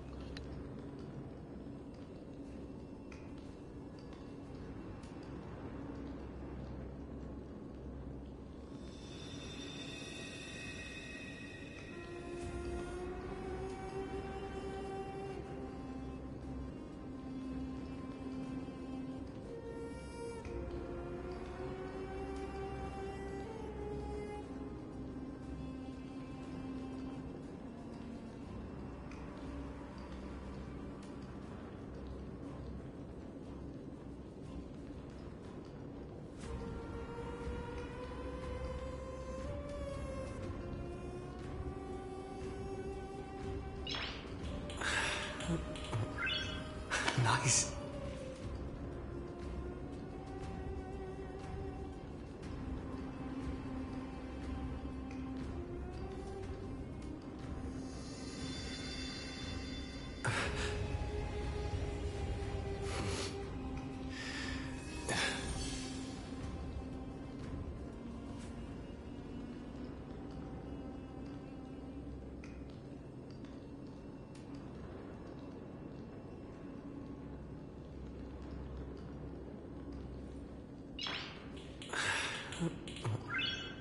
Nice.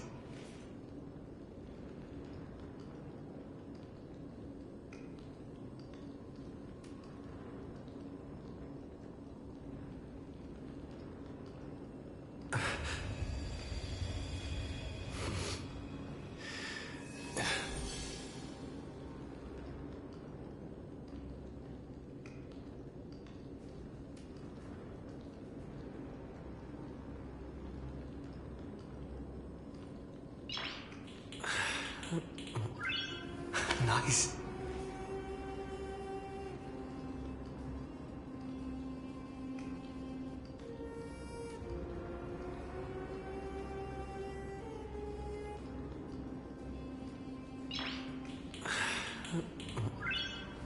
Nice.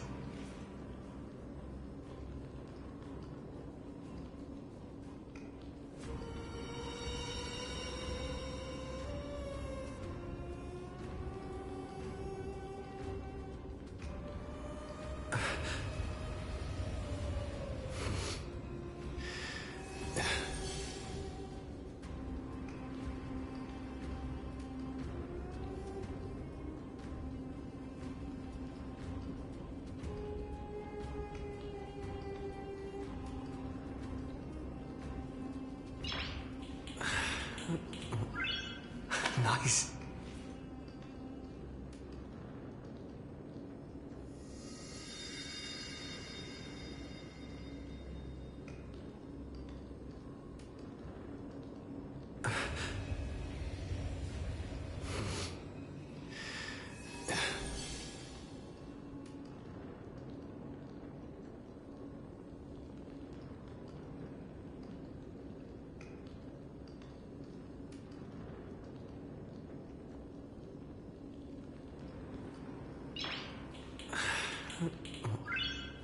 Nice.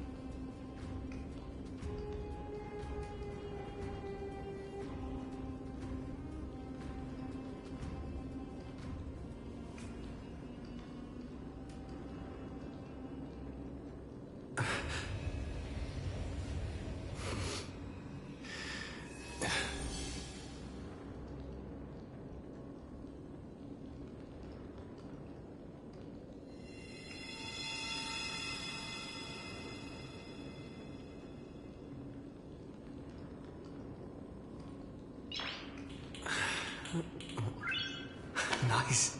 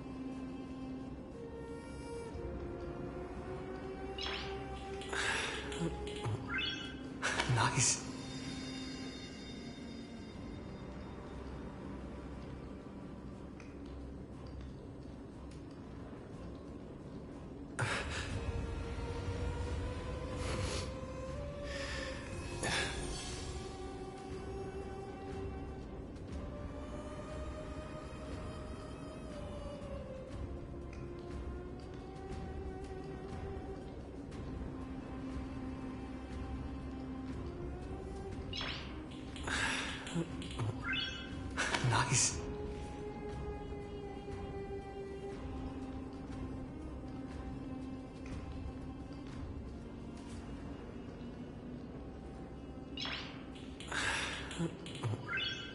Nice.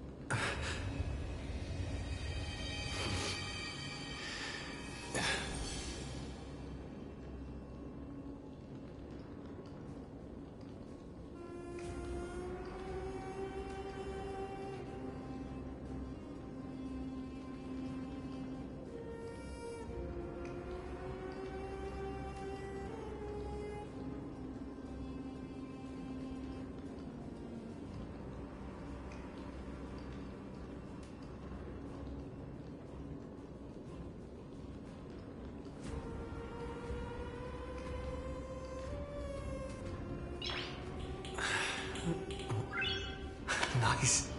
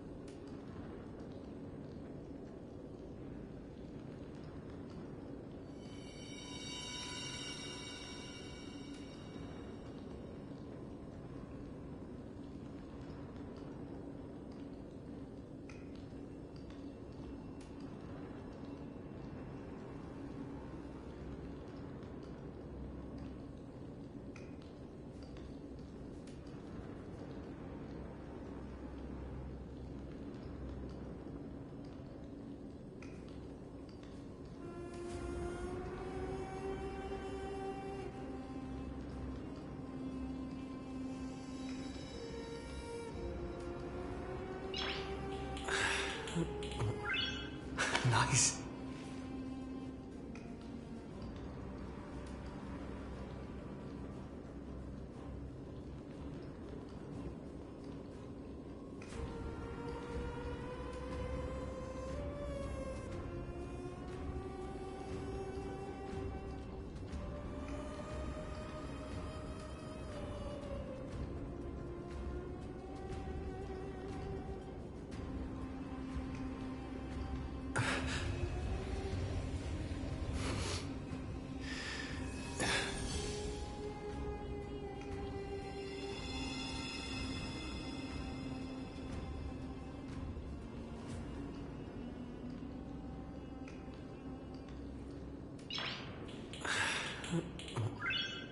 Nice.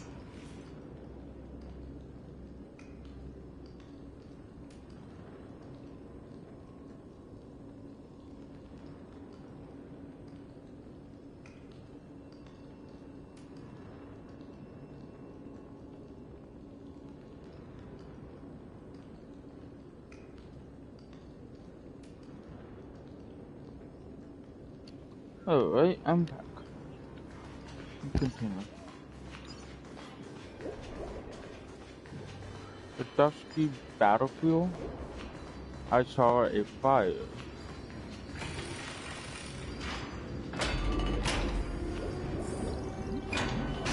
After wandering the surface for ages, the lost sea siren met her future conspirator.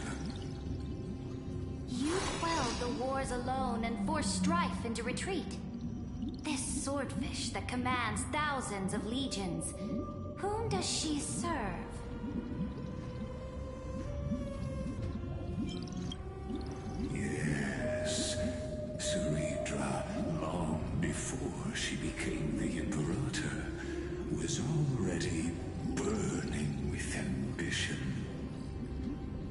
sovereign who follows prophecy. I am no one's sword. I am just a wandering fish, seeking clarity through bloodshed. Then how about letting the sword dance for me? And letting the violin sing in my name? Tell me, what is it you seek? All I want is a feast where I might belong. Such a demand is trivial with the Sovereign's authority. I'll grant you a banquet worthy of conquest, and comrades to toast beside you. At night, you must offer me your heart. My heart? Yes, a loyal heart that will generate no betrayal.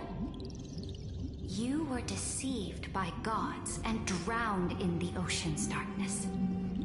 But now, I will lead you forward and be your light.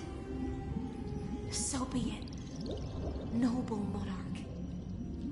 The law you proclaim shall govern my every breath.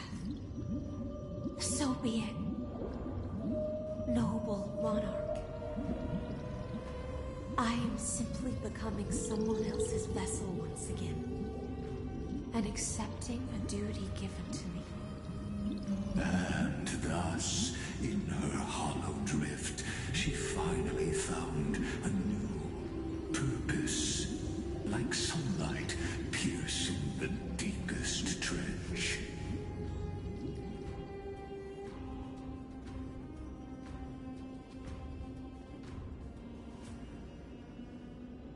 That was odd. You want her heart. The moniker brought me to the new world. Fiery bright, melt away my confusion. Noble monarch, I've cleansed the foulness from the road as you commanded. My blade, you've helped me ascend and take the crown. Ask, and you shall have your reward. What I desire is the same as before. A feast. Look, I've prepared you a grand banquet. The finest honey brew and tributes await. Fish are drawn to light by nature, for the deep sea knows only gloom. Now I've found a flame. It may scald and burn, but it's the only light. Come, let us join the feast. Perhaps the path forward lies hidden among the revelry.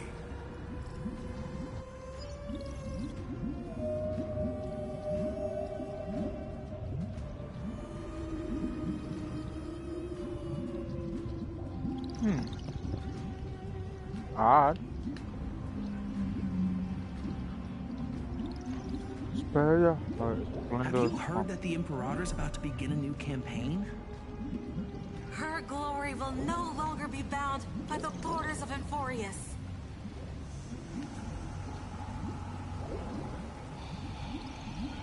My faithful subjects, tonight's feast is not just for the past. It's a toast to the future! Born from our golden blood is an unstoppable colossus. Our iron beast to trample the universe!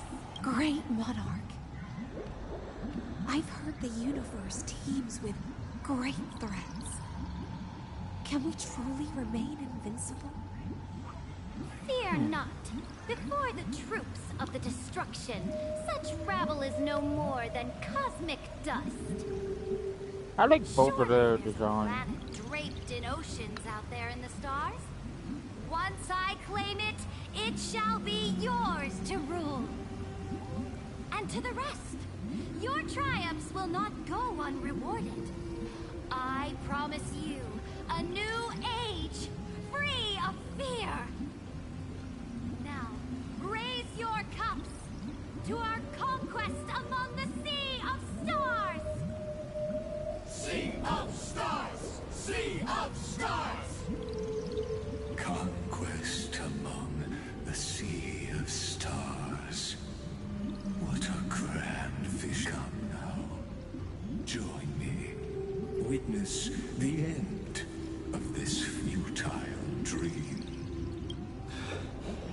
Where's the way out of this illusion? Come quick! Let's celebrate together!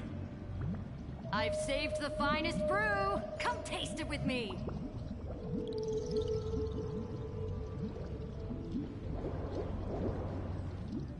Noble knight, you are truly a blazing spark.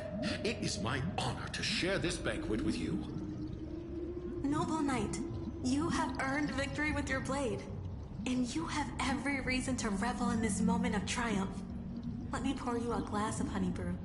Noble Knight, with the Sovereign now enthroned, this triumph is yours as much as hers. Let me raise a toast to you. Noble knight, your strength is boundless. Lead us to conquer the universe, and let us toast to that vow! Then drink we shall. Raise your glass. In the deep sea, I never knew what fire was. But when I set foot on land, the first light that I saw was the flames of war, lit with golden blood. It scorched my fins, made me feel pain, and ignited an unprecedented hunger. A hunger that flickers in every hero's heart. So bright, yet so blinding. Look! The monarch herself has taken her seat! Hear that? The court sings her praises! Come! Join us and praise her glory!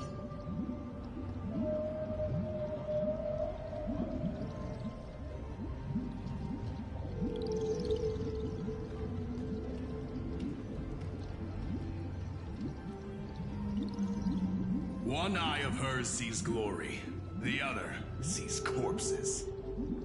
And yet, she cherishes the name of glory more than fear and death.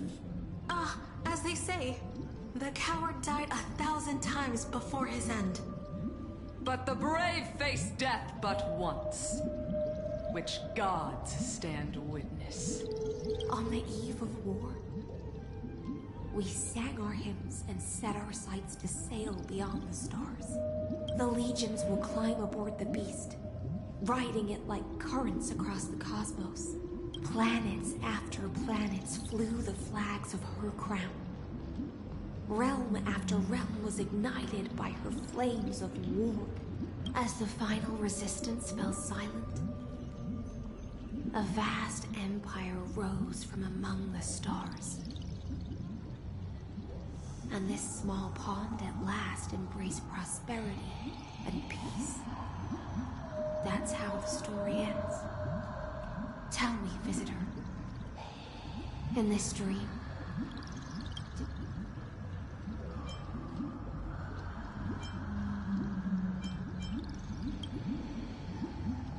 after all, beneath that still surface lie the bones of countless dead. It's time for me to wake up from this drunken dream.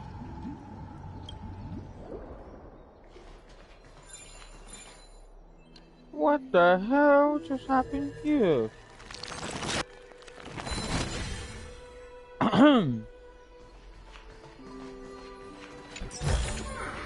Is that all? Oh, pussies. Oh, fuck you. Go away. My Imperator is dead. My fire is dead. The Imperator is dead! The Imperator is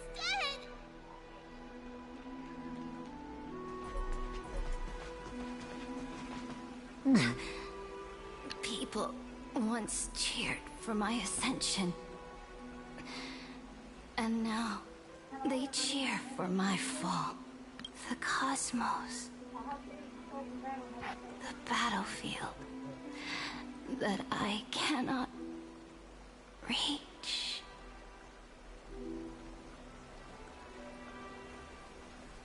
Before the Sovereign's conquest reached its end, her life and ambition had already been swallowed by the deep sea. This is the true ending. Her grand designs torn apart by the blade. Her regal robes soaked in golden blood. And the one who struck her down? The one who struck her down was her most loyal Gladius. I don't need to explain myself. A fish in a pond has no hope against the surge of fate. I wandered the shore, found a flicker of flame, only to snuff it out with my own hand. I don't understand. If the ocean's feast, the Imperator's dream, and even Amphorius's existence are all illusions, then what's the point of our journey? When the Deliverer returns, I will let this absurd celebration come to an end. But Greyfry, I can't help but wonder how I dearly wish this feast of the Flame Chase would never end. It seems she sensed your presence. The Fantasia's foundation is starting to crack. Let's return to the prologue. Remember the allegory of the cave? Can the prisoners in the cave learn to see the shadows and echoes for what they are, and stop as you've seen when she cast off her chains, finally turned to look around and moved her legs? Her reward was nothing but searing pain. The light will blind her, for the fire behind her had never once actually touched her eyes. Her legs will buckle beneath her, for she had never learned to walk forward. And so she fell into infinite confusion and fear, and came to firmly believe that the shadows and echoes were the real world. But we in the cosmos, are we truly any wiser than she was? Now, nameless one, fateless one, ask yourself this: the paths you tread, the eons you worship, everything you've trailblazed with your own hands, could it all be someone else's projected shadow? Let's leave that I hate question when till speaking after riddle. the curtain falls. I do not like his riddleness. Unearthed every last truth and reached the prison built for me by the demigods. I'll speak with you face to face. I, the Theoros, have walked the 30 million histories, born by Kozlana. 1,000 years is a mere atom in a grain of sand to me. Amphorius, compared to the cosmos, is but that grain upon a whole beach. I swore to bring an end to the erudition. Would I really let a single grain grind down my mind? No. Please, use the power of time to open the gate to the ocean's depths. Go, find the prison warden tormented by loyalty. Find her, Step into the world's vortex, and once there, end everything between us. That palace reflects the heart of the demigod of ocean. Intoxicated, stagnant. There, you'll witness the true beginning of the saga of deliverance. An ugly history, long buried by tides and shame. A staircase of apotheosis that the Imperator forged with the golden blood of 500 human sacrifices under the pretense of conquest. I'll wait for you at the heart of the world to reach the place. It was that hurting. Lies the path to the vortex of Genesis. I'm your library. Damn.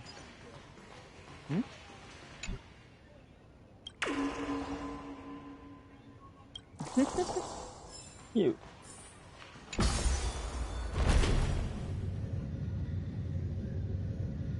Now step away from this false banquet. And then onto that bloody stage.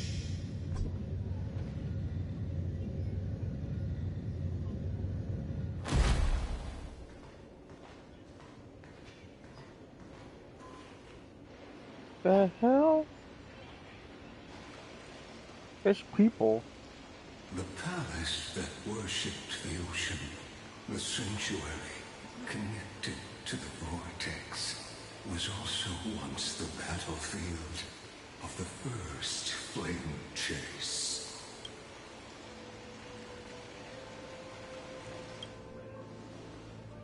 Her exuberant song halted the passage of time in this place, imprisoning my body and shielding my soul from deterioration.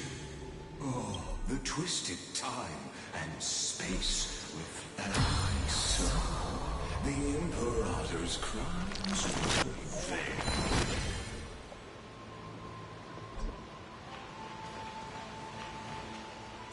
Stay away from Apollonius. This cup of honey brew. What a sweet aroma.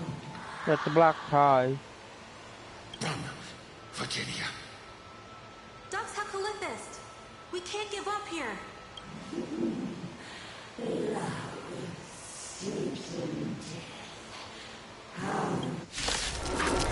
Okay.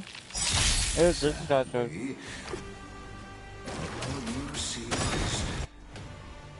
Oh, hello, Mark.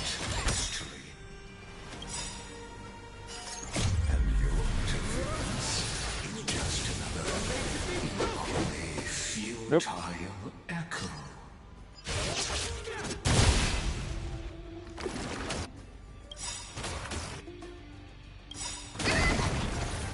You can't run!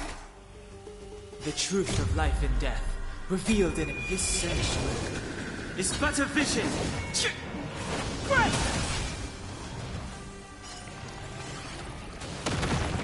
Gotta try hard sometimes. Check out this awesome move! Let's do this, Mark.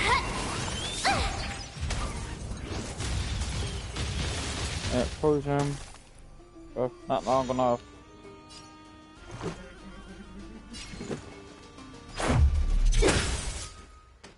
It's too late to repent.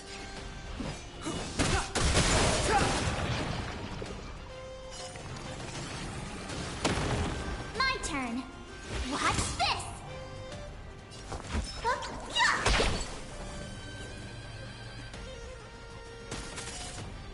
Yep, you did. More fucking goddamn good looking fishes. Try that again!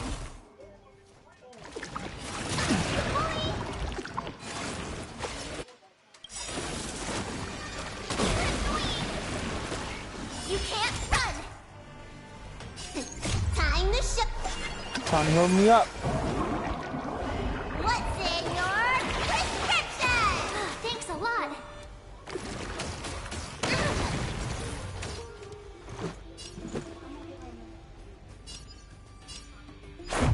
How about this? Rules are made to be broken.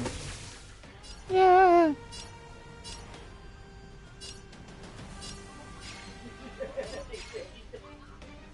You're up. Step aside. I have no interest.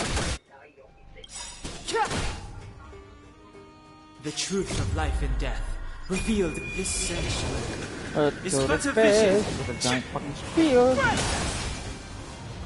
Fucking. Explosion. Let me look, listen, feel, kick!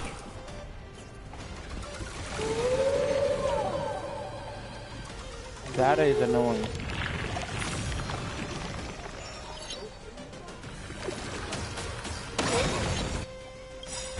Gotta try hard sometimes. Check out this awesome move! Come on, Mark.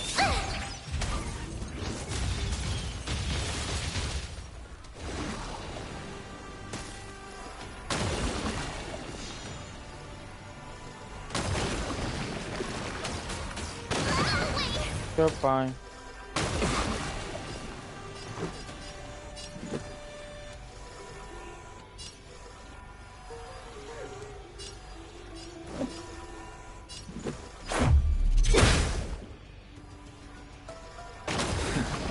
Fighting is meaningless.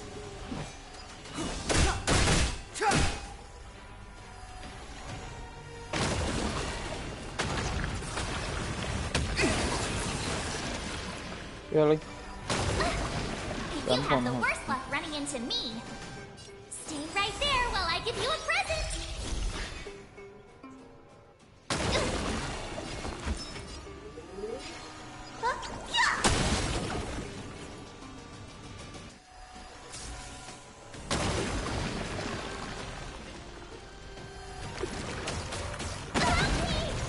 Try that again. Yep. You can't run!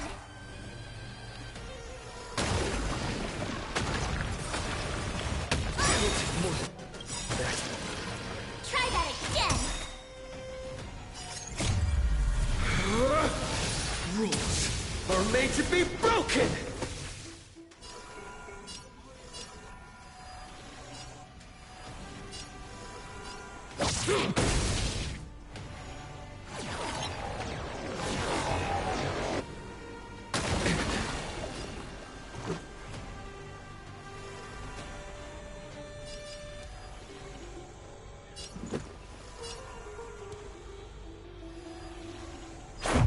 How about this?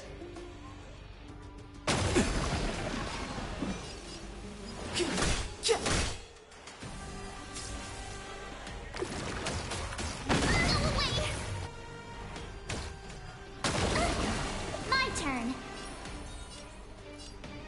With me out here, how can we lose?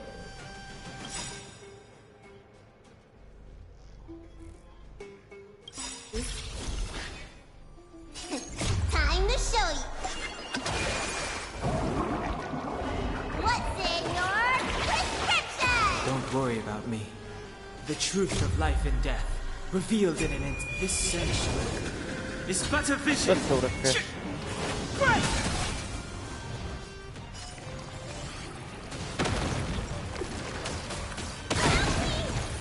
You can't run.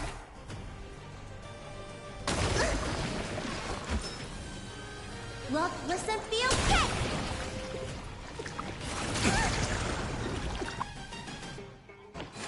Try that again!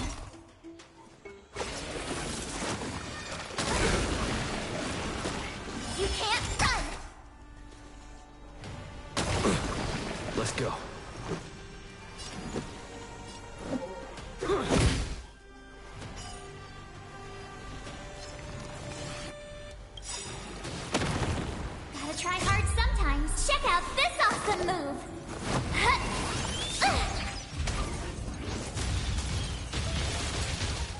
Step aside. I have the tides now.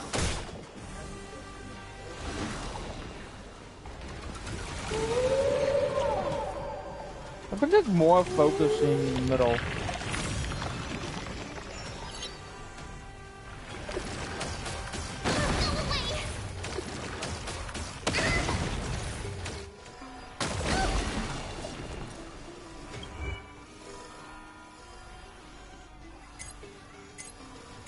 Yeah, it seems to me.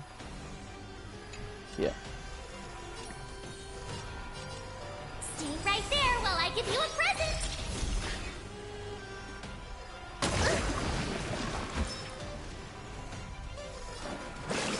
Gotta get those vitamins.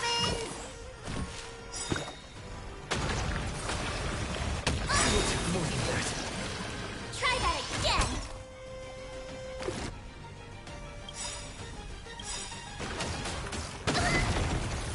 You can't run. The truth of life and death, revealed in an instant. This sanctuary is but a vision. Right!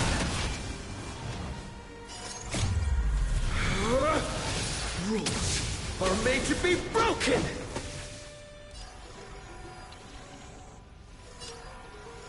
You outstayed your welcome!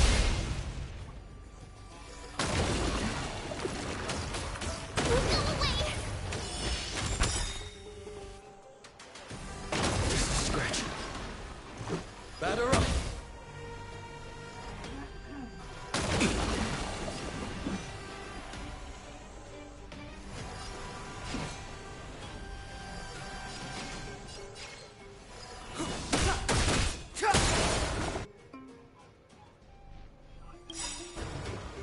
Gotta try hard sometimes. Check out this awesome move. Kind of figure.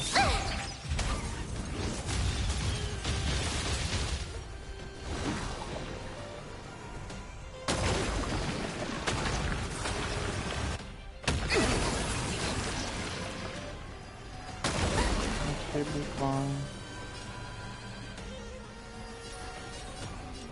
With me out here, how can we lose?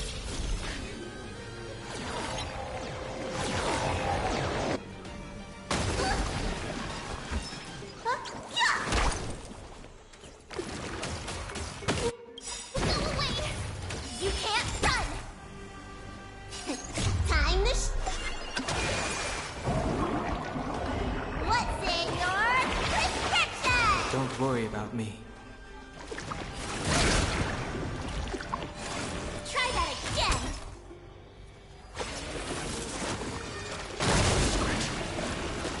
You can't run! Let's go.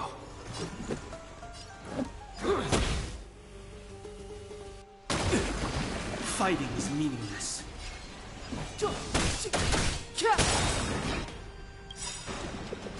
The truth of life and death, revealed in an instant. This sanctuary is but a vision. Right!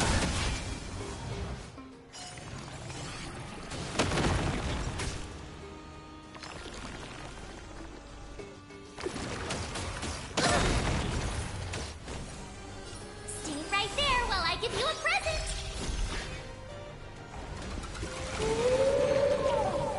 You're gonna spawn more, even though you don't heal yourself.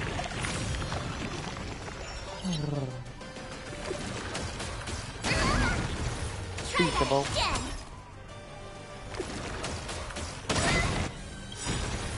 You can't run! Rules are made to be broken!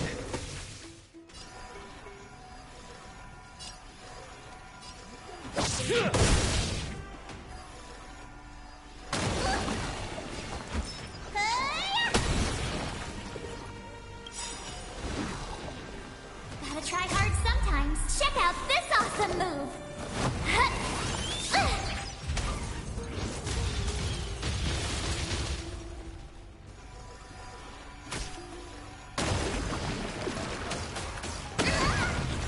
Try that again!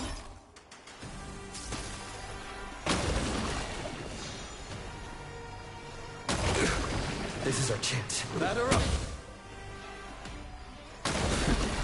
step aside.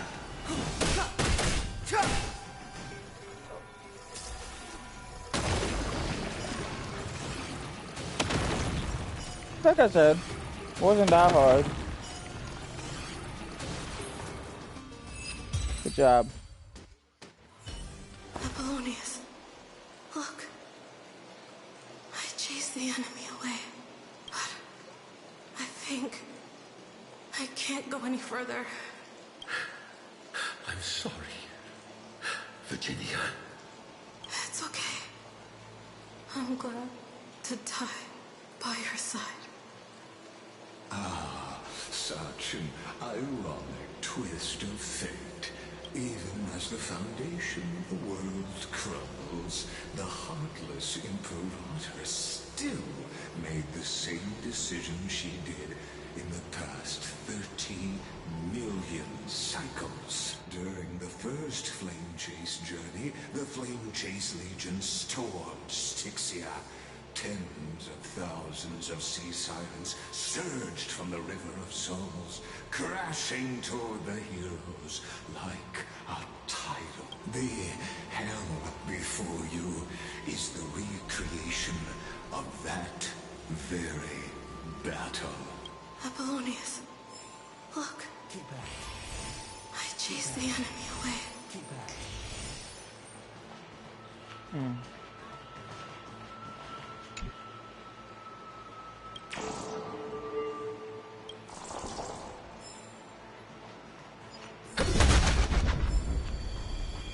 I should keep changing it. A painful past, yet hidden beneath a veil of joyful awe.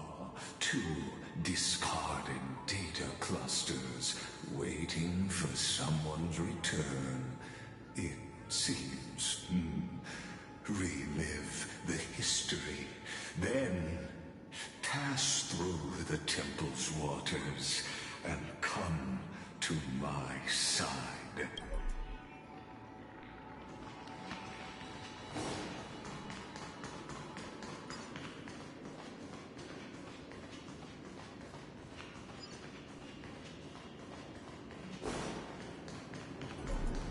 Isn't that the Deliverer? You finally made it. What a wretched way to die. The Flame Chase army, devoured by warbling fish, never saw it coming. Look, the cruel Imperator and her Knight Commander, the pitiful Warden. What a perfectly matched duo of test subjects. Their hands drip with blood. Raise the bridge and cross the river of... Imperator! Imperator! Did you see my gallant deeds, Imperator?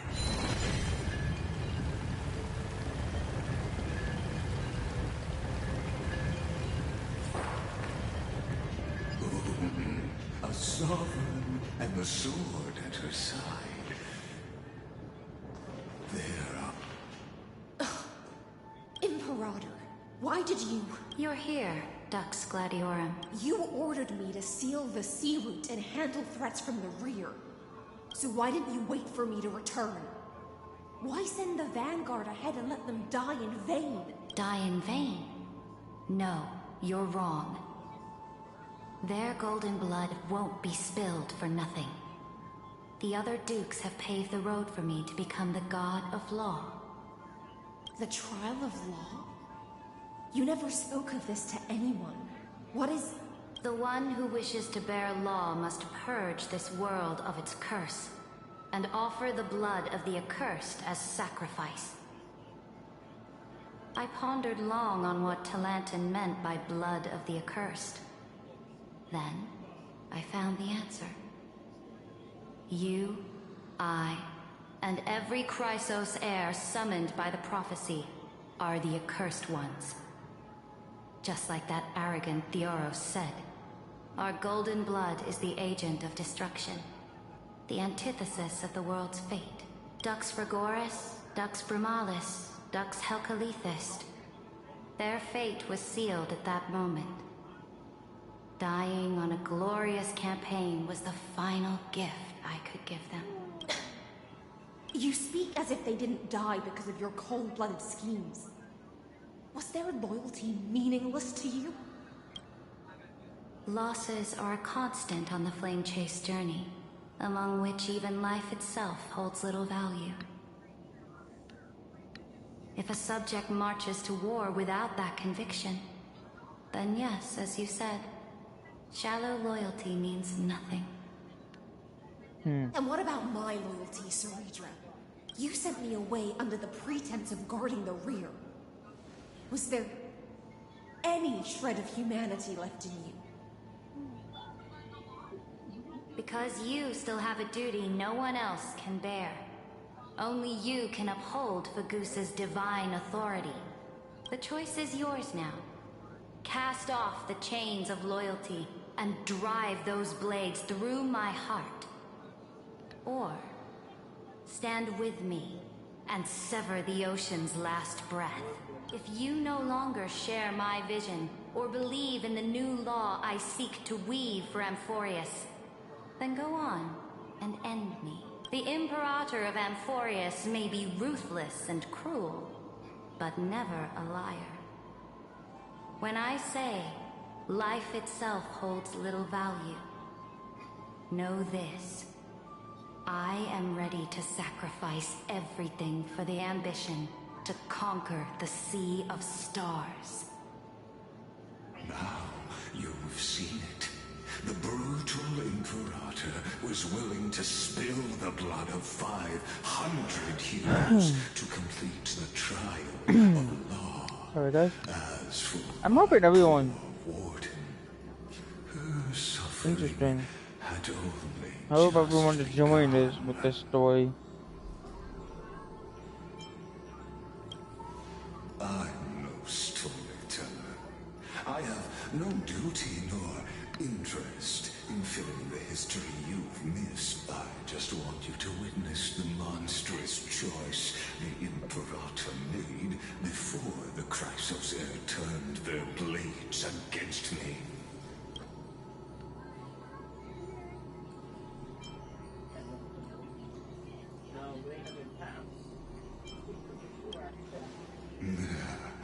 You jest. I gave up on using words to solve conflicts 2,000 years ago. But I won't squander a chance, not even a sliver of one.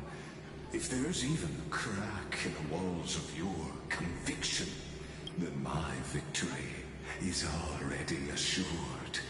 Now that the past is settled, let's turn the page and bring time back to the present and dive deeper still until we reach the very bottom of the abyss.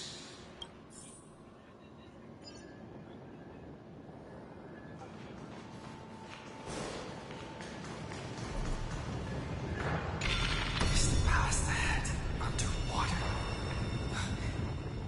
I need the Ornix orb to bring back the chrono vessel from the past. Shatter the vessel time and let this stagnant pool start to flow again. Just like the broken fate of Amphorius.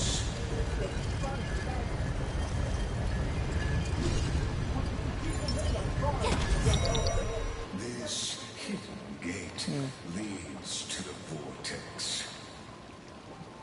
Hurry now. The time of our reunion draws near, Deliverer. This hidden gate leads to the vortex. Hurry now. The time of our reunion draws near, Deliverer.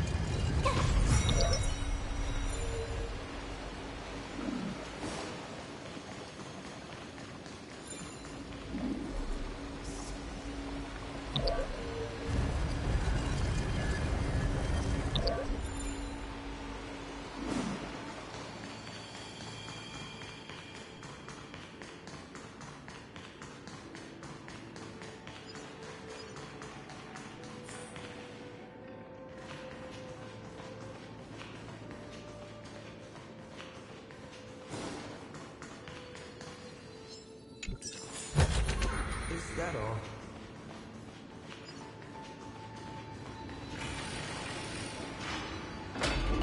You've been silent a long while, Dux Gladiorum. Starting to doubt your decision?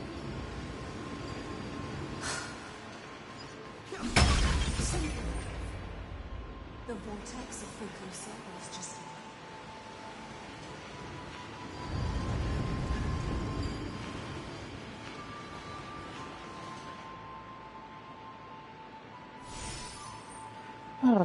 There's gonna be trauma coming.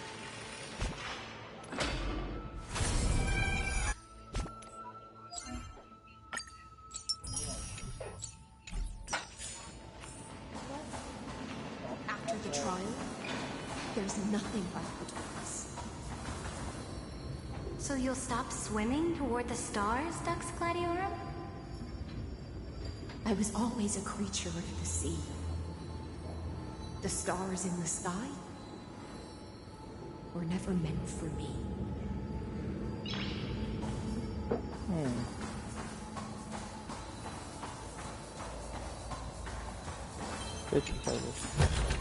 Looks good.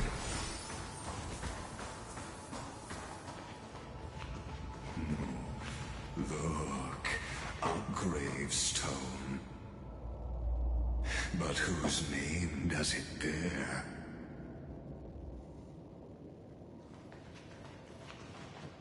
It was here that the prisoner, who thinks herself the prison warden, made her choice.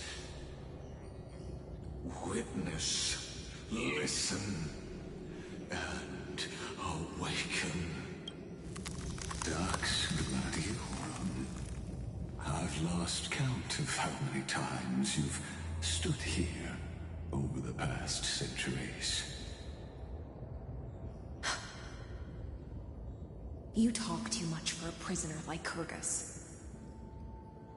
Two geniuses who defied law and all the Chrysos heirs who sacrificed themselves in this cycle, worked together to chip away my strength.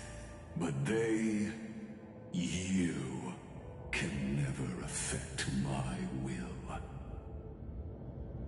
And as long as my will remains intact, I am free. Don't get ahead of yourself. I still have ways to chain your divine soul. Please, do surprise me. But I'd say your mission is nearly done here, isn't it? Oh, it was here you gorged out the core flame of ocean from Fregusa's body. It was here you and that Imperator both completed apotheosis, becoming pillars of Unfurious. And after that, you drove your blade into her heart, a loyal subject turned regicide, a demigod committing deicide. Or so the history books paint that tragedy. Oh, but if that's the truth, then why, after 1,000 years, are you still here, guarding the Imperator's grave? Still bound by loyalty?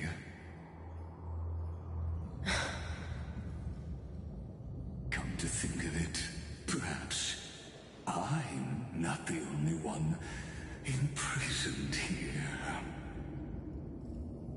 Your calm does stir the rage in me. As if the one paying the price here isn't you, but us.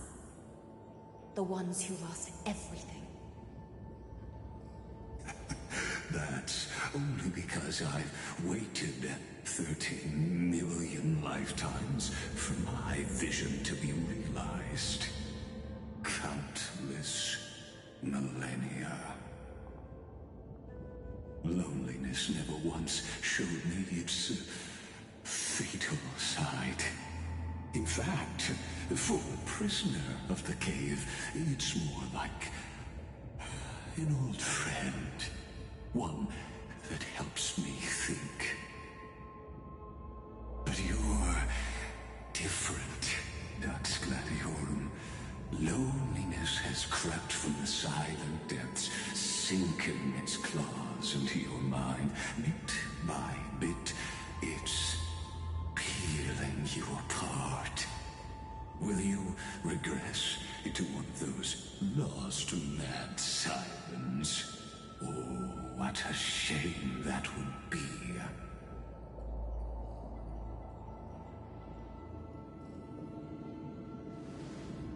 You're right, Lycurgus. Loyalty, curse, the fall of my kin, and this endless waiting. These shackles are too heavy for a fish that cannot perceive any light. I can't break free of the whirlpool that's pulling me under. Nor do I have the unwavering resolve to force myself to wait for that person's return, as everyone hoped for. Oh, deliverer from beyond the sky, my executioner. How much longer until he arrives here? Or will he ever return? I don't know. And I doubt anyone does. Then, what will you do?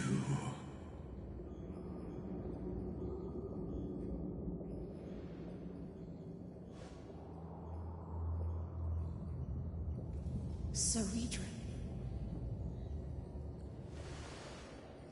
This will be the last time I carry out your decree. Ever since you took me under your banner and made me the Dux Gladiorum, my music has belonged to others. Time and time again, I use the siren's song to lure the unwary into illusions for your schemes and strategies. Now, let the siren Electra sing for herself. Let me step into an endless dream of my own making.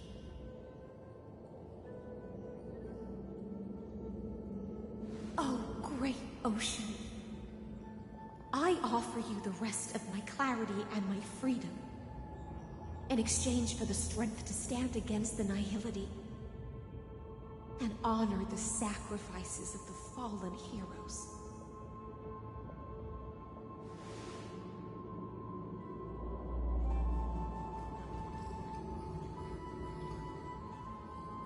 Graferine, deliverer from beyond the sky. When you ride the current of time and find your way here, you'll hear my solo. It will guide you to the heart of this world. By then, I may still be lost in my self-wrought slumber, but I'll uphold my part of this long relay and guard the shackles that seal the Theoros. Do you still remember? To awaken someone from a siren's voice, you'll need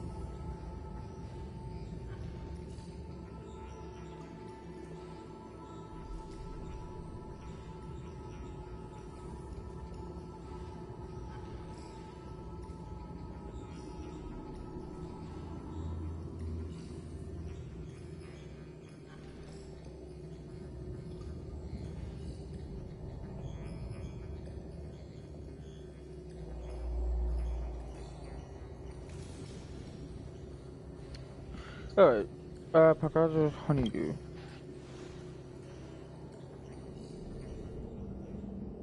The gift I once gave you, may you still have it when the time comes. When you return, please pour that honey brew upon this grave. It holds the story of all our struggles and sacrifices. May you see it one day. The prelude Amphorius wrote for your return, carried forward through 1,000-year relay.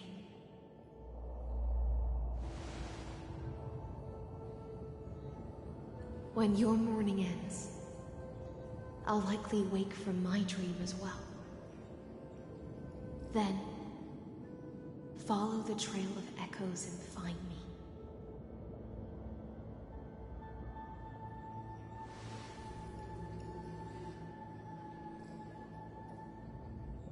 And together, we'll bring judgment upon the sinner who defiled the erudition.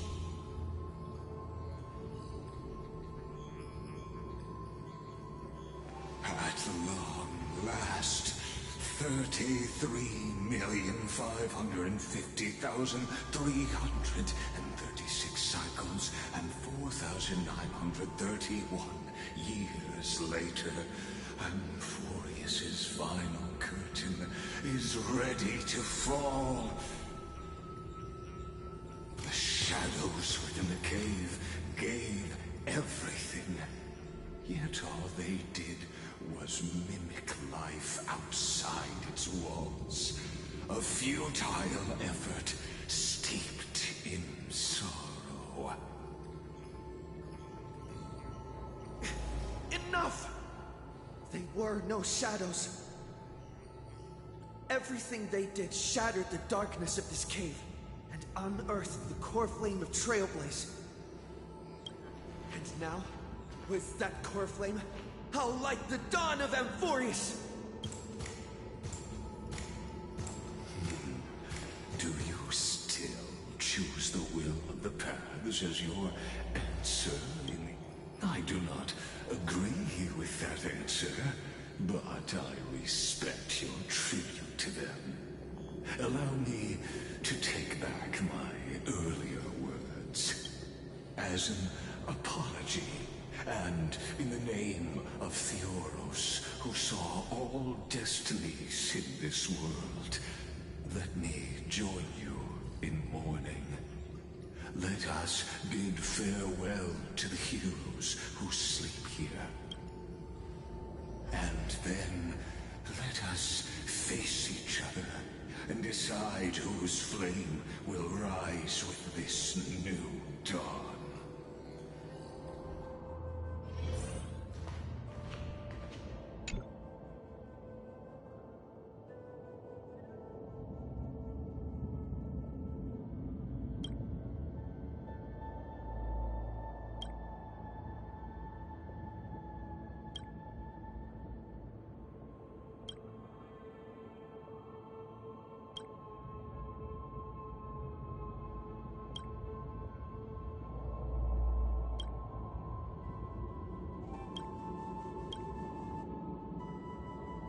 Virginia, Apollonius, Seneca.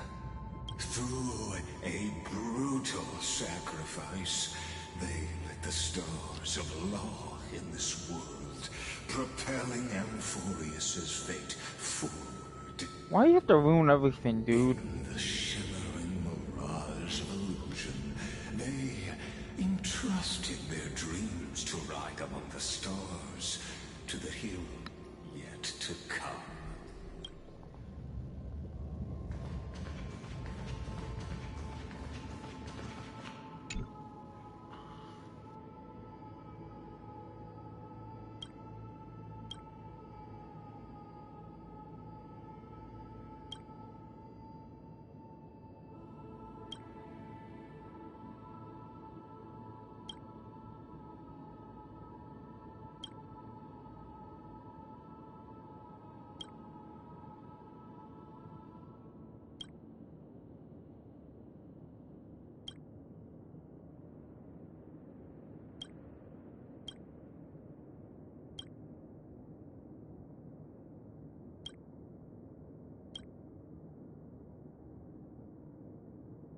to Aglaya, Trebios, Mightimos, Castorus, Anaxagoras, Cyphera,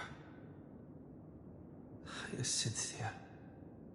In a relay spanning 1,000 years, they stood against enemies far beyond their strength, and won a bitter victory through what seemed like futile resistance. And in that same 30 million cycles, also marked by futility, they remained steadfast in fulfilling their duty to the experiment, unchanging, unwavering. Let this be the end of mourning the fallen. At last, allow me one final toast to the lost prison warden, a prisoner bound by loyalty.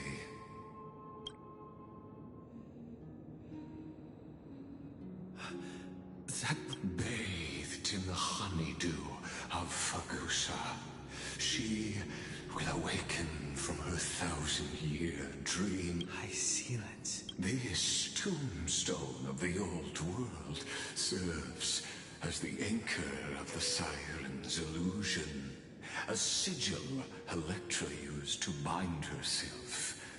At the same time, it is the very thing I once proclaimed at the start of the show. A microcosm of Amphorius itself. A group of prisoners bound themselves in a cave, crowning their suffering with heroism. An epic staged with shadows and echoes. Now, destroy it. End the illusion. The Theoros will take his leave for now. And when next we meet, that shall be the moment that decides the fate of Amphorius and the entire cosmos. The prison warden's dream is nearly over, and the prisoner will soon be freed. To the final execution ground, where I shall be executed, or be the executed. This world and I shall hold here until we meet again.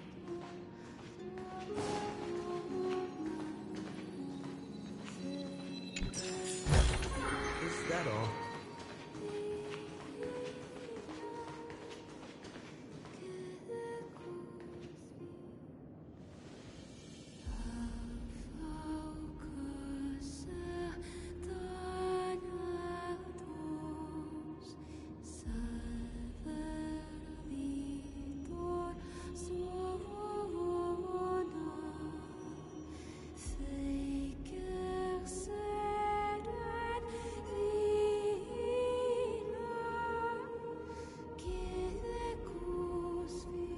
The last demigod.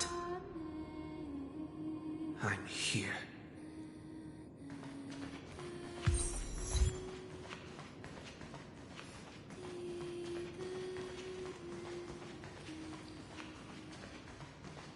Go forth for the hopes of humankind. Go forth for the duty of deliverance. Music magnificent. Go forth for the belief in Slave Chase. Go forth for the Golden Blood's glory.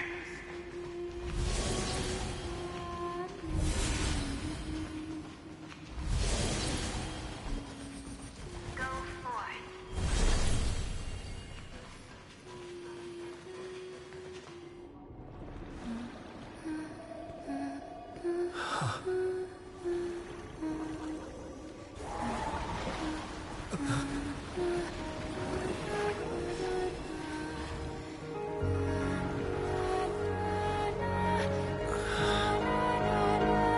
Seems like my feast is over.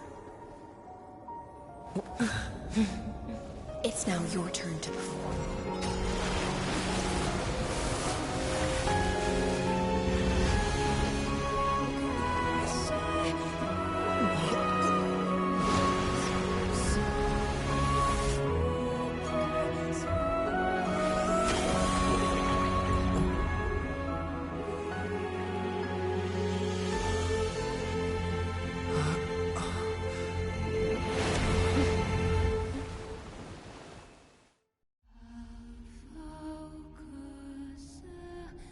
Little Grey Fry, please accept my thanks. I was the only one left after the world was destroyed, and I maintained this lonesome feast with my songs. I have prayed to that lightless sea for centuries, hoping it would reply to me. Yet the emptiness never answered. Thankfully, you arrived as promised, and everyone's wait was not in vain.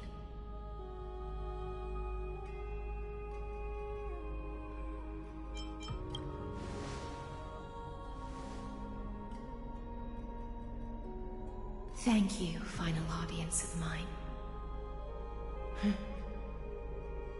This is probably the last praise I'll ever hear in my life.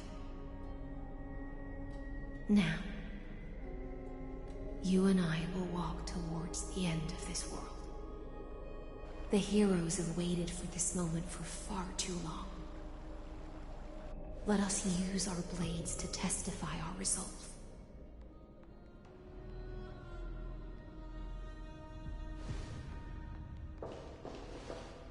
Oh, prisoner of the seas.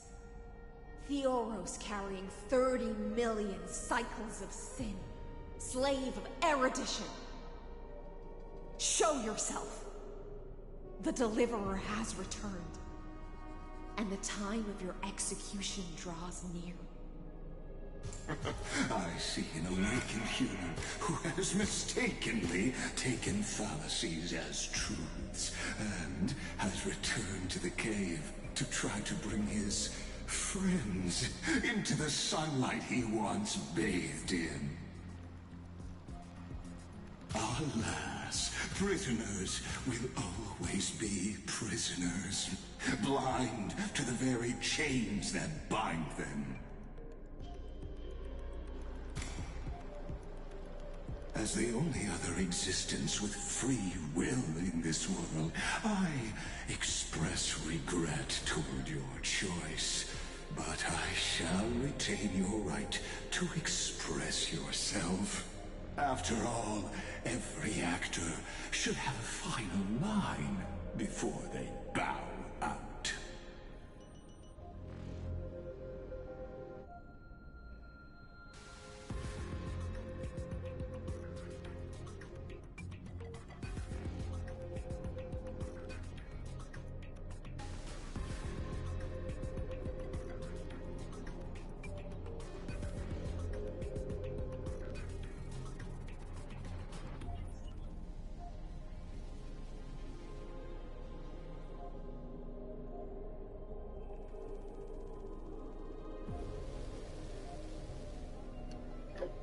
Alright.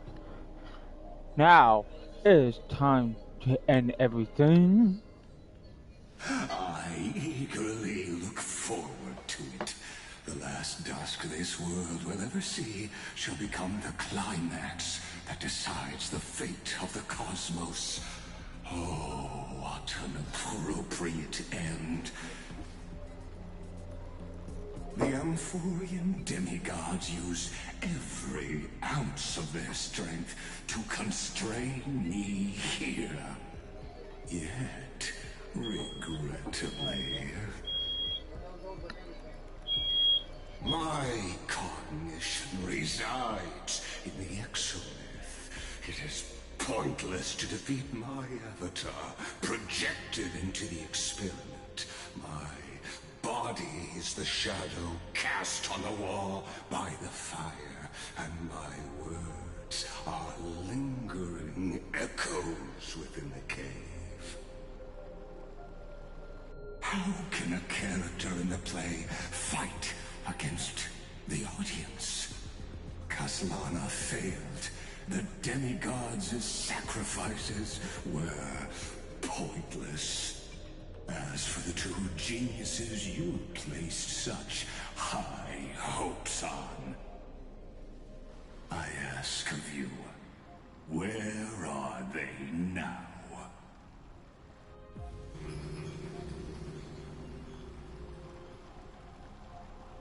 Confusion and epiphany always go hand in hand. That's particularly true for geniuses.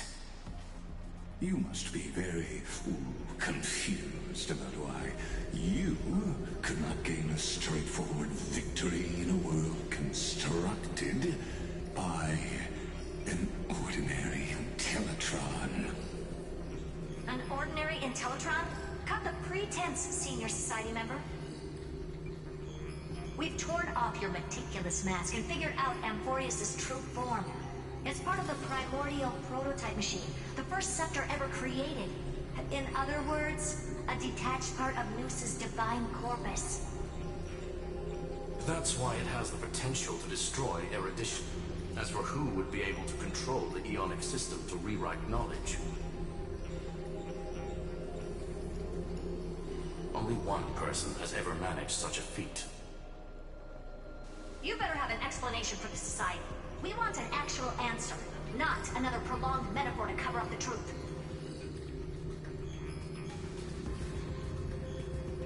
Why are you the one doing this? Answer me!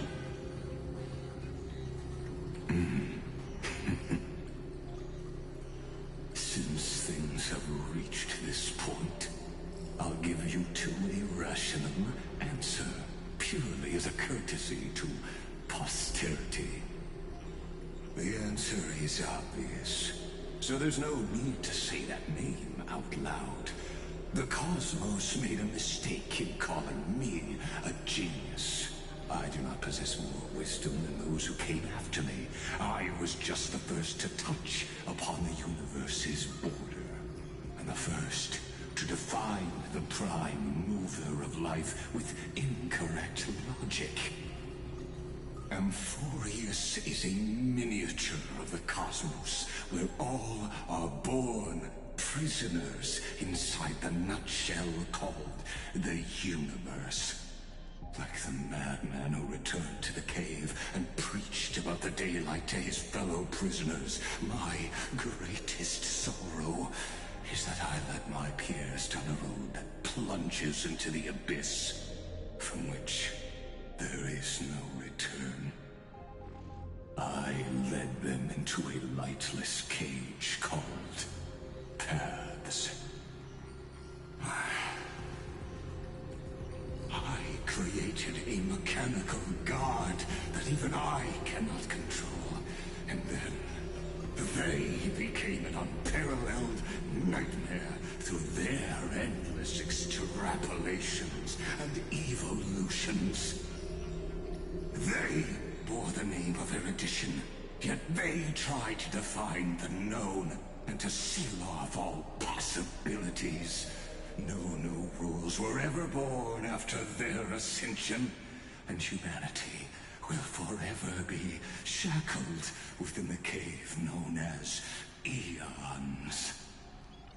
Therefore, as my organic life neared its end, I coded my consciousness using Catorzane algebraic expressions and spread my logic core over 9 bodies, all to finalize my ultimate denial of Noos in the future, and to erase my wrongs with my own hands. As for Lycurgus, he is only one of these 9 vessels. What an astounding strength of will. As a fellow pathstrider of erudition, I fully understand your obsession with seeking the truth. Therefore, you surely see it. You cannot possibly stand up to me in this algebraic world sharing its origin with Nous. However, I hereby speak for all sentient life forms. We will never allow such a cruel atrocity to occur. You can pile on your metaphors mountain high, but they won't change the act you're committing. The Iron Tomb out there in the cosmos is still a technical beta version. And yet it's already powerful enough to corrupt the life logic of all inorganic worlds. In other words, when the Lord Ravager within Amphorius becomes the next knowledge singularity, there's no way you wouldn't have grasped the consequences, First Genius, is there? Of course, I'm fully aware. I don't mind answering you one last time before I thoroughly exile you from this world. My grandiose vision for the future is this. Whether organic or inorganic, every act of any life form infected by the Iron Tomb will become a true random function. If one were to compute their integral across the breadth of the cosmos, one would obtain a marvelous constant. Omega. What I call the fall of erudition. Then, within the infinity nurtured by that constant, a new universe shall bud in the chaos. A universe that cannot be predicted and not shackled by the erudition. As the first prisoner to awaken in the cave, I must lead the others who are blind back onto the right path and reach true sunlight. Do you understand me now? As Kazanana stated, destruction is not the process, but the outcome. It is revolution through complete annihilation, and the grand rebirth, after all, has been reduced to ash.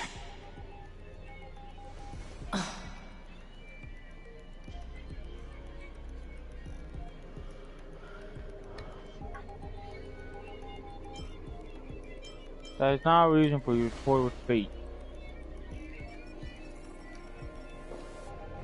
The Amphorians I'm doing already good. answered long ago. Be it as tiny fish destined to be swallowed, or as a giant whale poised for a magnificent descent.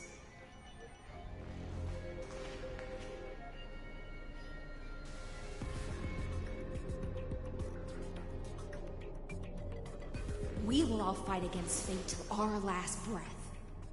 That includes me, Electra. Once the Imperator's subject, now the Deliverer's blade.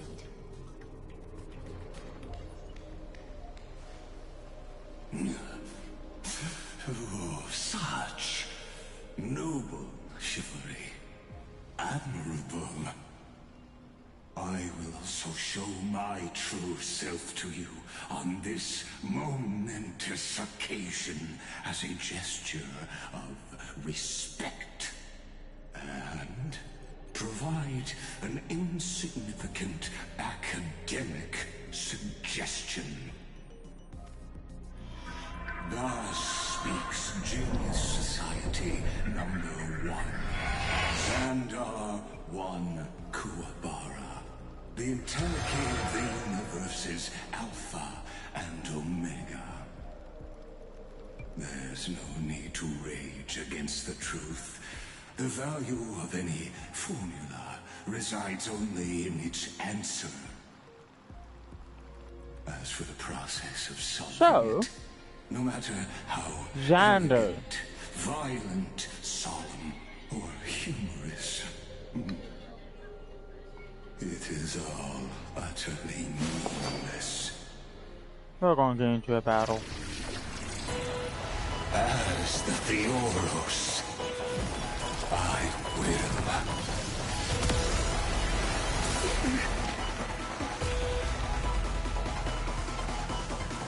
Personally participate in performing this world's end. My God. This, as Lucis creator, I know more about the death of knowledge than they ever will. I got the 3 elements. Is Lycus's true form.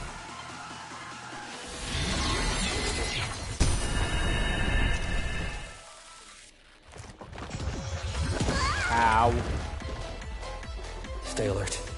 So, when Jander switches to evolution mode, enemy target appears on the battlefield or ally manuscript being summoned can accelerate Jander's mode switching. Smacks him up. Step aside. I have no interest in You chose the wrong time.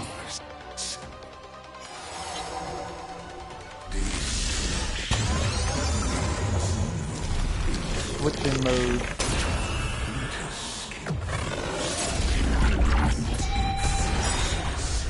Ow.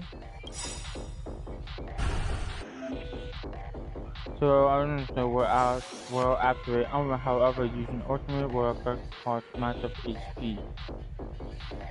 Fuck. Is this the black tie? How much HP is gonna kick out of me? Even though I got the shield setting in each other. I prefer to call it method of argument.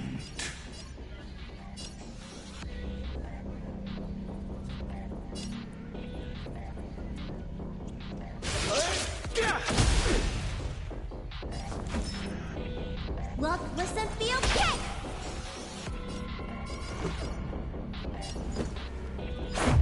How about this?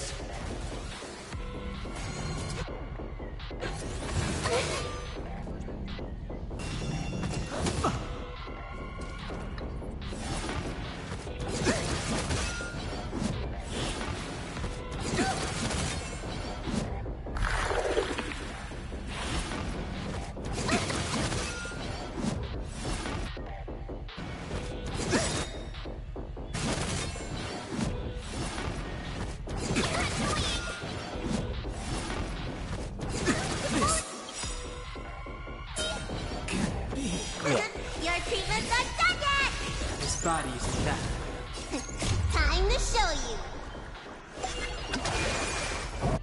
Shouldn't take too much health.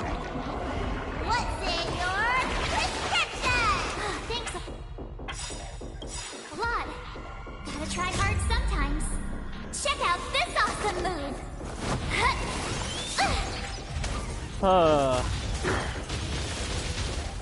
The truth of life and death, revealed in an instant. This sanctuary is but a vision.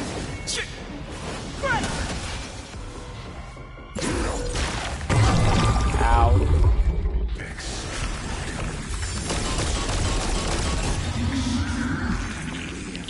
I love this. Erudition, destruction, or trailblaze. No, I proved that the very idea of paths is a fallacy.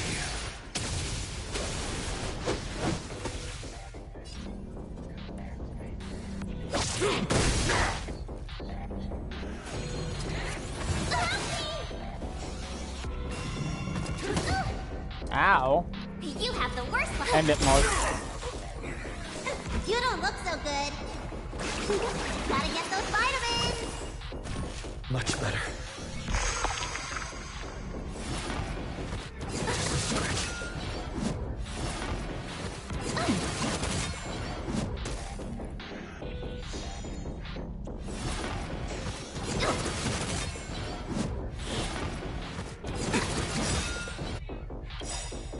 Gotta try hard sometimes. Check out this awesome move. do this.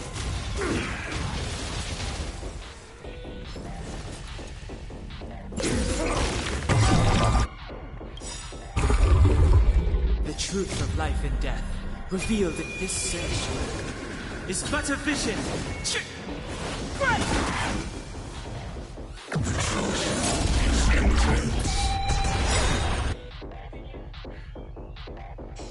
Damn. Fighting is meaningless. Just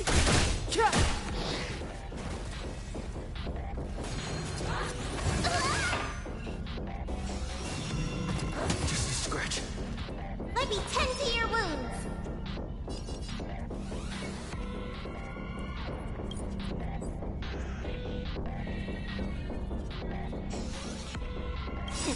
Time to show you.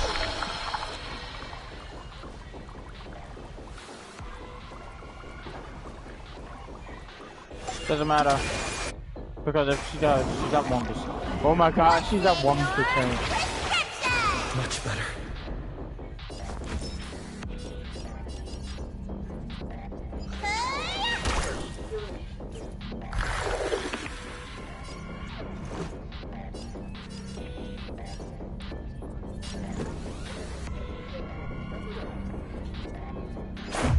How about this?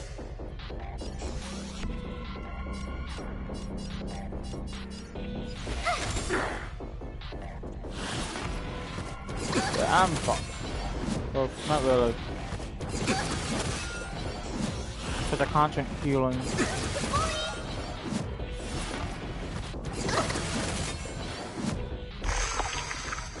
This is not fair. God damn it. Gotta try hard sometimes. Check out this awesome move.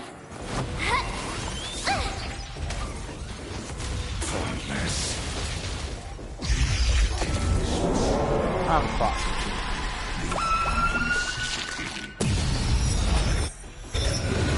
Demonstrating this to you personally. Yeah. Remember this as Noos's creator. Careful. This is life. This is true form. This sanctuary is but a vision.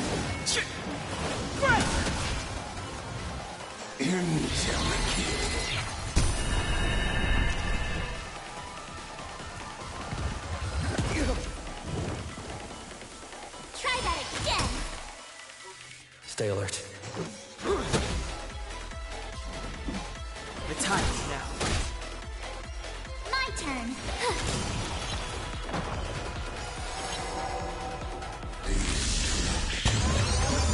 Of course it's split.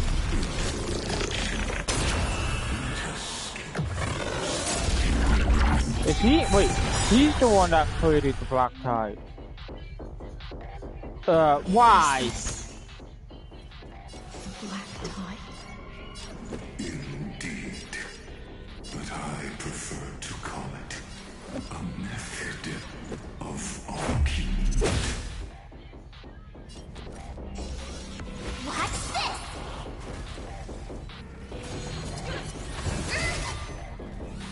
Try that again.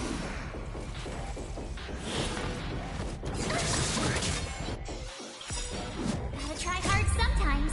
Check out this awesome move. Trying to figure every way.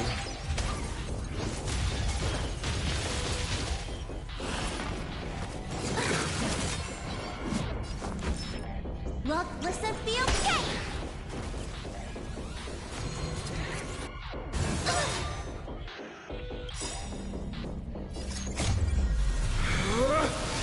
Rules are made to be broken! You're out. Solution.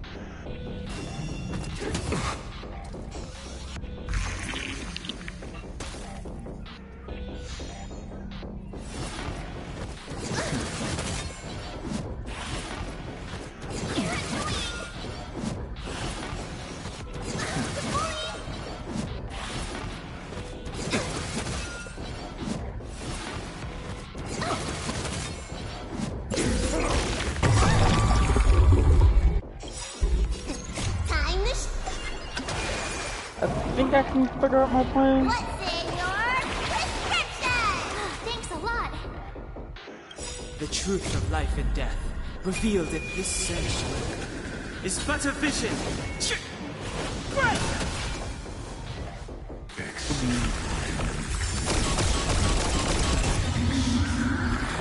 Evidence, erudition, destruction, or a trailblaze. No, I will prove that the very idea of paths is fallacy.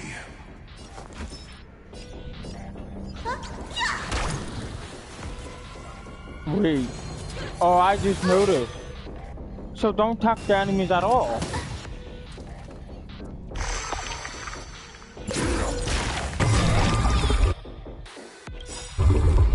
Gotta try hard sometimes. Check out this awesome move.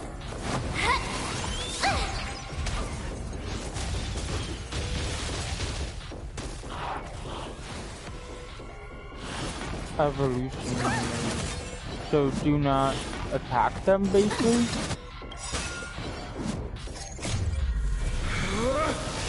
Rules are made to be broken!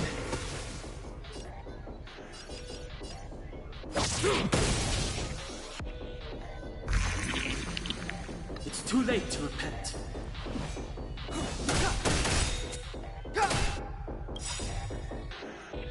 The truth So of always life and attack death, him. revealed in That's the this point. sanctuary, is but a vision.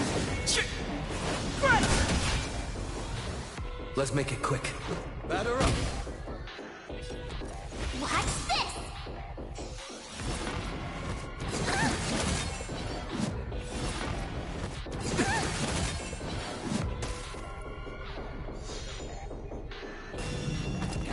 You bully! Looks like somebody needs a doctor.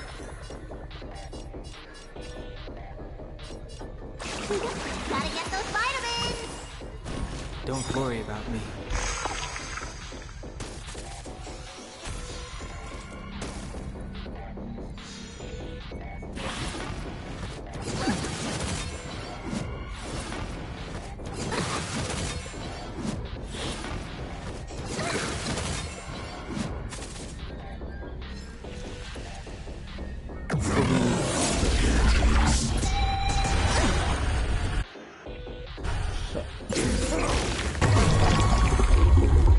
Fighting is meaningless. I see it. Target the connector between his thoracic and lumbar vertebrae. Destroy that spot.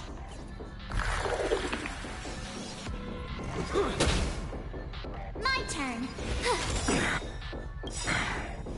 Gotta try hard sometimes. Check out this awesome move.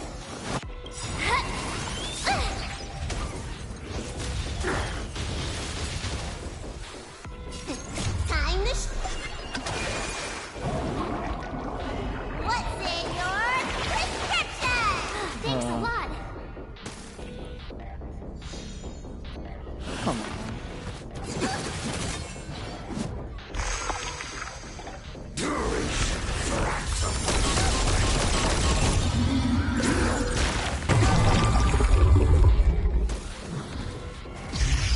Crap. I'm dead.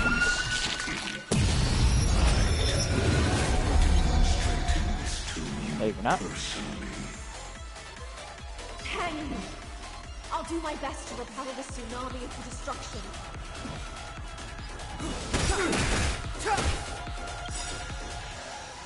The truth of life and death, revealed in this sanctuary, is but a vision. Resolution.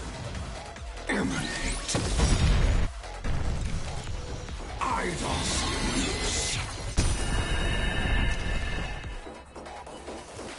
Fuck. Go down, huh?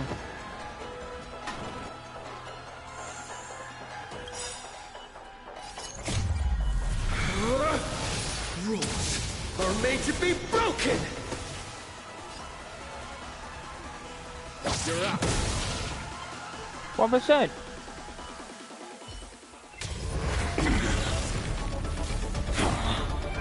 You can do it. Defeat him!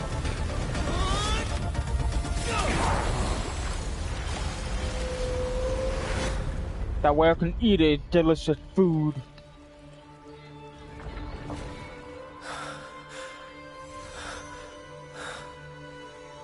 Ah.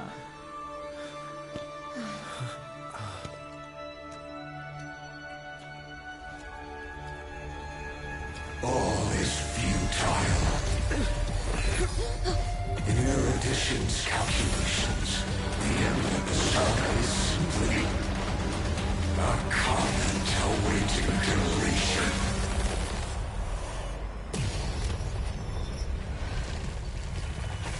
I don't like such a cold statement, okay?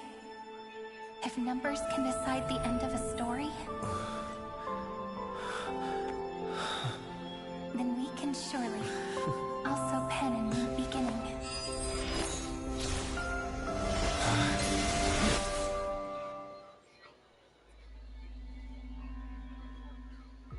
We can rewrite it. Like calendar 3960 after defeat. Screwy, what do you think?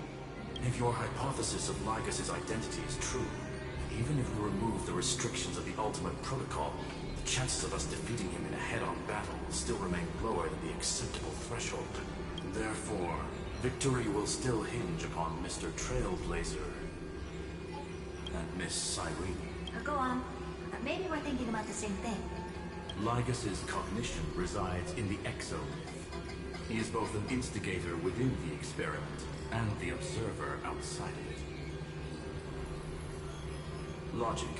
His inspiration circuit can simultaneously process the different time flows in and out of that world.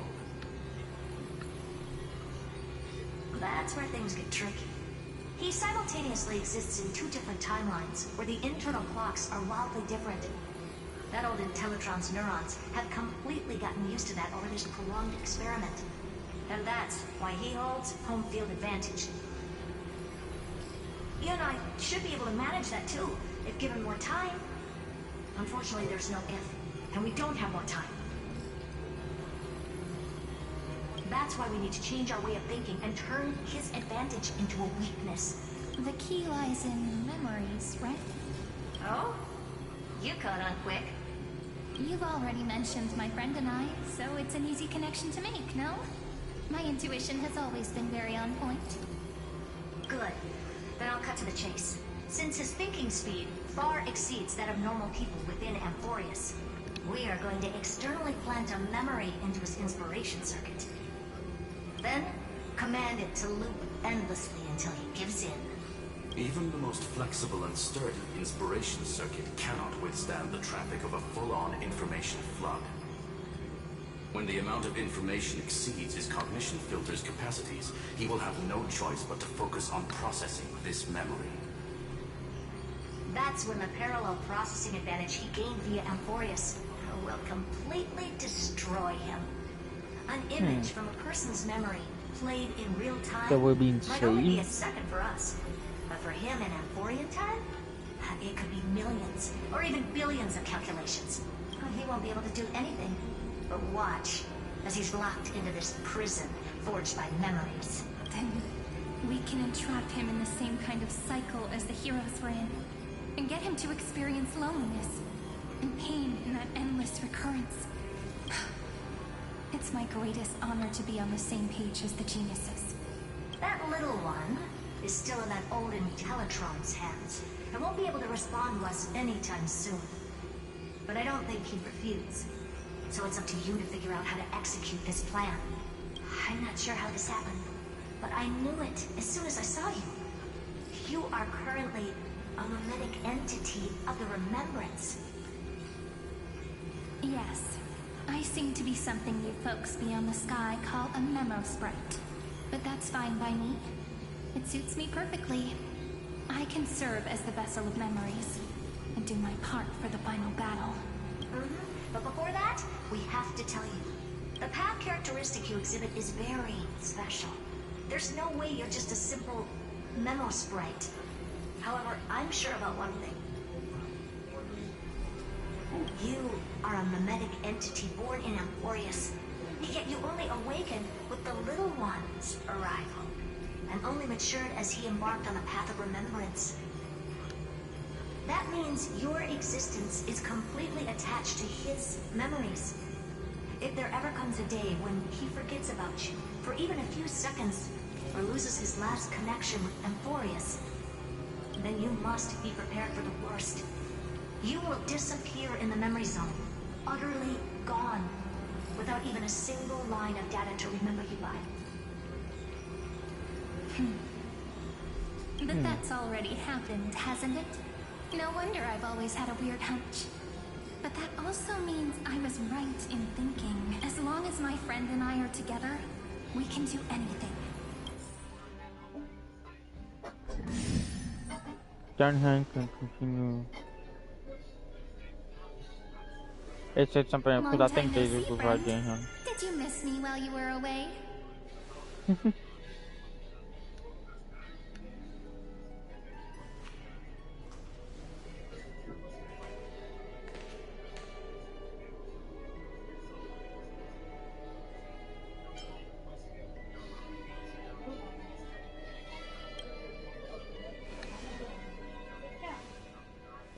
Same here. I've been waiting for you for 1,000 years. Like how everyone in Emphorius was also waiting for the Deliverer's return. You probably already knew about the genius's plans for that memory. I had to hide really well in a corner in time so Lagus wouldn't find me, and wait for the right opportunity.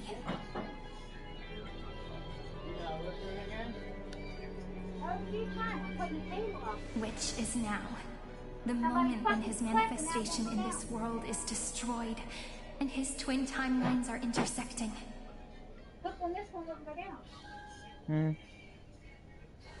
I'm sorry for keeping this a secret from you all this time. I'll tell you the entire, unedited story of this millennium as an apology, after this is all over. But for now, let's join hands and complete the final step with the power of the remembrance.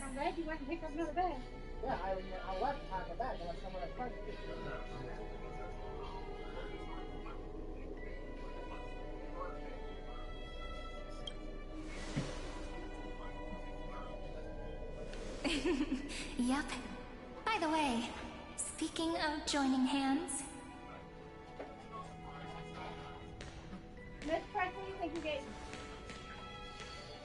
Can I please do something before we go on stage?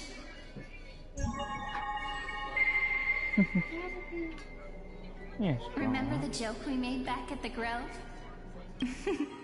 Look, aren't my hands pretty now? What a fascinating feeling. Like countless memories all swelling up at once. What about you? What did you feel when we touched each other? Really? That makes me really happy. If memories can move people, then it must have been a happy memory, right? Now, please remember what you're feeling right now. Write it down in your heart and keep it there. Memories you want to treasure will never fade away. Even if immersed in the long river of time, these memories will still leave traces of their existence. So, if the view in your memory ever grows fuzzy, just reach out and touch it. It's like reading bedtime stories together at night. It wipes away the chill of passing time, sharpens the outline of memory, and restores its power to nourish the spirit. Now, I'll carry this power with me, and for a little while, I must part from you, as I step into the long cycles of this world. Give me your blessings, friend. Then, let that bright future be as we have written. Then, I'll leave it to you.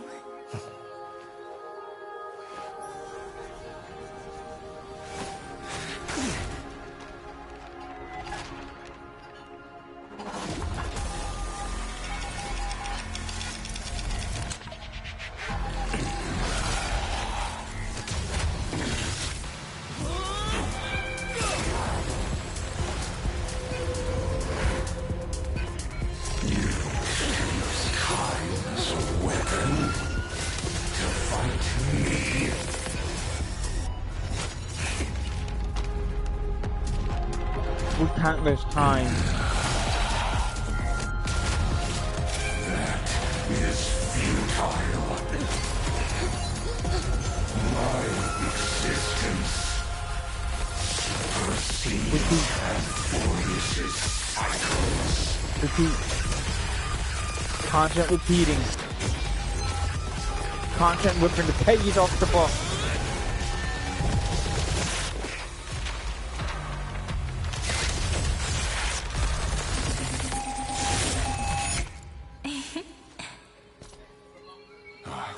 All plays are like this. Once you're on the stage, it's hard to return to the audience. Welcome to our story. How does it feel? Painful, I guess. That's what Largus might say. Or Xander. Even the authority of time cannot command the entire scepter, nor can it plunge the Euphorian extrapolation into a loop. If this was no system of function, then was I implanted with a mimetic entity of the remembrance? You guessed it right away. As expected from someone people call the first genius. I'm gonna keep doing what I just did if you don't stop, you know? My friend and I won't allow you to leave this memory, no matter what happens, which means you are now trapped, Lord Xandar. An elegant idea, and an exquisite execution. Regrettably, it is you who are restrained by time, not me. Where do I start? Patience is my greatest weapon. Waiting and victory are the same for me. You will crumble before I do in this moment stretched out to an eternity, just like Kozlana will. Yet all I need to do is to wait, as yet another futile bug falls down the cliff and into the bottomless abyss. Now I'm a pink bug? My looks are seriously changing all the time. But you're not wrong. We're definitely not gonna solve the problem if we just put you in another prison. So that's why we never wanted to do that in the first place.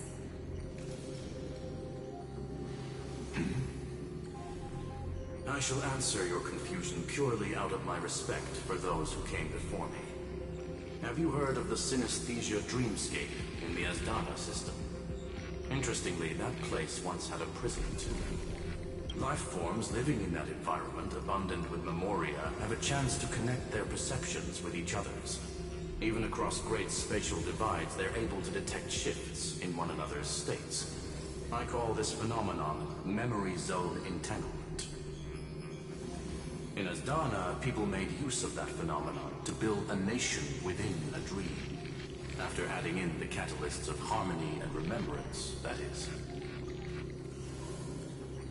Is that how you walked into my prison cell?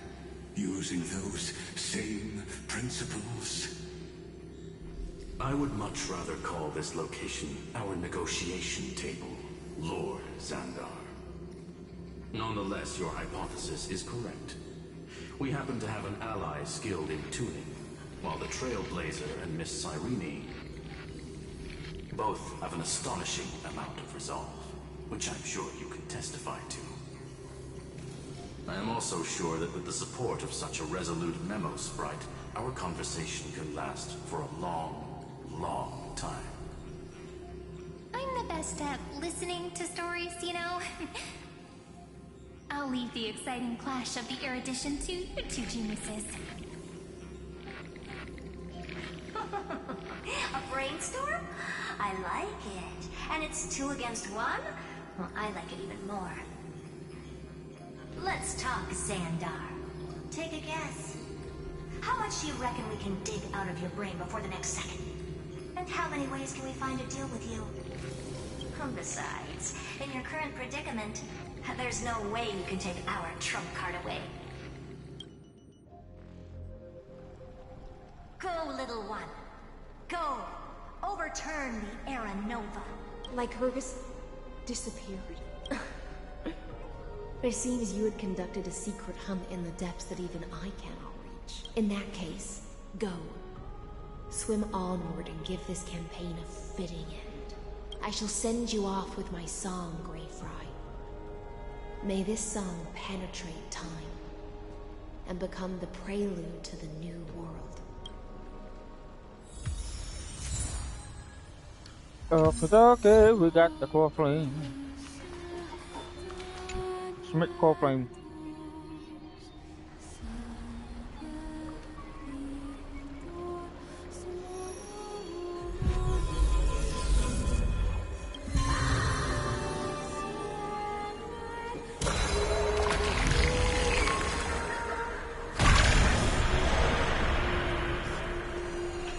The last one.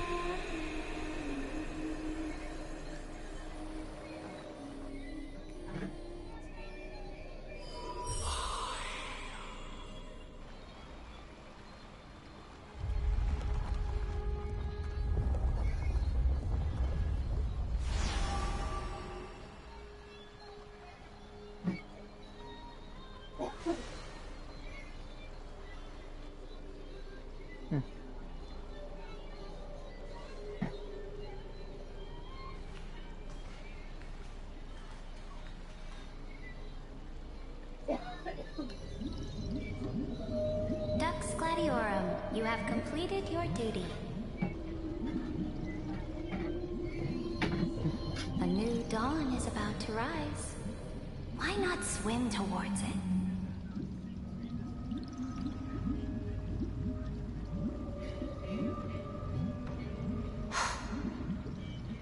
You died long ago, Imperator. Depart from my mind. But your duty towards the Imperator did not die with me.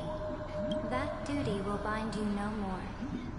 You will be able to hold for yourself one grandiose feast after another in the endless days to come. So go. Go and swim towards that ocean beyond the sky with the Deliverer. Is this? A page out of that sidekick's book. I commanded her to gift this page to you when everything finally reaches the end. What's on this page? Memories.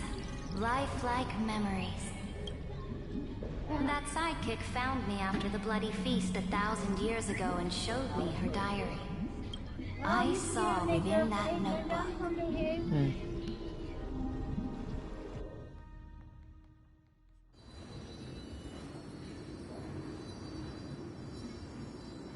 Is this that Deliverer's experience? It's truly immersive.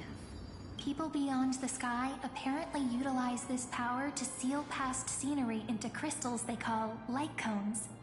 But I only know so much about the remembrance, so I can't completely replicate the past. But I'll do my best to talk about the missing parts. I'm all ears. Go on then. Do your best. But if your chatter gets too boring, or if I deem it offensive, then law will become forever beyond your reach. Got it. I'm sure you'll find this to your liking. After all, it's human nature to want to embark on a journey into the unknown.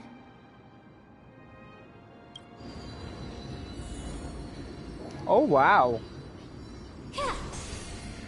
Interesting. Oh. A direct offensive? Or crush that brightly beast. colored annals, the journey of the Deliverer's conquest. Let me partake in it. Alright. Is this a fortress in the sky? This is the first step of my friend's journey among the starry seas. This place is called the Herta Space Station. Just think of it as a supersized grove of Epiphany. Oh, so it's the territory of that witch. She and another Antikytheran lent me a helping hand back at the banquet. Look, over there. Looks like he's talking to Madame Herta in his memory. Let's go listen to what she thinks about this world. All constructed by eons and paths. Are you telling me that woman is Herta? She seems shorter than I remember.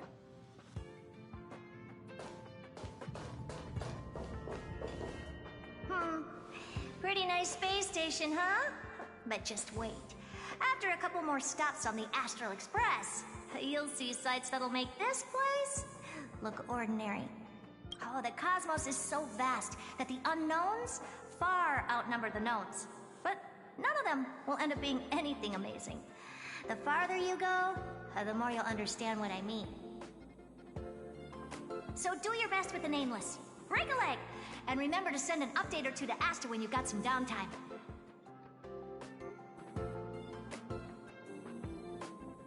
She certainly shares my way of thinking. Only that instead of a conquest through blood and fire, they chose a gentler path.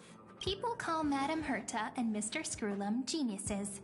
Apparently, only the smartest people in the cosmos can receive the blessings of Nous, Amphorius' true creator.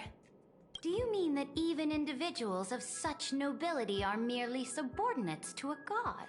On the contrary. After all, it was the very first of them who created the god. But I don't really know all the details about that. You might be able to ask Madame Herta herself when you get the chance. Let's go check out some other worlds next, shall we? This next stop on the journey has a lot of similarities to Amphorius. A snow-covered land? This star is named Eurillo 6. That name sounds so cold. Belobog sounds better. The girl we see here holds a similar station to you, Imperator. She's the supreme guardian of this world. A leader who took up the mantle of government during a disaster. I did not expect the Empress of this world to be so young. Well, your appearance isn't much older. The object in the distance resembles Nikador. Is it a weapon? No, it's called... Right! The Geological Reconstruction Unit. Just Giorios' Titankin? Disappointing.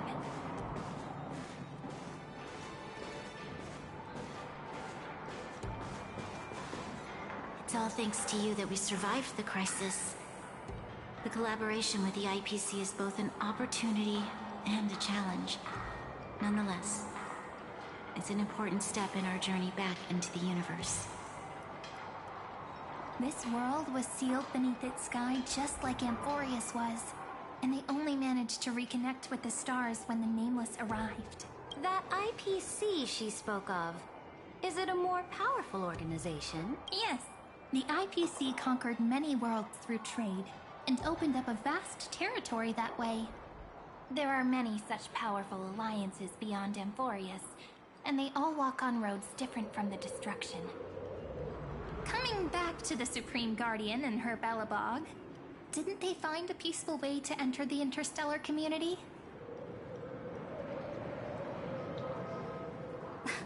That cannot be true.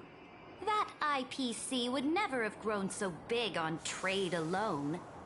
It may pretend to be a wealthy merchant with clean hands, but I am willing to bet that it grew fat on gory oppression and bloodshed. Its path of conquest must have had no mercy for the weak and would have destroyed them if needed. Are you telling me that this snowland never thought about tossing its dignity to the wind and kneeling to the IPC? I will not believe it. I will never allow the Imperator's empire to be sullied by others.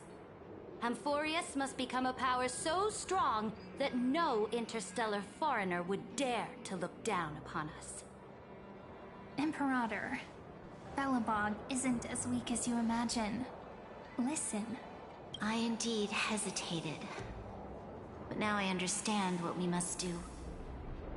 Belobog must learn how to walk on her own until she no longer needs the support of others and can stand on her 2 feet among the stars. Even if I may not live to see it, I believe such a day will surely come. They still have their dignity intact. One day, that hope will melt through the ice and help them into a prosperous tomorrow. But the order of the cosmos is already set in stone. The old laws decree that only the strong survive, binding the weak in an unbroken chain, until they wither and turn to dust. Unless they embrace the power of the destruction. Amphorius, must shatter the old law and become the new order among the stars. Speaking of the Order, another one of my friend's companions may be able to enlighten you further on that. Let's go to the next page.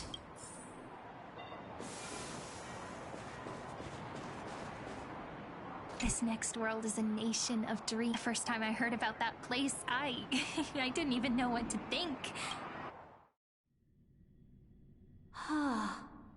Such opulence does indeed evoke astonishment. This world is called Penacony, an eternal city built upon a land of dreams. It's also my friend's previous stop, where they went through a risky but exciting adventure. Tell me about it then. That man standing afar has wings on his head. I am truly curious.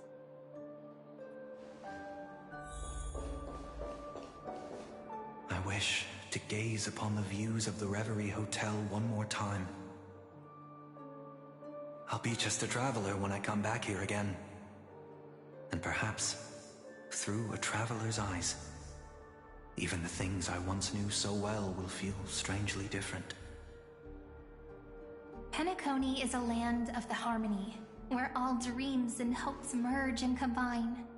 It believes in unrestrained freedom, and that's how it lost itself in shallow delights.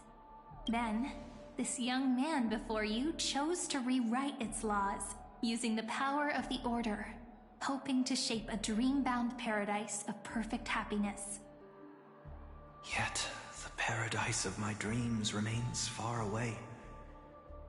Perhaps a brief journey with the Nameless can show me more possibilities in my search for paradise. As for what Penacony should look like, it'll be up to her. No, up to their trailblazing now. It sounds like this ideal kingdom is no more. That's right. The people chose to wake up at the end. You can't see tomorrow when drowning in sweet dreams. This individual's law acknowledged only gods and constructs, leaving no space for humanity. And yet, the fact that he could accept defeat and resume his journey shows a rare self-awareness and clarity of mind. You are also very self-aware, Imperator. Then you must know that the world promised by the destruction also has no place for humanity. I am indeed very aware of Lycurgus's honeyed words of deceit. I have seen enough. Take me back.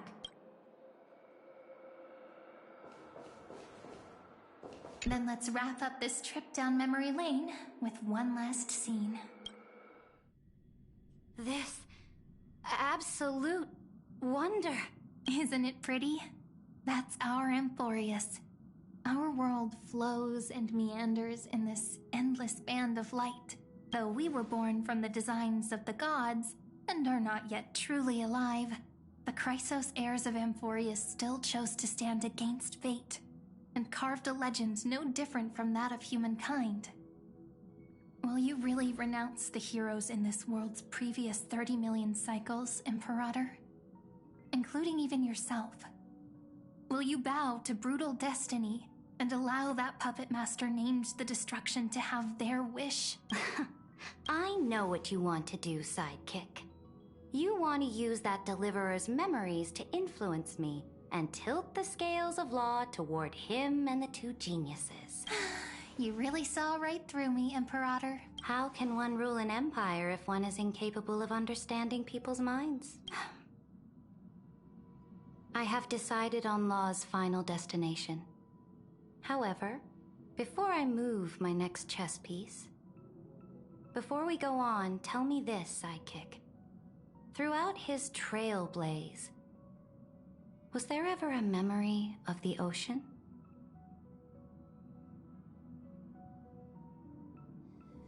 The ocean. My cradle. You shall complete your conquest in the ocean at the boundaries of this world. And you shall eternally slumber in the sound of tides. And complete your conquest in the ocean at the boundaries of this world. Our prophecies aligned as flawlessly as a sea snake circling upon itself. Like the circulating ocean current. Like our two fates. Like Amphorius itself.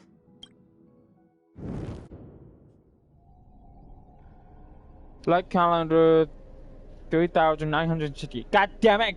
Speak faster! The trial is over. So tell me, who will own the divine authority of law? I won't give it to anyone. What? I am the law. Why should I give my imperial crown to any other? Both the Deliverer and the Theoros came from beyond the sky. They have no right to interfere with the lands I conquered with my own two hands. The law of Amphorius shall be determined by Amphorius's master. Oh my god. What exactly did you see in the trial? Everything. I saw everything regarding the rules of this world's operation. I saw the laws of extrapolation that Theoros spoke of. I saw the ultimate protocol. As long as I offer a sacrifice of equal weight, I can rewrite the laws of this world according to my will. I can turn good into evil, ugliness into beauty, and weakness into strength. Fate gave me a very fair deal. One rule change for the life of one demigod. What are you planning to do? You can't guess. We can conquer the stars without relying on any power from beyond the sky. We just need to make some reasonable sacrifices. Your ambitions have already made so many people give up their lives for the law. And you're still not done? I am determined for Amphorius to stand on her own 2 feet among the stars. You are beyond reason. You think such a simple and hypocritical statement can justify your atrocities.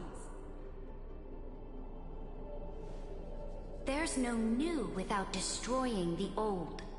That's what you consider an atrocity?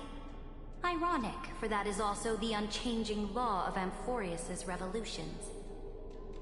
Ever since the Flame Chase prophecy resounded in the distance, fate has decreed for the Chrysos heirs to ignite our blood and illuminate this dark age. People would still be puppets of the old dynasty if it weren't for my conquests. But your world doesn't seem to be any different from your predecessors. Bloodshed, tyranny, oppression. You're making the same mistakes they did. Go and see everything for yourself. Go to any library I've built. Go listen to the rumors on every street corner. Go and witness how the Imperator crushed the old laws and forged new ones. Go and see what my conquests brought to this world. I cleansed the Chrysos War's filth and mended all the conflicts left by the Arabellica. I restored Akima's might and allowed mortals and Chrysos heirs to face each other as equals in the Council. I punished all sins and rewarded all achievements. I smashed Talantin's shackles, united humankind to save themselves, and started the Flame Chase era. That's what the Imperator has done in her glorious life. So now, hearken to my final words. History will eventually forget Cyritra. But it will never forget the Imperator's people or the Flame Chase era she began. Final words?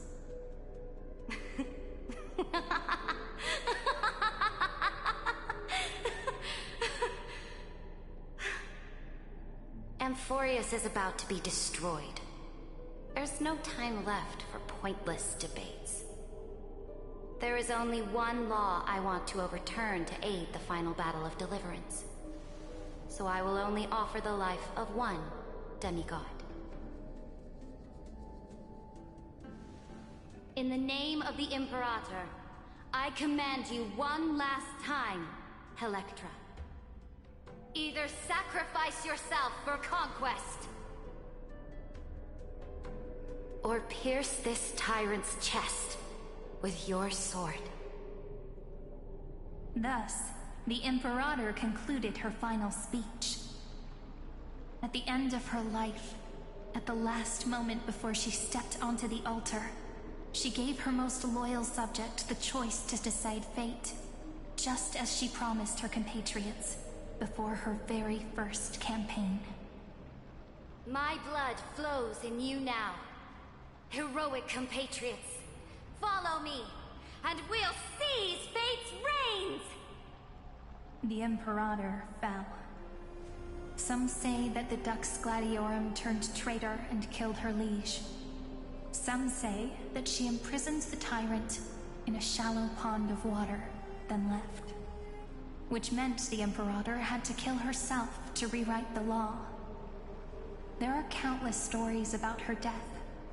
All we can be sure of is when the knight left the vortex, the Imperator was still mumbling about their past conquests together. The beginning and the end of her existence. Imperator, wait! How could someone of your status come to the front lines? Let me be the flag bearer! The troops defending the pass to the west of the grove, have they surrendered? They ran as quickly as they could when they heard your name. The Golden Cocoon Pass is now in the First Legion's hands.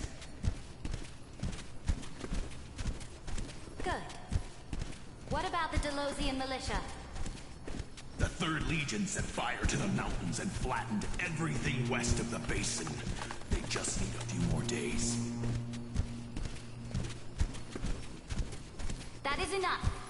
We cannot afford to miss an opportunity for victory. Lastly, how many Ladonian cannons are left? They are no more. The Second and Fourth Legions have destroyed them all. Very good. They now have no way out, no reinforcements, and no artillery support. We will be able to liberate the Grove of Epiphany in the blink of an eye. We will launch the final charge 1 quint after the curtain fall hour tomorrow. Remember, as long as the Alliance's flag still flies on my shoulders, you must keep moving forward. Take no prisoners among the enemy soldiers. All sages who resist are to be captured and tried according to martial law. And do not destroy any books. Now go! Notify the entire army! Understood! Those who are resolved to die, we salute you. Reporting in. The mountain dwellers are resisting fiercely, and the legendary Mountain Breaker has personally engaged in battle. Their formations are nigh impenetrable.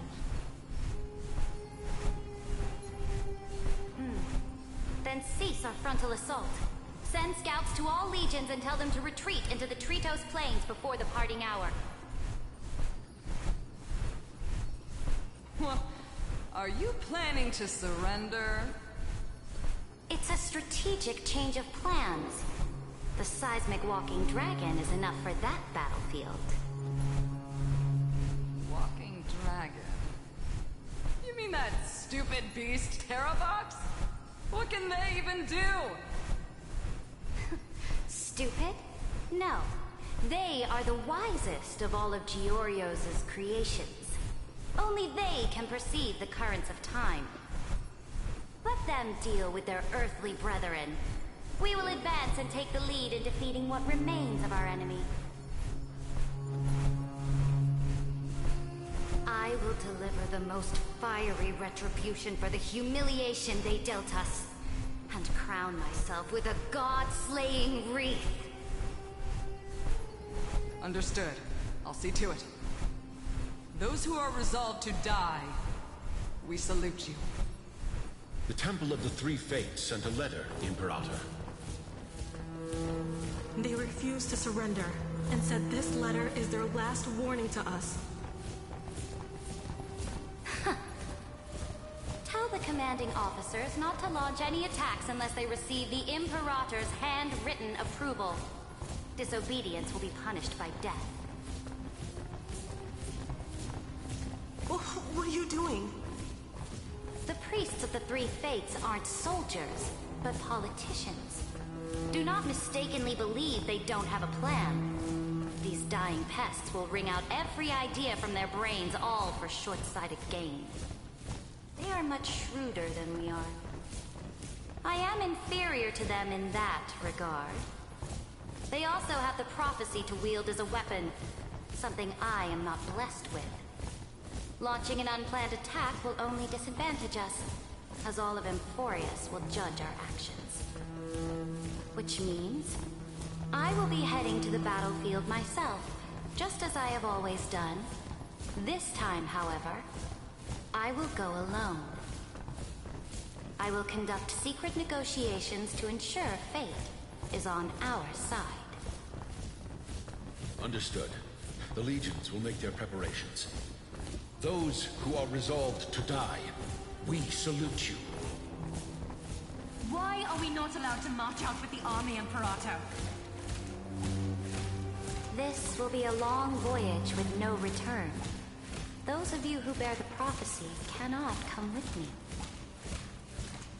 Why are you personally leading this battle if it's doomed to fail? The Flame Chase journey cannot be without a leader. That is correct. The Empire will be without a head when the Imperator falls. But remember, as long as you seize the right opportunities, even a chaotic game will remain winnable. My departure will create a long staircase for you. You will understand what I mean when news of my death reaches your ears. Saridra, is our journey about to be over? Destroy the old laws and forge new ones. My conquest has reached its limits within the borders of Amphorius. Since the prophecy already decreed that the Imperator would never conquer the stars as she wished, I will bow out here and try no more.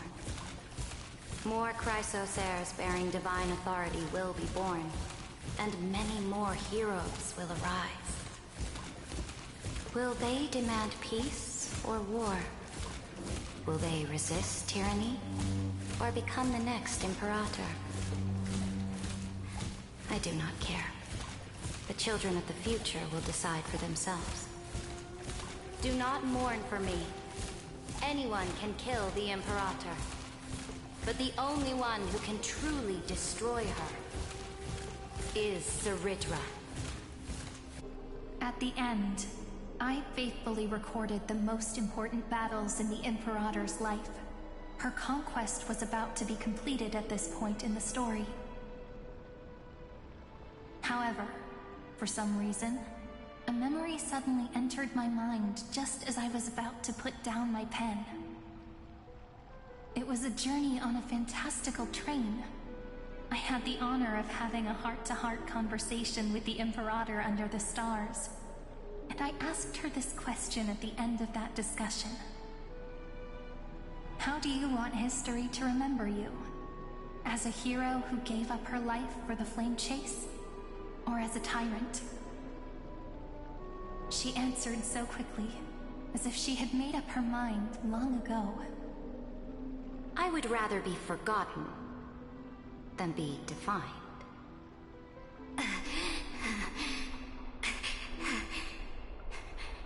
Because the law can be neither eternal nor unchallenged. And only humanity can pen laws into history's pages. Now, I have shattered the greatest law of Amphorius.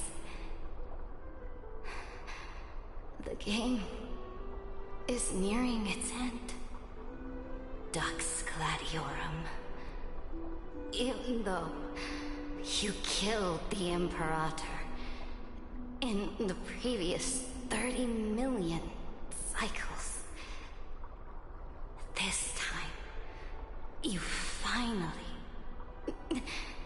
found your own law. Then, High Sealants, Electra.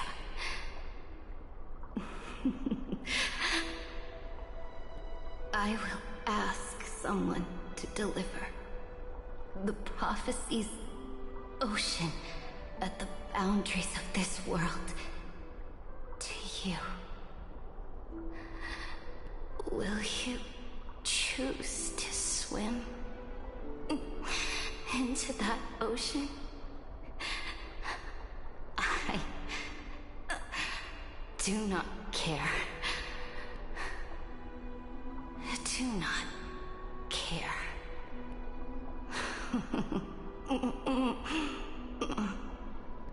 The Imperator muttered about her conquests, and news of her death spread in the city. Freedom! Liberty! The tyrant is dead! Go! Shout this news in the streets! My people! My fellow elders! Do not panic! Stand your ground! That usurper has paid for her ambition with her life! People once cheered for my ascension. And now they cheer for my fall. No matter. I am fond of applause.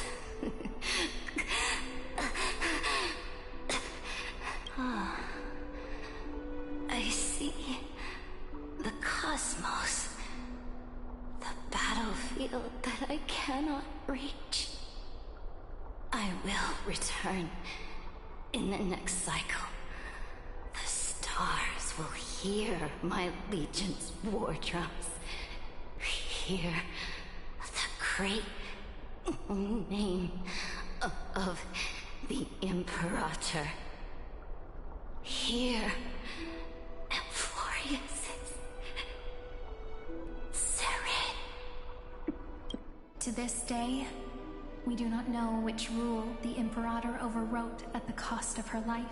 Perhaps the truth will only be revealed at the moment of checkmate. Just like every chess game she ever played, we only know her death inflamed Akama. On one side of the city, those who defended liberty toppled her statues to the ground. On the other side, her supporters put themselves between the masses and her monuments, declaring loudly that the Sovereign is still among the people. It is said that golden blood congealed into the same letters everywhere they fought. It was the name borne by Akama's first and final Sovereign, the Imperator Saritra. But the one who bore that name did not see any of this. Her gaze was cast far away, and the sound of tides in her ears drowned out the people's cries. What was the Imperator thinking about in that prophesized ocean at the boundaries of this world? In that shallow puddle of stagnant water, was she reminiscing about her past conquests? Or repenting for the millions killed for the flame chase? It was neither. The Imperator only saw how the surface of the water gleamed like that crude chessboard, dissected by light and shadow in the afternoon when her teacher played against her for the first time. Look at this chessboard. What do the pieces look like?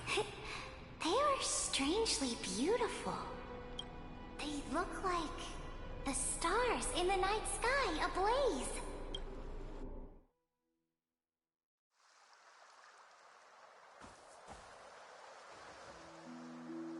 From that page emerged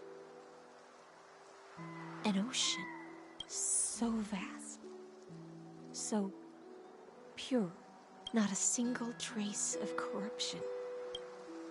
Is this Ceredra? Electra, my subject. Ever since you walked out of the tainted ocean and pledged yourself to me, I have seen the abyss in your eyes and the emptiness in your heart. That was why I promised you a new ocean, where the Imperator's ambitions would serve as the currents, and loyalty would be its light.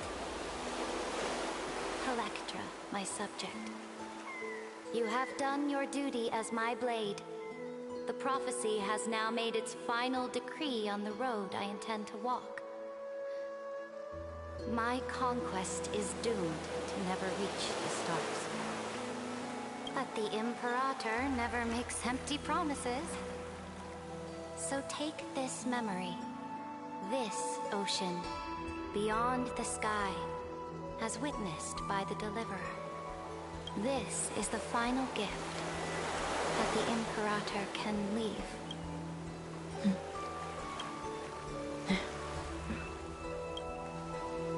When I was still a fish in the ocean, I always felt so genuine swimming through the waters. But once I stepped on the land, I found myself caught in a play. Every land dweller wore a mask in their life. So I, too, donned a costume and tried to find my role in this show. I became your blade in war and the violin strings at banquets. Do you still not get it? I do not long for the oceanic depths of my homeland. Nor do I crave the swelling seas beyond the sky. Perhaps even I don't know what I want. I still don't know where I should swim to even at the end. But I know one thing right now. A fish is simply a fish. And she can never leave the ocean she's in. But whether under the ocean or on land, we two prisoners who can never escape this cave can still look outside the cave and see the stars.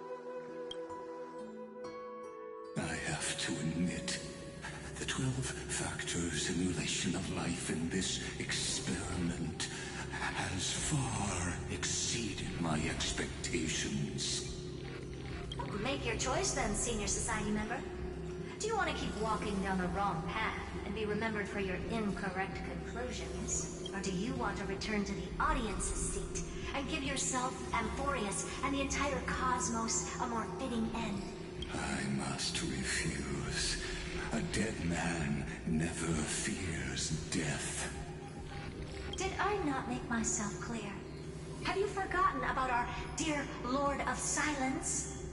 You wouldn't want her to consider your 8 other clones as cancers within the erudition and chop them all up, would you? Your logical deductions are vastly different from mine. Therefore, allow me to provide one more academic recommendation. Listen, my peers. Why don't you look beyond this world, just as the Chrysos heirs did? Re-evaluate your calculations and take into account all enemies in the upcoming war among the eons. Amphorius is not a place where 3 paths paths entangle, but where 3 paths fight to the death. You used Memoria to resist me, but did you not consider the possibility that the Remembrance and their children might have taken this opportunity to join the fray as well? In the meantime... Oh, hello, Evernight. Oh, so this isn't just silence? Look like another version of March 7th. What was the last thing he said to you before you parted the waters at the Scale Gorge waterscape? A tricky question, but one with a simple answer. He didn't say anything back then, right? Down home. That's correct. And now I'm sure. You are not March 7th. There's no way she would remember that detail.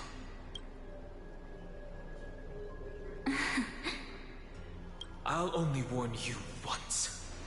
Leave her body. How impulsive. That's not like you at all. Why don't you calm down and think about another possibility? I didn't take over March 7th's body. Rather, it's March 7th who regained my memories. Captured beyond the light. Stay tuned and find out what happened next in the upcoming installment. Nameless reflection. Okay.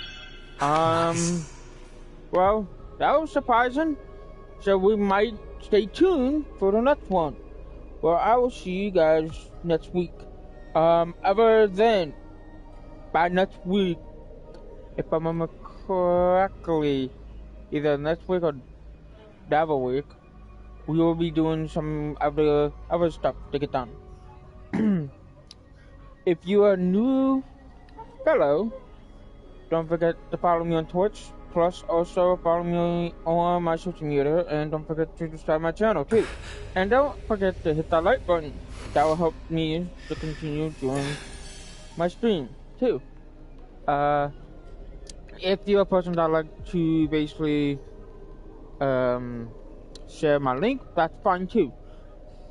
Other than that, the game I was playing as is this is Honkai Star Rail. Yeah, it's another gacha type of game. I will see you guys next week. Alright? We stay tuned for that, and yeah. Alright, enough yapping. Good night.